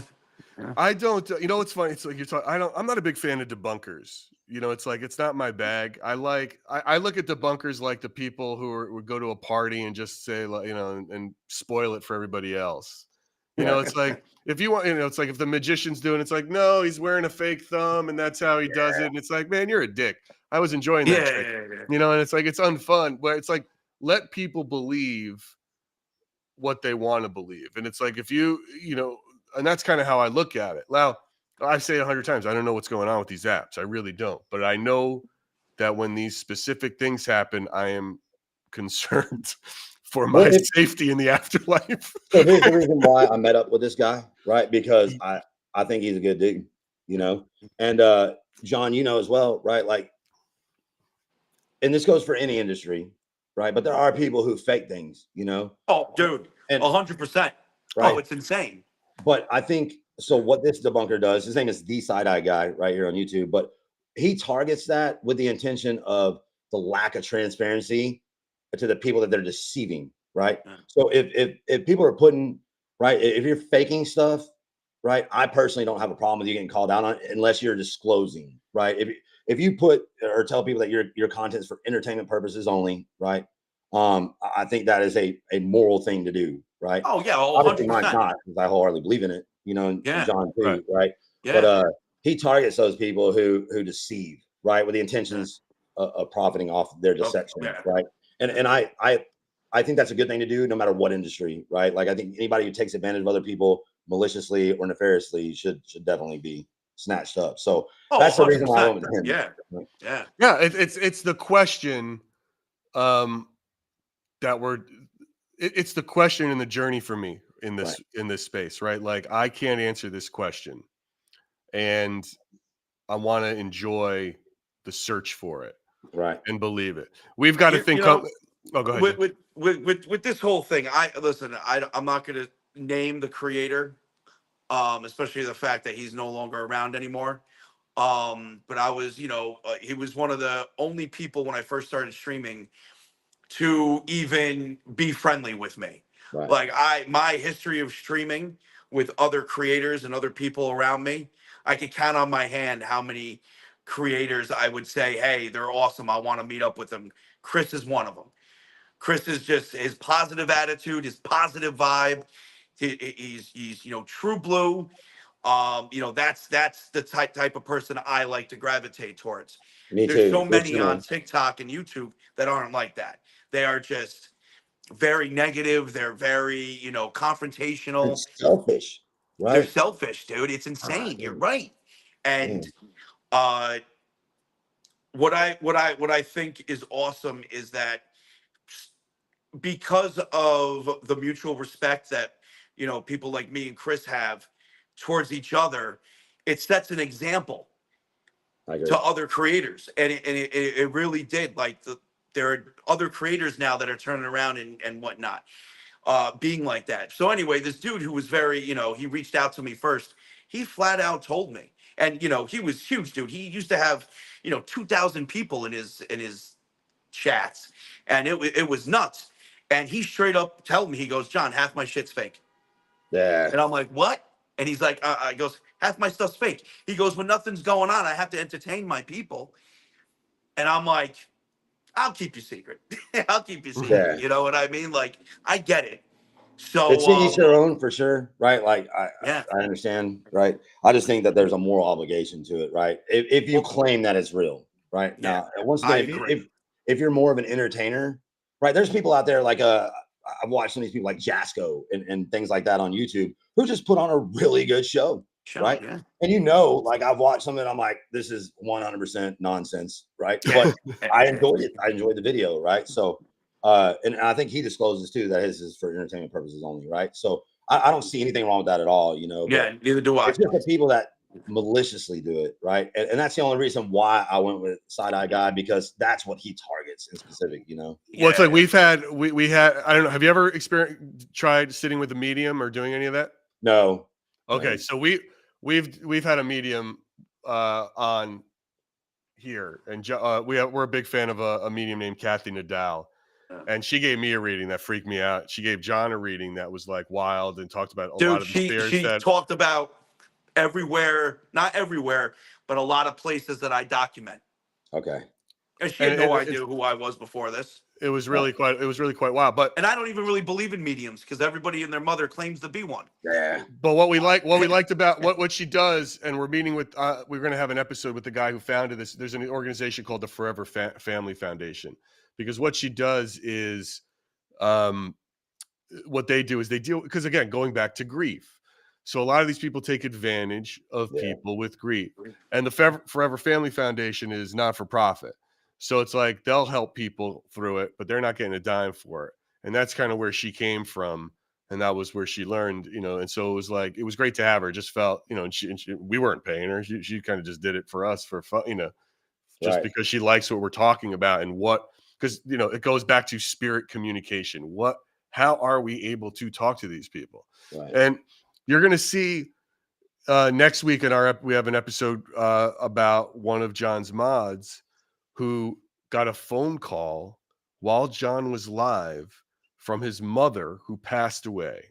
That's crazy. Back in October. It left a message. There was a text to mess, you know, voice to text. We have an author and a researcher who wrote a book called Telephone Calls from the Grave. This is apparently a thing, dude. Yeah. Dead people call people. And it's like, there is a line, but now let's say you come up with all of the reasons why a phone message, a voicemail comes to your phone 6 months after the person has passed. Any reason, a delayed signal, whatever it is. It tends to happen the most to people who are grieving for some reason. So what is up with that? I don't know what the answer is to that. You know, is there some connection?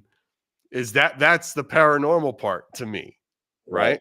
We could figure out the scientific part, I bet, of how that message came through, but why to him? Why now? Why is that happening, right? You know, And and we this got dude, you know, Chris, just to give you a background on this guy, he's one of my mods. He picked me up, drove me from he lives in PA. He Okay. left PA, picked me up in New York, drove me all the way to Indiana for Bubba After Dark's birthday party. Okay. Okay, so this is where this took place. And really long distance. He's ex special forces. The dude is no joke. Like, he's a no Right. joke, down to earth dude. And we're sitting up in the Randolph County Infirmary, up in the attic where they used to have a courthouse, where they used to hold court. And then all of a sudden, his mother's calling him. Like, dude, like I'm looking at his phone, and it's, you know, his mother calling. It goes to voicemail, and then it does the voice to text in the voicemail, and then it pops up on the screen. You know, hey Brian, it's your mother calling, dude. Dude, are you ready for this? This is the real shit on that story. A few minutes before that happened, on his app, on which we were using Vox, it said Yes, mom's on yeah, the I was using phone. Vox that night. Yeah, It said mom's on the phone. So it said listen, mom's on the I phone. believe it's 100%. I was at a cemetery. I went to a plantation home or whatever in St. Francisville, Louisiana, right? I was there with two other people. One of the ladies, her name was Jackie, and the other one was Cece. We did Essie's, and it was out of control, right? What is that? What is Essie's? Is that like Molly or something? Is that That's Essie's? like, no, that's like when yeah, sure. What is that? What is No, it? it's I when you wish. No, just playing. when you blindfold yourself and you deafen yourself, and then somebody's asking questions, and you're seeing what that where you can't hear, where they can't hear each other, right? So like I'll be sitting in a chair, blindfolded, and to where I can't hear what the person asks questions asking. What is this right? called again? Tell me what this is called. ESTES. Estes The method. Estes method. Right. It's One of my favorite testes. things to It's do. testes without the T. There you go. Right. Yeah. Or never mind. Estes method. I see. Okay. Yeah. So, anyways, we were doing that. We met a spirit named Wayne, and it got like super personal and like to the point where like people were tearing up and like it targeted personal stuff with them. I don't want to go too far in depth to it. Anyways, a few months later, I'm at a cemetery.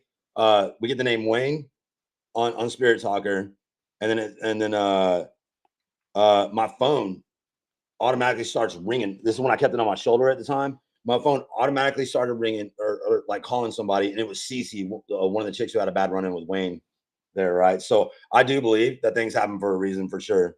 Wow. I mean, like I said, the phone was strapped to my arm. You know what I'm saying? Right? Yeah. Like, and then it just started calling Cece. Right? It was just the weirdest thing ever. So, Chris, we're not going to keep you too much longer. You have been very generous with your time today, and I appreciate it. We've almost been on for about an hour. It's been awesome. I got a couple. I got a couple more questions for you to wrap it up. What is the most haunted location in Texas that you've been to? that's a very difficult question to answer because each location has its haunted, scary moments. You know what I'm saying? I'll say like this. So, one of the best places, there's actually two, all right, that I'm most connected to and I have the greatest interaction at, but I've had the most scariest encounters, right? There's a 4,000 acre farm that I go to that's got an abandoned house on it, right? We call it the farm. Mm-hmm. That place gets super scary.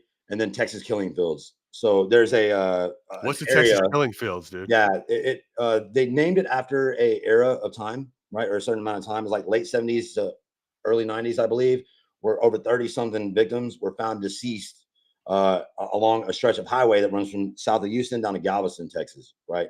The area that I go is to, that like serial killer stuff, or is that? Yeah, well, there's actually multiple offenders too, right? It's really weird. And now the place that I go to, where those 5 victims were in that general area, they have a memorial site for them. And nobody's been charged with their crimes, with the crimes against them yet. So I mean, people have suspects and everything, but back in the 70s, policing was different. There was no DNA evidence, and people was like, oh, well, let's just go down there, right? Nonsense stuff. But that's note, one spot. place Gary will never visit. Like, check. Yeah, it's spooky. Add that to the list. It's got a church, and then it's got the memorial site. Okay, and then you can wind around like the woods back behind it. I'm gonna tell you, it just gets insane back there. The scariest I've ever been was back there. I did that lights out thing again, and it's like a whole tree shook, man. No wind, no animals. Right? It got super wild. I was definitely scared of that for sure. Cool. Oh my God! I'll tell you what, man. One thing I gotta say is I don't think people are ready for the Chris Netzel, Santa Paranormal, Chris Kringle, Gettysburg trip. That's what we're gonna call it. We're gonna call it the Chris Kringle. I would love to see you guys together. Play on words, baby. Your approaches are so different. You're so similar, but it's still such a different vibe watching the two of you. That I think that'll be fun. Oh yeah. Oh, we'll have a blast. I mean, it's just like, Captain America, and John Cena will be like, great, it's out there. It'll be really fun. I'm looking forward to that. I hope that happens. It's pretty cool too, because like I've asked John questions. I've learned from him on some things. So I'm excited to like meet you in person, and go out there and go do stuff together. I think we'll have a lot of fun. Listen, in general, Chris, I'm a firm believer that, and this is the reason why I do this alone, is that my magnetic field has a big part to do with it. And it's also a mental thing. Yeah. And I think your positive energy is just gonna vibe, dude. I think it's gonna be great. I really don't think people are ready for it. I really don't, man. I think it's gonna be awesome. It's gonna be awesome to meet you and chill and do what we do best. Hell yeah. Chris, what do you want, man? Chris, what do you want to plug here, man? Anything you want to tell anybody? Anything we can plug for you? Let's remember Chris's foundation that he loves to dedicate his time to. The Hill Country Heroes. I guess kind of in closing or a statement or plug or whatever for that is, we're all just humans. We're all here just trying to get by, and thank God for platforms like YouTube, like TikTok, where you can meet people from all over the world, right? And then just form this family of like-minded individuals and help others, you know. And I think that's special. And I don't think we should ever take that for granted. You know what I mean? I guess that's my little last piece of statement there, you know. Well, I Right. appreciate that last piece of Awesome, man. statement. I mean, it is a great last statement. Everybody, thank you so much for Dude, being a thank part you. of this live. If you So liked what awesome to have you, man. if you Hey, liked you just it, say the word and we'll do it again, bro. I'm down. listen, please, yes, we would love to have you back. You know, maybe we'll. So you've never been with the media. Maybe we'll have Kathy come on and give Chris a reading. You know, Ooh, la, da. that, I will say that if you do that, that will be a first, and there will probably be a lot of people that'll watch that, right? It was a Because first, dude. It was a first for me, and it was I'm super over skeptical, this. right? It was Super skeptical. blew my mind. But yeah, I would do it. Right? All right. Maybe Maybe we'll do that. Maybe we'll do that. Guys, if you Awesome. liked what you saw here, please follow Splintered Spirits. We hope you like the podcast. Listen to it wherever you get your podcasts, here on YouTube, Spotify, wherever you go. We've got a lot of great, fun experts coming on. Chris, we really appreciate you, man. I'm going to throw to the old man. That was a good time. That was just a good time. Yeah. I'm looking forward to more. So awesome to have you, man. Yeah, and I can't wait, John. I'm telling you. Yeah, I can't wait. Gettysburg, bro. We're gonna do it up. Perfect. Can't wait, man. Much, everybody. All right. Bye, y'all. Hey, guys. Thank you again, dude. Appreciate Bye. it. Much love.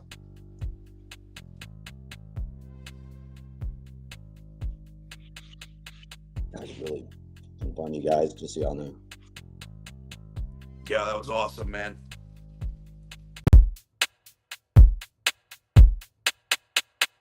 Welcome to Splintered Spirits, a podcast hosted by me, Gary, and my nephew John Santa from Santa Paranormal, where we try to prove his theory that ghosts are the fractured memories of the living. If you've been listening or if you follow John, you know one of his favorite haunts is to document spirits at Buckout Road. Buckout Road is located in Westchester County, New York, near the town of Harrison. Its ghostly legends, lore, and curses can be traced back to the Native Americans prior to the Revolutionary War, all the way through Washington Irving's famous Headless Horseman stories about Sleepy Hollow, and even to the Buckout family themselves, the namesake of the street, who had some untimely deaths and controversy surrounding them. John's at Buckout right now to walk us through his day-to-day and why he loves the place so much, so let's dive into the conversation. John, how's it going? Pretty good, Gary. Pretty good. Can't complain here other than the humidity and the heat, but you know, that's to be expected here in New York. So I see you're at a very unique spot in one of your favorite haunts. Yes.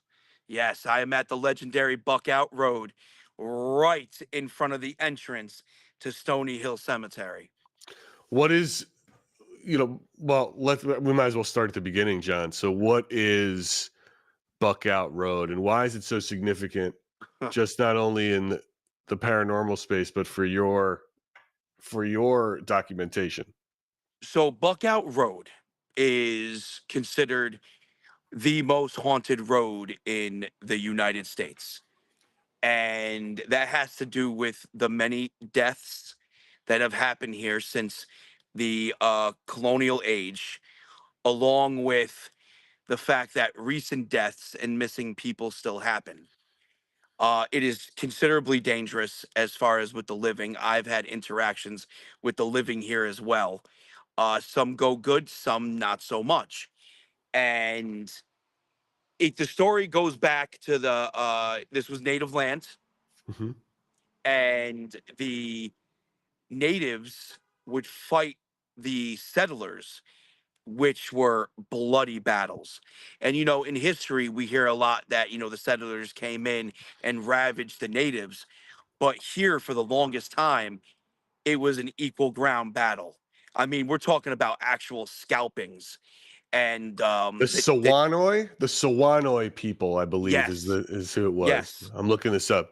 yep. And they held their ground, you know, and they made it a very tough time for the settlers. But over time, unfortunately, they lost that ground. And there was a chief who realized everything that was going on, went through tons of hardships with his people, and decided to curse the land with a native fire curse. Yeah, And it's that called. curse is still prevalent at Buckout. I mean, Look at random you, dude. You're fires educated with happen. this. It's Sachem Pathungo, if I'm pronouncing that right. Is that the name of the chief? Pathungo's fiery curse. Curse, He yeah. is said to have cursed the land in revenge for English settler John Underhill's slaying and burning of nearby Sawanoy village, which killed over 700 men, women, and children. Wow. This curse is believed to be the cause of numerous tragic events in that area. Yeah, yeah.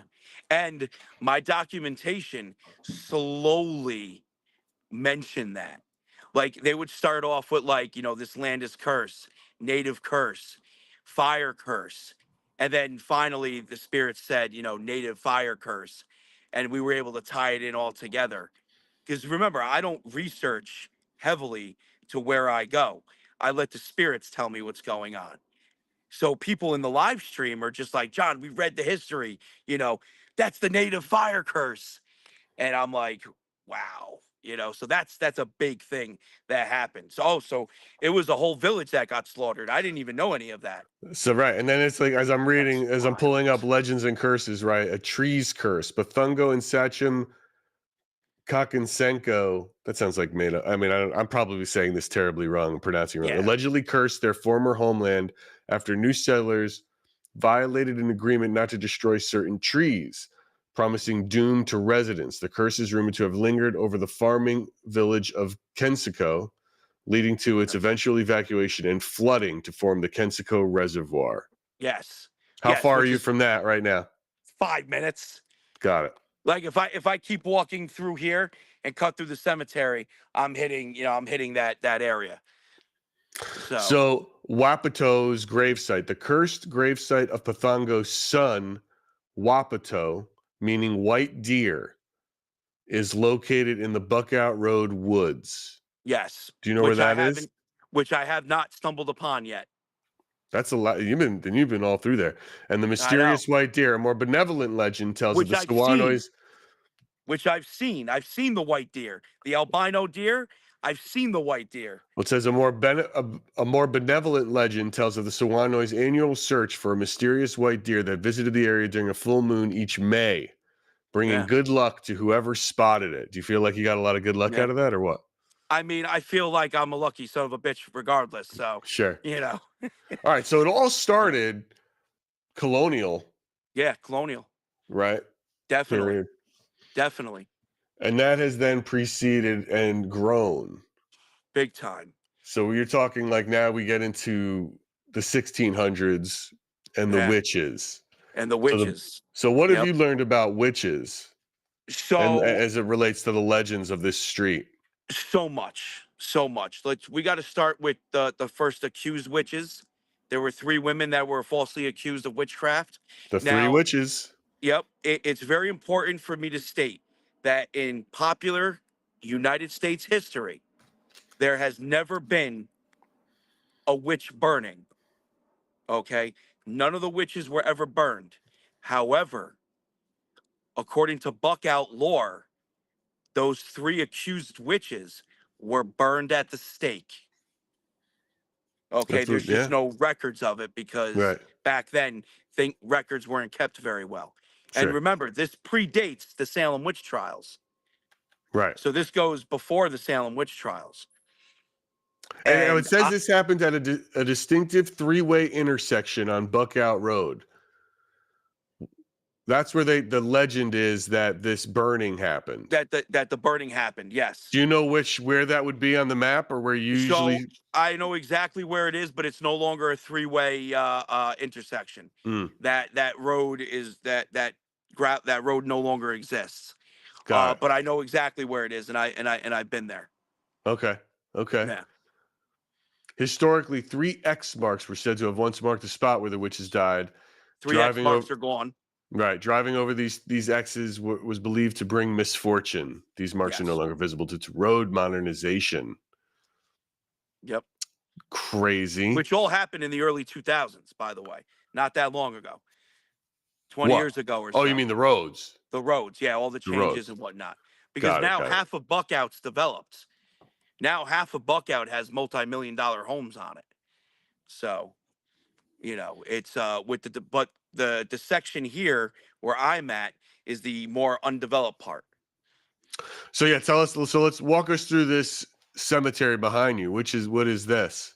So this is Stony Hill Cemetery, and this is the first African American / Caribbean settlement in the United States. This was the last stop for the Underground Railroad for many freed slaves and post enslaved. And unfortunately, as it sounds, this place had hardships of its own. Mm-hmm. So there's a lot of history here, a lot. Not just with the black settlement, but with the surrounding area as well. And that ties into the whole Mary Buckout legend. This is where Mary Buckout is seen quite a bit, and where she supposedly hung herself. So this is before we get into that.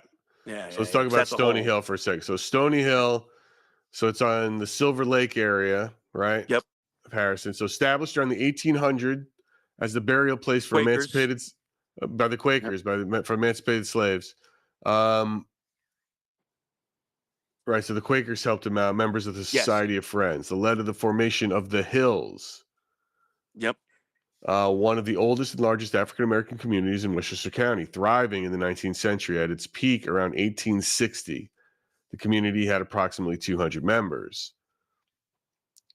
Strong fair. So, do you find that this place is very spiritually active? Yes.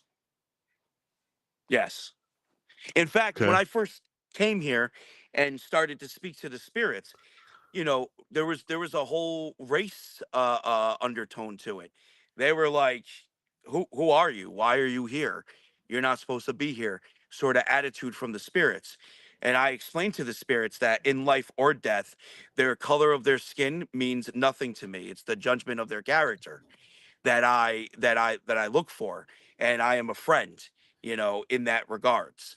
And ever since that conversation I had with them, I believe that when the spirits are warning me about the dangers of Buckout, it mainly comes from the good people of Stony Hill.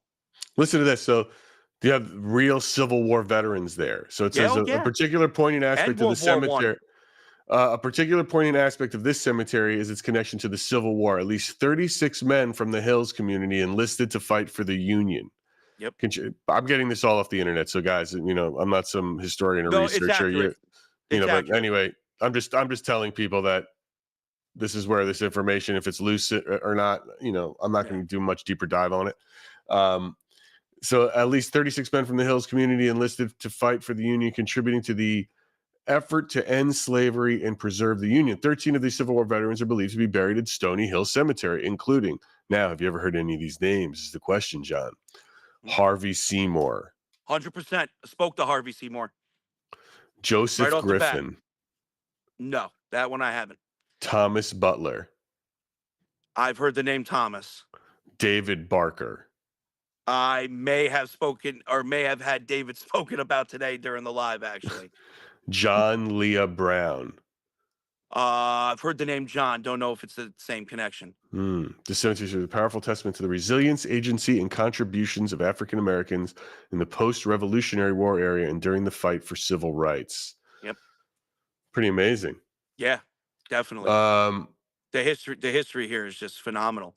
But before, we did skip over the Revolutionary War. Because that's a huge part of this. That's a huge part of this too. Right. That was fought here. In fact, according to eyewitness accounts at the time, not even a tree was left standing, which has been pointed out to me in the live stream. People are like, John, if this forest is so old, why do none of these trees look big and massive? Well, one thing is nature, overgrowth, canopies, trees don't survive, right? But the other thing is all the old trees were decimated during the Revolutionary War. Now, I'm reading that this one of the lady in white is associated with this particular cemetery. Yep. Is that Mary true? Buckout. Okay. So, or at least supposedly Mary Buckout. Right. So, not specifically tied to Stony Hill, the lady in white is a common cemetery haunting trope. that's usually reported around there. Is that what you've heard too? Does that tie into what you Yes. know, or in other areas more? No, this area in particular, I hear a lot about Mary Buckout. Tell us about Mary Buckout. What So should we I know actually about this? I don't know. I'm going to tell you two accounts of Mary Buckout that I know. The I know. first Okay, one is just go ahead. growing up in the area. Mm-hmm. You hear about the lady in white, Mary Buckout, that has been seen for decades wandering around here in the woods and on the road. Okay, that's something that I've always heard just growing up in this area. My documentation, I've heard things that Mary is suffering, Mary is unhappy, Mary hung herself, Mary took her own life, Mary walks the woods, the road, things like that. So that's starting to add up. But supposedly there's been multiple Mary Buckouts. In fact, I think maybe a couple of her children might have even been uh, called Mary and have had their own issues. So we don't know exactly which Mary we're dealing with. Well, the main Mary who gets the the kudos for being and sort of the award for being the woman in white she's a member of the original Buckout family. Family, yep. She is said to have hanged herself from a tree on the road, and her ghost is reportedly seen roaming the road wearing white. Yep. There's stories of grave robbing in the family cemetery, and which believe contributes to Mary's unsettled spirit. Yep. Yep. That's right. And so that cemetery is literally right, not even a 2-minute walk up the road. Those two cemeteries are very, very close to each other.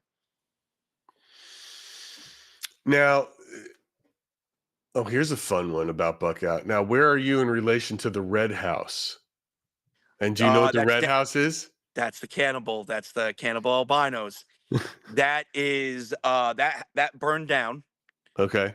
Okay, that no longer exists, but the property still exists. Mm-hmm. I've gone there plenty of times, and yes, the spirits there threaten to eat me.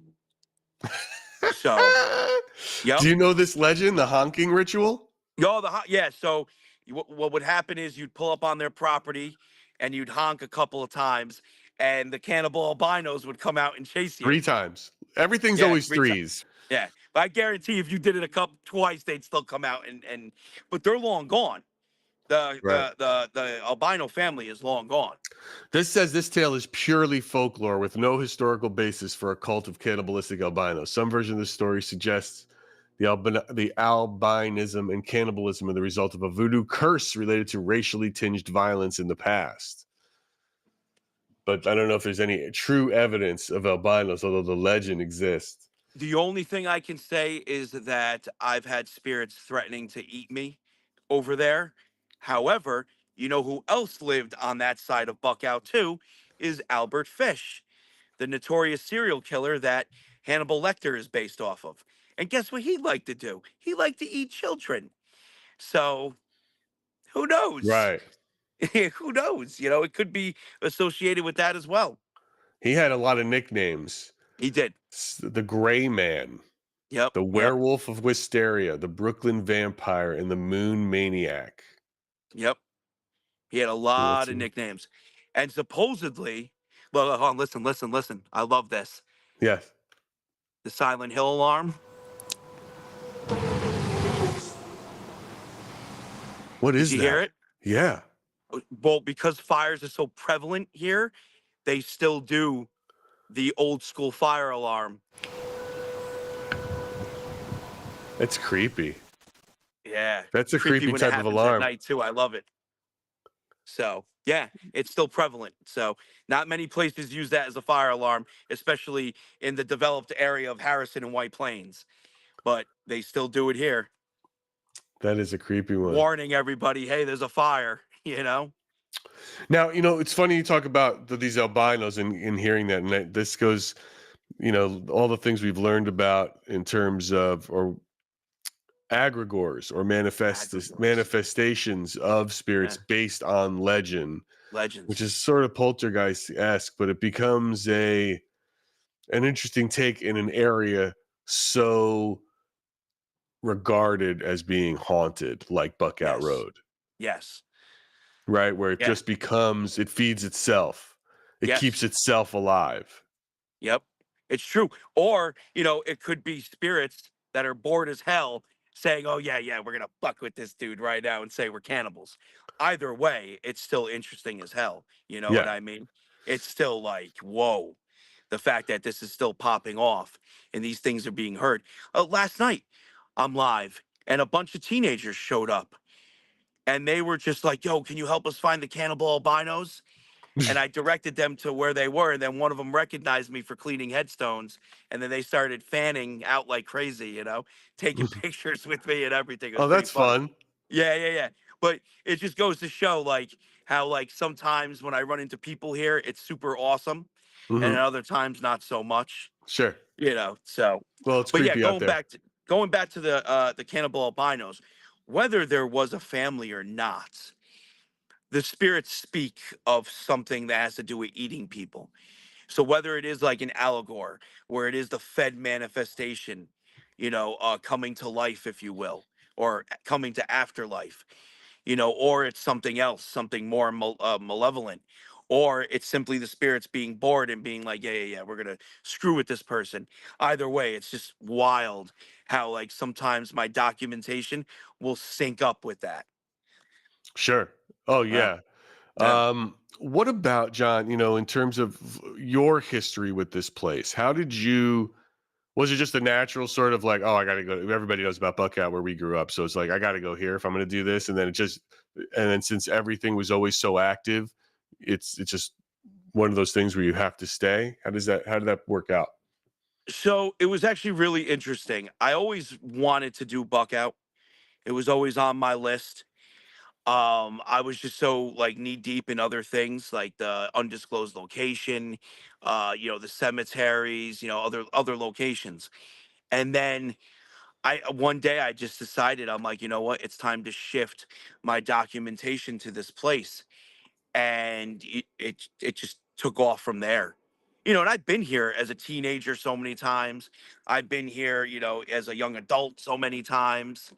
This is a road where, if you're going for an L ride, as we used to call it, when we used to, roll blunts and go driving around, this was a road you went on. Right. It was Buckout. You're gonna Buckout's 2 miles long. You're gonna take Well, the that's the thing, take right? it. We should have probably started with this, like geographically. Buckout, it's only a 2 mile stretch of road It's only a 2 mile stretch of road, in but the Westchester County, woods. New York. Yep, it's in Westchester County, but it's like this. You got to think of it like this. Buckout's only 2 miles, but attached to the woods of Buckout is Old Lake Road, Old Orchard Road, another two haunted roads that are in this area. And the woods aren't even that deep either. I think they're less than 10 miles of woods. Hmm. It's not a lot. It really isn't a lot. And especially the fact that it's getting more and more developed, Right. it's pretty wild though to still think about that. There is still dense woods here, not that much, but enough where it's, you can get lost. So yeah, it's about, let's see. So the town, man, it depends on what you look at in terms of how big it is, right? So the Stony Hill Cemetery behind you, 6.5 acres, Yep. right? So that's just that along it's in and of itself. Buckout Road is located, it's in Harrison, technically, Half in approximately, Harrison, half in White Plains. right. So, 11 Harrison is 11,000 acres, but it's not all of that, obviously. Because this is the Uh, other side of Harrison. Because right. remember, Harrison is technically after Rye, but a part of Harrison actually swings past Rye and Portchester and borders White Plains, and that's where we're at. Right. Let me show the people what this looks like Yeah. on the old map. Sorry, Yeah, it's just that'd be a pretty good, just for them to get a good visual of exactly like where I'm at, and then they can see how far Rye Lake is, and the what's the other area that's connected to that? That's where like the main village was that got taken down, right. by the settlers. That's probably more that way. All right. So we know where you are in Stony Hill. So would you say Stony Hill's that like in the middle? Are you in the middle of it all No, right now? No. no, I am. maybe more towards the left side of Buckout Road. You know, the middle of Buckout, I'd have to say is probably, oh, excuse me. Yeah, the left side. The middle of Buckout's more down the road. Like if there's still like an area that's developed and not developed. That's Mm-hmm. more the middle. I've been there a couple of times on the streams. I'd say I'm Mm-hmm. more towards the left side. Look Okay. at depending on which way you're looking at it. Right. Okay. We got the Baldwin Farm on one point, right? Yep. You've got the Quarry Park. You been Yep. up to there? No, I haven't been up there yet. Oh no. Okay. Yeah, I All haven't right. been up there. There's a lot of Buckout I still haven't done yet. Haven't been to the farm. Haven't been to the park. Baldwin Farm's pretty intense, I think. Yeah. Well, What I would you believe say? What's the I most believe the haunted place first you've seen? name you Sorry. mentioned Seymour. You mentioned the name of the one of the Civil War soldiers that was buried here, Seymour. I Yeah. believe Seymour had the connection to the farm. I could be wrong on that. I'm trying Harvey. to remember. Harvey Seymour. Harvey Seymour. Okay. I think Harvey Seymour had a connection to that farm. What of So all your experiences at Buckout, what would you say is the most haunted area you've been to? the most haunted Or the would most have to activity. Let's say the most activity to use a the better most word. activity would have to be between Stony Hill Cemetery and the Buckout family plot. That's the grave, right? The Buckout grave. Is that Yeah. that's what we're talking about? Yep. Okay. Is that usually where that's where you make camp, right? You sort of plop down and sort of watch the road. That's usually where you're Yes. set up. Yeah. No. When that's here is where usually Stony Hills to my back, the road is to the right. When I go there, I mainly have the plot in the background. You know, the YT, the YouTube view sometimes gets the road, depending on how I set up. But when I watch the road, it's actually mainly over here. One of the Got it. spots. There's another spot by the Cannibal Albino house that burned down that I also camp and watch the road too. So Okay. it depends on, I try to switch it up. So All right. Let me I want to show these pictures, John, but I may have to quit and restart. So let me see what happens here because we want to show these images of when we get into this. When we get and then I'll that's just cool. I'll edit both of them together. Just give me 1 sec. Let me see what Yeah. happens here. While I'm dealing with a technical issue, I don't see what John's doing. So this is what he does with the few minutes that I'm off screen. It's just me. Hi, everybody. I'm over here at Stony Hill Cemetery. My nip nips are hard. Just being me. Hard nip nips. Yo, it's hot. It's muggy. There you are. Oh, I wonder if it kept recording with you there. It did. It definitely did. Okay, good. Yeah, I was saying some silly ass shit. So Okay, good. So let's see. it'll be I fun want to see here. when you edit it. Yeah, download it all. So, all right, you sent me some images. Yes. Recently, Yes.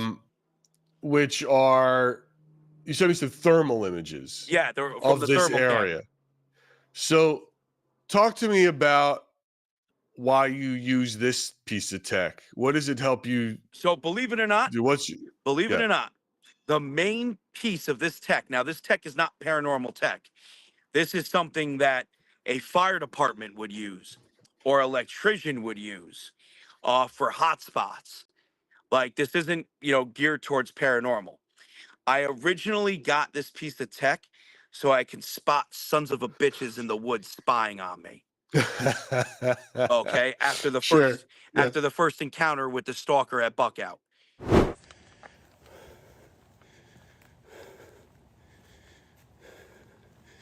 Yeah, you're a person. The hell you doing out here?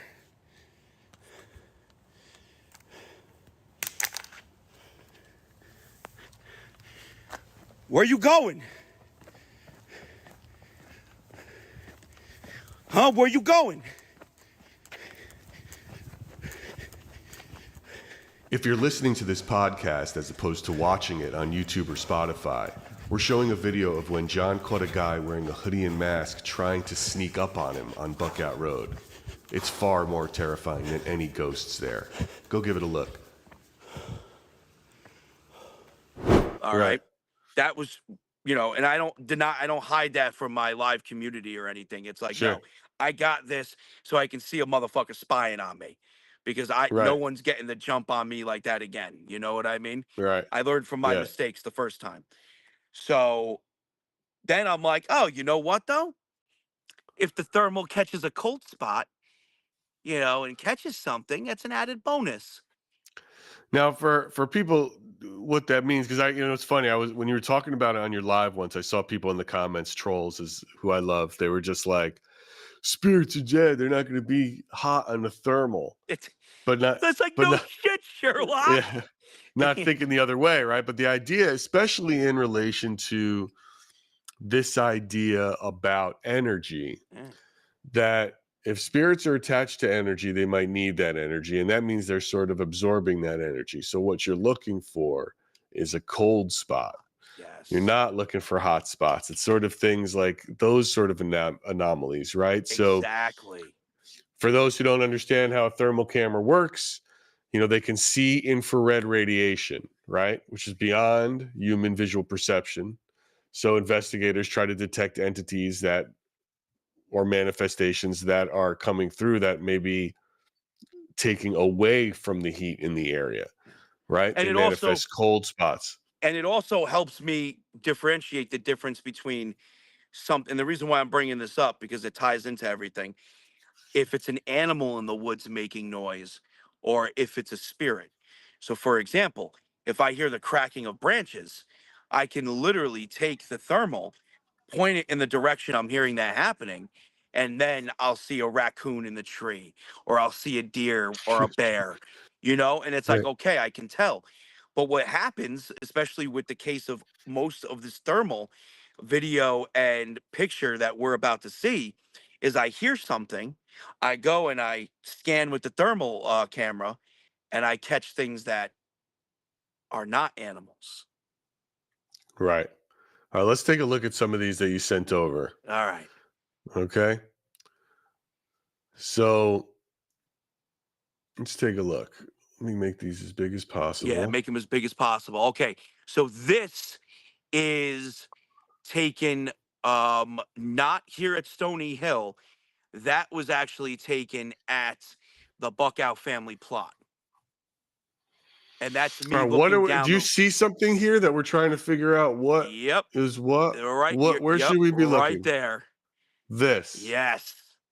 That is an unidentifiable mass. Right. And I'm like, Let's go. I'm going to go to the top of I'm going to go to the first image. I'm just going to go up. Let me okay. make it big. So Yes, this and it thing sort of moves.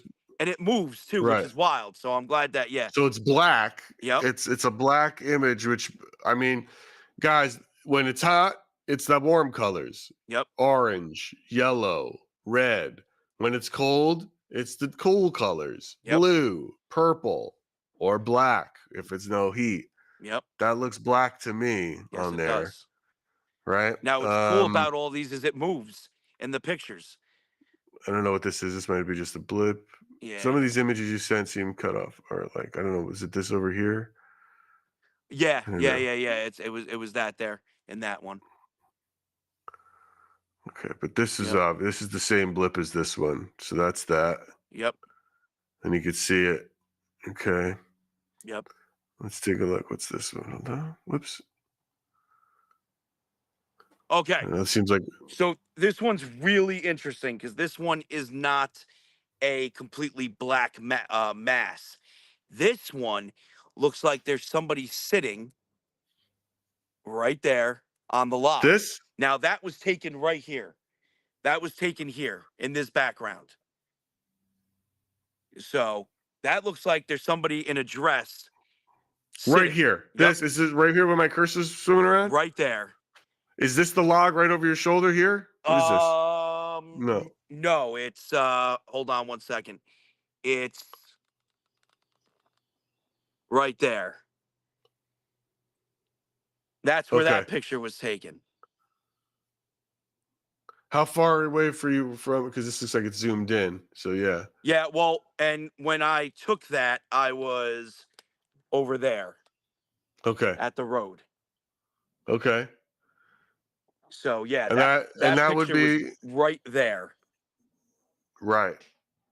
Yeah. And we assume it's white, but it's obviously just a cool. It's so, and if we use the tree that's to the left as a starting point, Right. that's just the natural heat from the tree getting picked up. But something cooler got picked up right there, and it literally looks like a woman just sitting there. It does look like a woman sitting Yeah. there. Right here, guys. See it? Yeah, and that's one of those, I hear something behind me. What is that? Let me take some thermal, make sure it's not a bear or a human.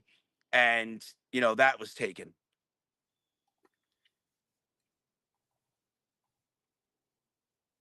So this one's really interesting. I haven't determined if I caught an orb to the left there. And you could see it to the left. Yep, right there. And what the rest of that is. It was just an anomaly, if you will. I find orbs aren't the majority of orbs dust Dust. bunnies or Yeah. Dust lens and flares bugs. or stuff. Yeah. Dust Dust and bugs, bugs. lens flares. But Yep. on a thermal camera, that's a little bit of a different game, I think. Right? A little different, a little different.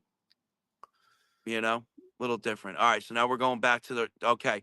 So Right. We've there's seen that. this one. This is Yep, there's there's this that this black mass. mass, and you could see from the previous ones Yeah. how it moves. Okay, that's Like also this. taken. Yep, there's another one of that orb, slightly different. Now, was the spirit box going at the same time as this? Yes. What were you hearing? Were you hearing or having a conversation with anything that could confirm or deny what this is? Not exactly, no, because they talk about all sorts of random stuff that have to do with buck Ooh, out. that looks like Wild, right. right? That's a super creepy one. Yeah. That's a good one. So that's moving too. Like, it's moving. I wish I had I didn't take video yet because all of these came. I was still learning how to use the thermal camera. Now we should be describing these a little better, I guess, for anybody who's listening to the podcast and not watching it. You can see visually the podcast on YouTube or Spotify, but right now what we're looking at is an image from a thermal camera. It's predominantly purple. It is cold out. Yeah. And in the down a road at the end of it, it looks like that's a road, right? A path. Right, John? Yep. We're looking at a road, right? That's the road. That's Buck Out That's the Road. road. So at the very end of it, there's a black, image as if someone's walking. It looks like it could be maybe it's just something. Dude, there, and there's several images there, and it's like it's all in black with an outline of white, which is odd, right? Because Yes. black, remember, this is thermal, so means we would pick up heat signatures. There is no bright colors coming from it. There is no heat, but there's an odd outline around it. Yep. And it almost it's looks like absorbing energy. It's absorbing heat. It's black. And it almost looks like it's holding a lantern if you really look at it. Yeah, right. It does look like it's holding a lantern. That is a very good pareidolia thing, isn't it? Right. Yep. Which is an interesting sort of look. Which is another thing we can jump into at the end of this, pareidolia and the thermal. Like, how do we, you know what I mean? Do the same rules apply? Like, okay, that's another one of all right. So in this Where one, am I looking here? It almost looks like that same image is now reading a book. Over here? No. Because look, that's the woman on the log again. Right there. Oh, here. Yep. Here? Yep. I'm having a hard time making this one out. Yep, right there. You just had it. This? Nope. Go back. Yep. That. Right? But then if we ignore that completely, we're going to look at that dark image to the right of it. Yes. This. Yes. Which we're going to get into that later because I always thought that was some random like cold spot over there. And, it was just, nothing until I caught it moving. So I think I just, got lucky and caught both of them in that. There's that. So So here's another image we're showing of that road, and the black image that we looked with the guy holding now. There is something there now that looks like, I don't know what that was when you were there. Is that I don't know what is it that was sort of either, like but I a can tell you this: mailbox it's not a light or it's something? it's not a spirit holding a lantern now, because now No. that's there. So that's something down there that's getting Yeah. picked up. Right. So the image in black, for those who can't see it, it has moved away from what made it look like the image was holding a lantern. Dude, The little Gary, shh, split. Yes. dude, a child just called my friggin' name. Dude, when you go and play this back, isolate that audio. We just caught a child calling my friggin' name, dude. Okay, I'm going to play this back with an enhanced audio track. Let's listen to see if we hear what John hears. So I jacked up the audio, and what you can hear are, it sounds like two scratches, as if John accidentally rubbed a microphone. But he's not wearing a microphone. I'm going to play it back again. Listen this time, see if you can hear it. I'm going to try that again, but this time I'm going to slow the audio down and see if it sounds any different.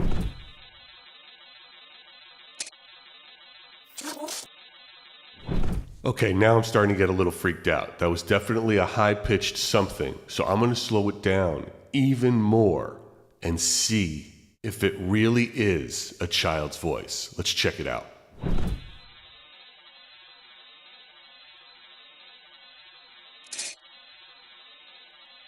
These nuts? Okay, I was fucking with you at the end there. They didn't say D's nuts, but the scratches were 100% real. I don't know what it is. I don't know what to make of it. Yeah, we had a little fun with you, but let's get back into the thermal images. Did you hear John or did you hear Santa? No, I heard John. Okay. I don't know why you're even sitting there. That is the weirdest thing. Play the street sucks. Yeah. And now he's back. And so look, now It this moved. this image for everyone has now moved closer to the little bright spot that we're calling a lantern, but it's not a lantern. No. That little bright spot has been stationary, Yep. and the black image behind it has moved. Now, yes, the camera angle has been slightly different, but the image is definitely not where it would be even if you moved the camera. It's not moved that far away. Exactly. That image is definitely in a different spot. Yep. So that's some pretty wild stuff, dude. Yep. That's very wild.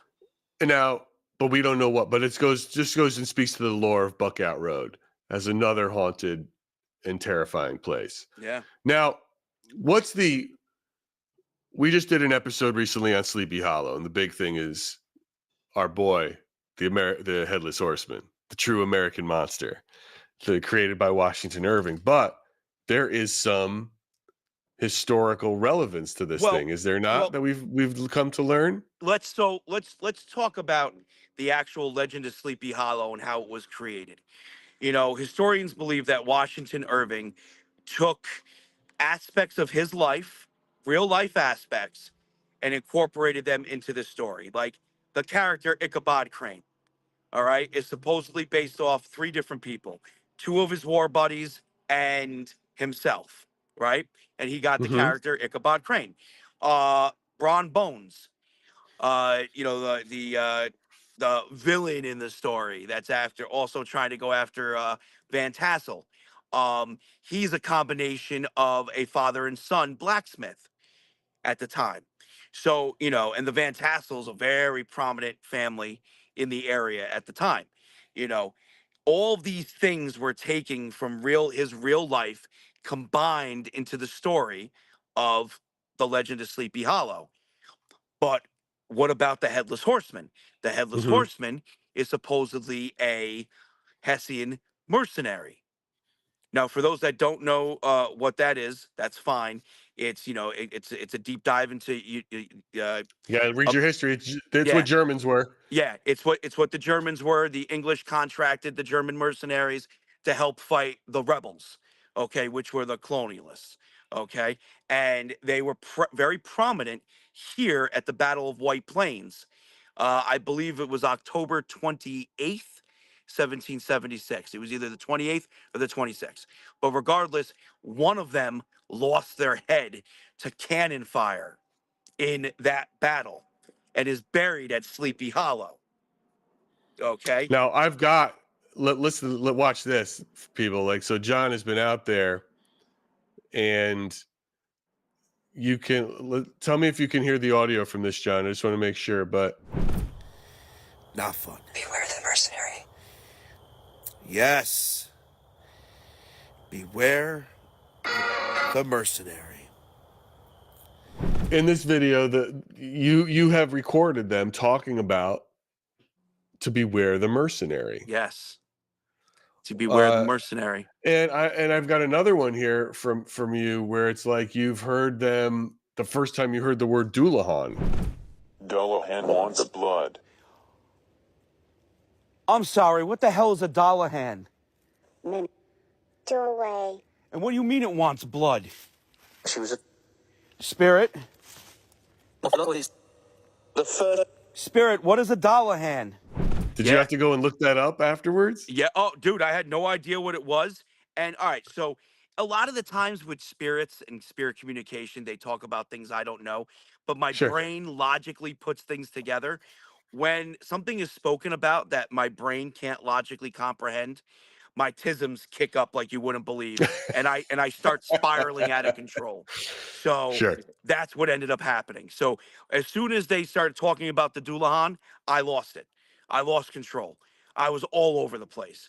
My brain is trying to comprehend what is going on. I'm freaking out. Starting to go talking on tangents and random. It was bad. It was funny, but it was also very bad. But yes, I had no idea what the Doulahan was. I've never heard of such a thing, and to hear it here, because it was here in this cemetery that I first heard about it, I lost my mind. So the Doulahan is a figure from Irish folklore, considered the embodiment of death itself.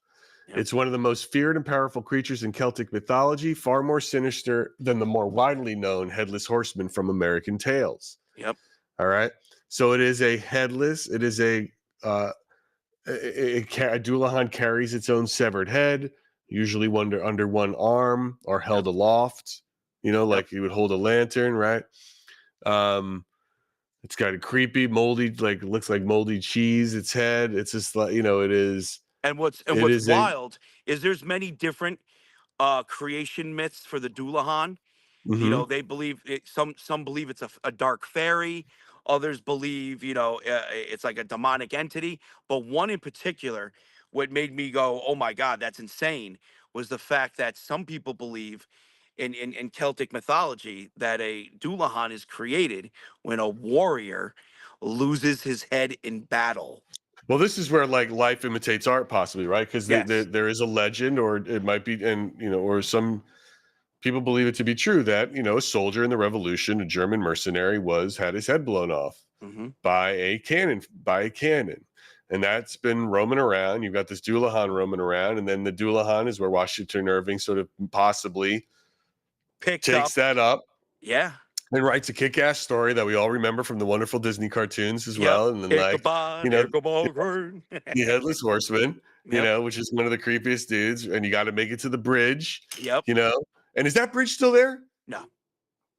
That bridge was paved. The site is still there, but the bridge was filled in and paved over a long time ago. Right. So right, you got to make it to that bridge to be safe, right? If you don't make it to the bridge, you ain't gonna get there. So it becomes this idea, but this is all around Buckout Road. So the horrors of in the Sleepy original Hollow, story, it speaks to that. It in the original Legend of Sleepy Hollow, it says that the Headless Horseman rides from Sleepy Hollow to the site where he lost his head, and the only way to get to that site is to go through Buckout. Sure. So, it's pretty wild. And the fact that we know how Washington Irving put this story together, that he pulled all these influences from his life to write this, who's to say that when Washington Irving was, going to Sleepy Hollow, or hanging out in White Plains or Harrison, that the people weren't like, oh, beware the Doulahan, beware the headless rider. And he's like, oh, I'm going to write a kick-ass story with this. You know what I mean? Gold mine. They could be writing the And book of a century. so what's really wild too, and which I love, is when you really do a deep dive into Sleepy Hollow and all that in Washington Irving, you can literally pinpoint everywhere where he put that story together, except the actual headless horseman. Like, yeah, the Hessian mercenary, sure, but why did he become the headless horseman? Just because he lost his head? No, there was more to that. And the more to that was the legend that was here at Buckout. And that's where he took that from. It's almost like a What, final piece to the puzzle. You know what I mean? John? What is it about? What about Buckout Road do you want to still figure out and find out? So I want to see Mary Buckout. Okay. Like hands down. I want to see Mary Buckout. I want to see what everybody has been seeing all these years. Okay, like that's my number one goal. And then my next goal after that is to just dive into what I've been hearing about the witches, the curses, and maybe, uncover some more unexplored, mythos of Buckout Road. Right. How can we? I mean, it's funny because there's obviously a lot of historical records about it to Yeah, to a certain corroborate. point. To corroborate what you're hearing. Yeah. It'd be fun to try. Here's the thing: do you ever, bring? I know you got to carry around a lot of gear, but do you ever bring things to record EVP along with, No. maybe we got to get you a little. So what I'm actually planning on doing, and I'm working on it now, it's been an expensive project. That's the problem. Is I got an original Talk Boy. You remember Talk Boy? Sure. All right. And the reason why I went with the Talk Boy is not just for the nostalgia of it, but it uses cassette tape rather than digital. Mm-hmm. And I already have the converter and all that for the cassette tapes to turn it into digital. But what I wanted to start doing was taking that Talk Boy and literally firing it on and leaving it in the woods. And then, so for example, if I am here at Stony Hill, I'll leave the Talk Boy up at the Buckout plot and hide it, so no one will find it. And then when I'm done, go and retrieve it and then listen to the audio and see what's going on. The problem is that, well, the problem is it's only going to last 45 minutes. How many tapes can you still find tapes? Oh, I already have it all. I have the tapes. But the tapes are a lot longer now. I think they're almost up to 3 hours. It wasn't like it was when, we were using. But there's cassette only tapes. so much space on a tape. I don't even understand that. Yeah. How would they do that? Well, because technology, ribbons get more. You can pack more data on the ribbons, and you're good to go.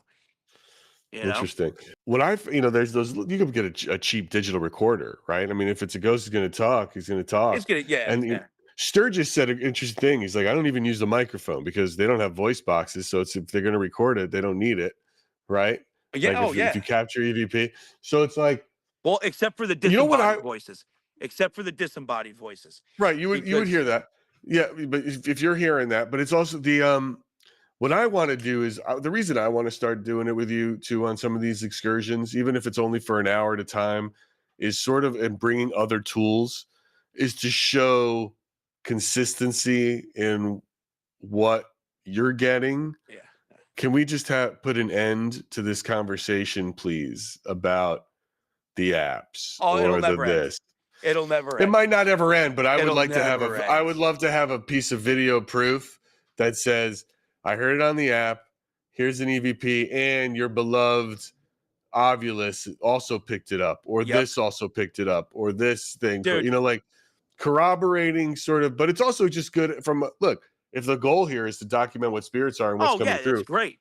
It's also great just to see for ourselves, like what's working, what's not. And I saw, the two different apps picked up two different things. Well, that's what I was about to get into. Two different apps picked up the same thing, I should say. Yes. Which is wild. So I love that. And I love it even more when, like, so for example, last night I was here at Buckout as well.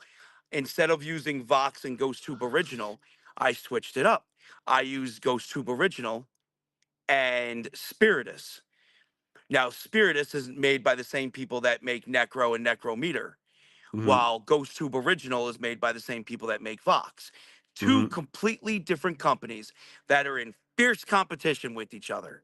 Mm-hmm. Okay, when it comes to the Ghost app world, there's no better names than Chill Seekers, which make Necro, Necrophonic, and Necrometer and Spiritus, and Ghost Tube that make Ghost Tube Original, Vox, Seeker, SLS, and all that. Like, those are the two big names, right? Mm-hmm. So here are these two big names in the app ghost hunting world that are literally not only saying the same thing, okay, but backing up what each app is saying. So That's I wild. love it when that happens. That's like, Yeah, oh, these apps aren't real. Well, then how the hell that happen? yeah, Because they're that's not weird. gonna, competition's not gonna back each other up, you know. Right. So that's pretty wild when that happens.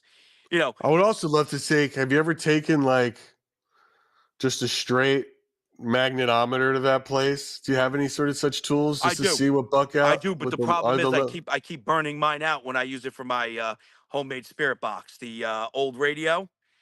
Yeah, I have an external one. I burnt it out again, which is why I haven't done the. They're so, dude, when they're not in your phones and they're not whatever is the Ferris protection or whatever it is, dude, they Mhm. get burnt out for everything.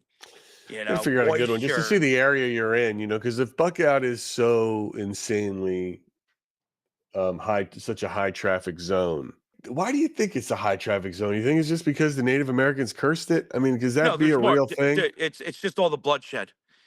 It has to be all the But bloodshed. but now how does bloodshed though speak to how does bloodshed get into the theory that we have about energy and memories? Does that Well, just make a stronger memory?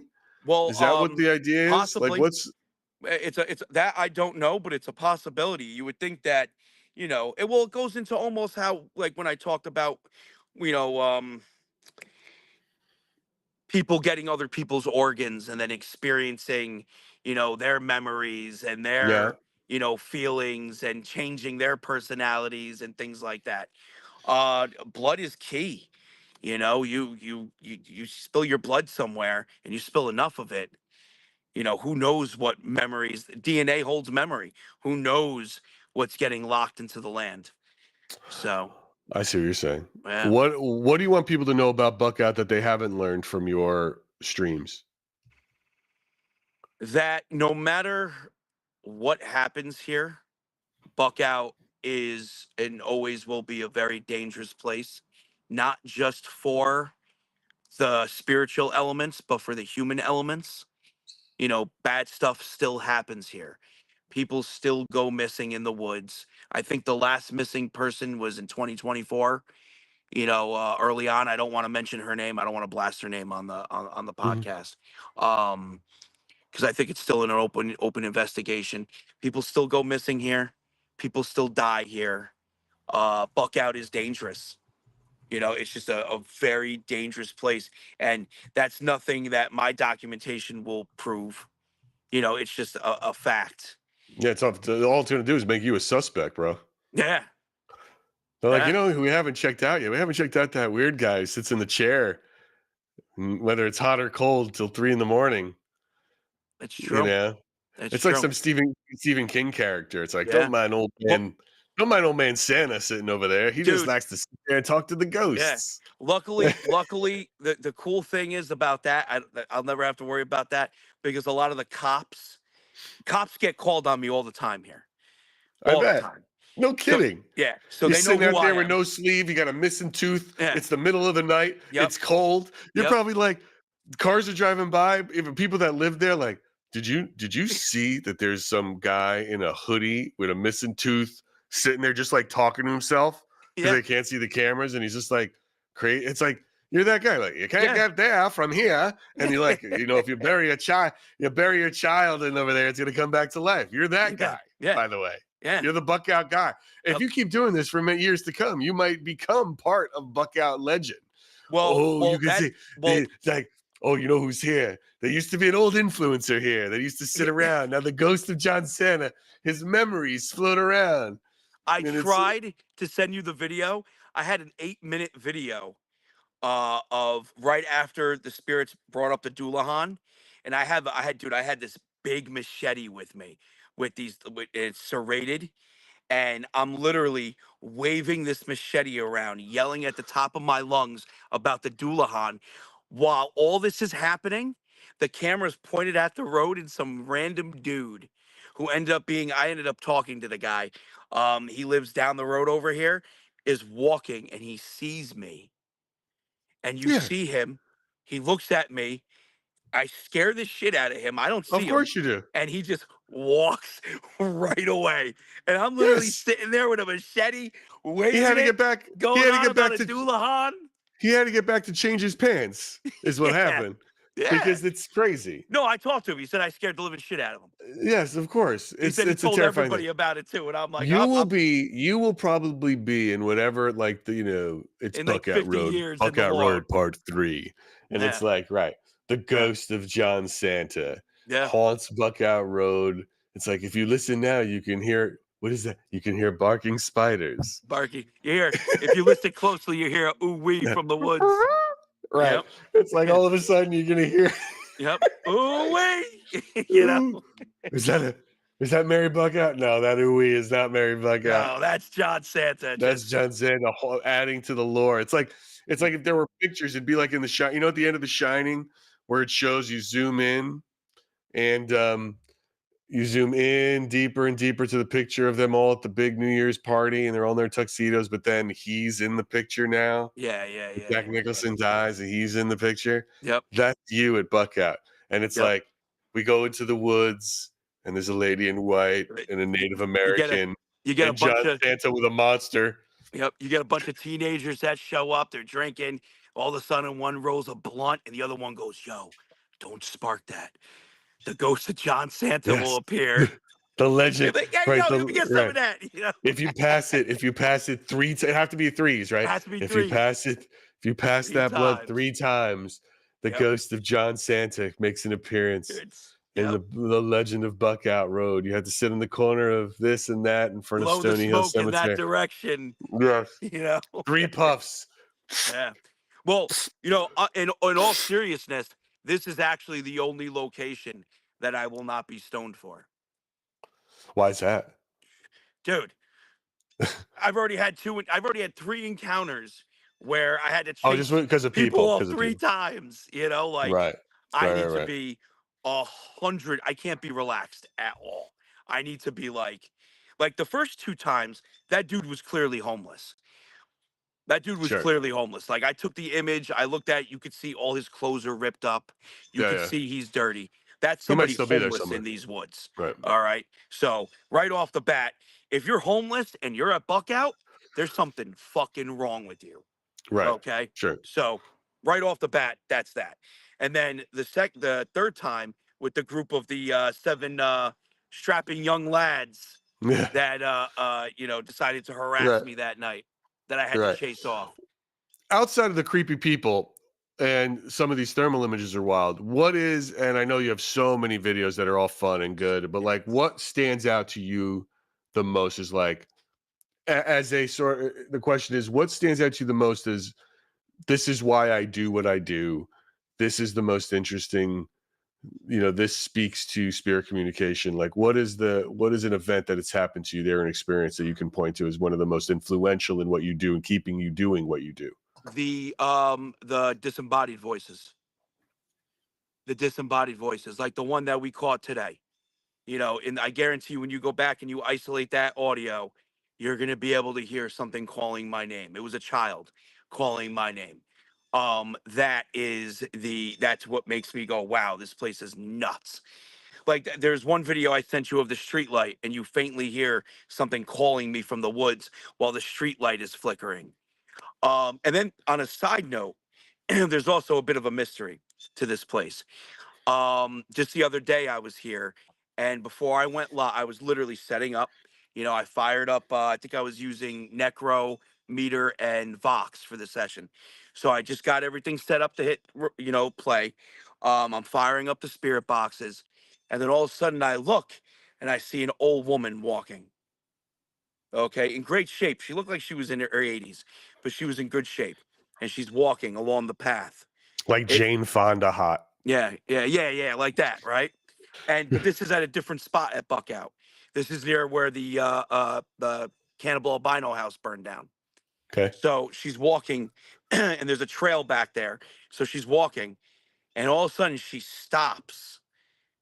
She turns, she looks dead at me and goes, "Oh, you're a courageous one." And then just kept fucking walking. Dude, she never came back out of the woods. Okay, the live ended. She never came back out. And I was like, what the hell was that? And that's not the first time. Another time, we were deep in the woods here, past the cemetery. We were at an abandoned structure that's back there. And it used to be part of Stony Hill, the community. And I'm sitting in the structure, and all of a sudden, I see an old man. And the old man is just hacking at the brush, like he's trying to fight his way through. Come to find out, that old man actually lives in the area and he has Alzheimer's or dementia, one of the two. And the son, I bumped into the son, and the son's like, "Thank you for not approaching him. He probably would have attacked you." Like, because he's like, he's wild. But then Yeah. I seen that same old man He's wild. before that, and I had a pleasant conversation with him.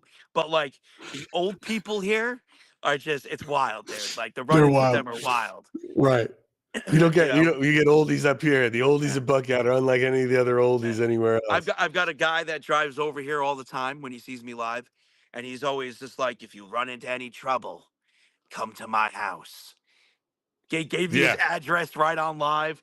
I'm And then sure he it's made out of drives by and he's- gingerbread too, bro. Yeah. And he's got an oven in there full of candies for That's you. it, right? Oh, candy! Yeah.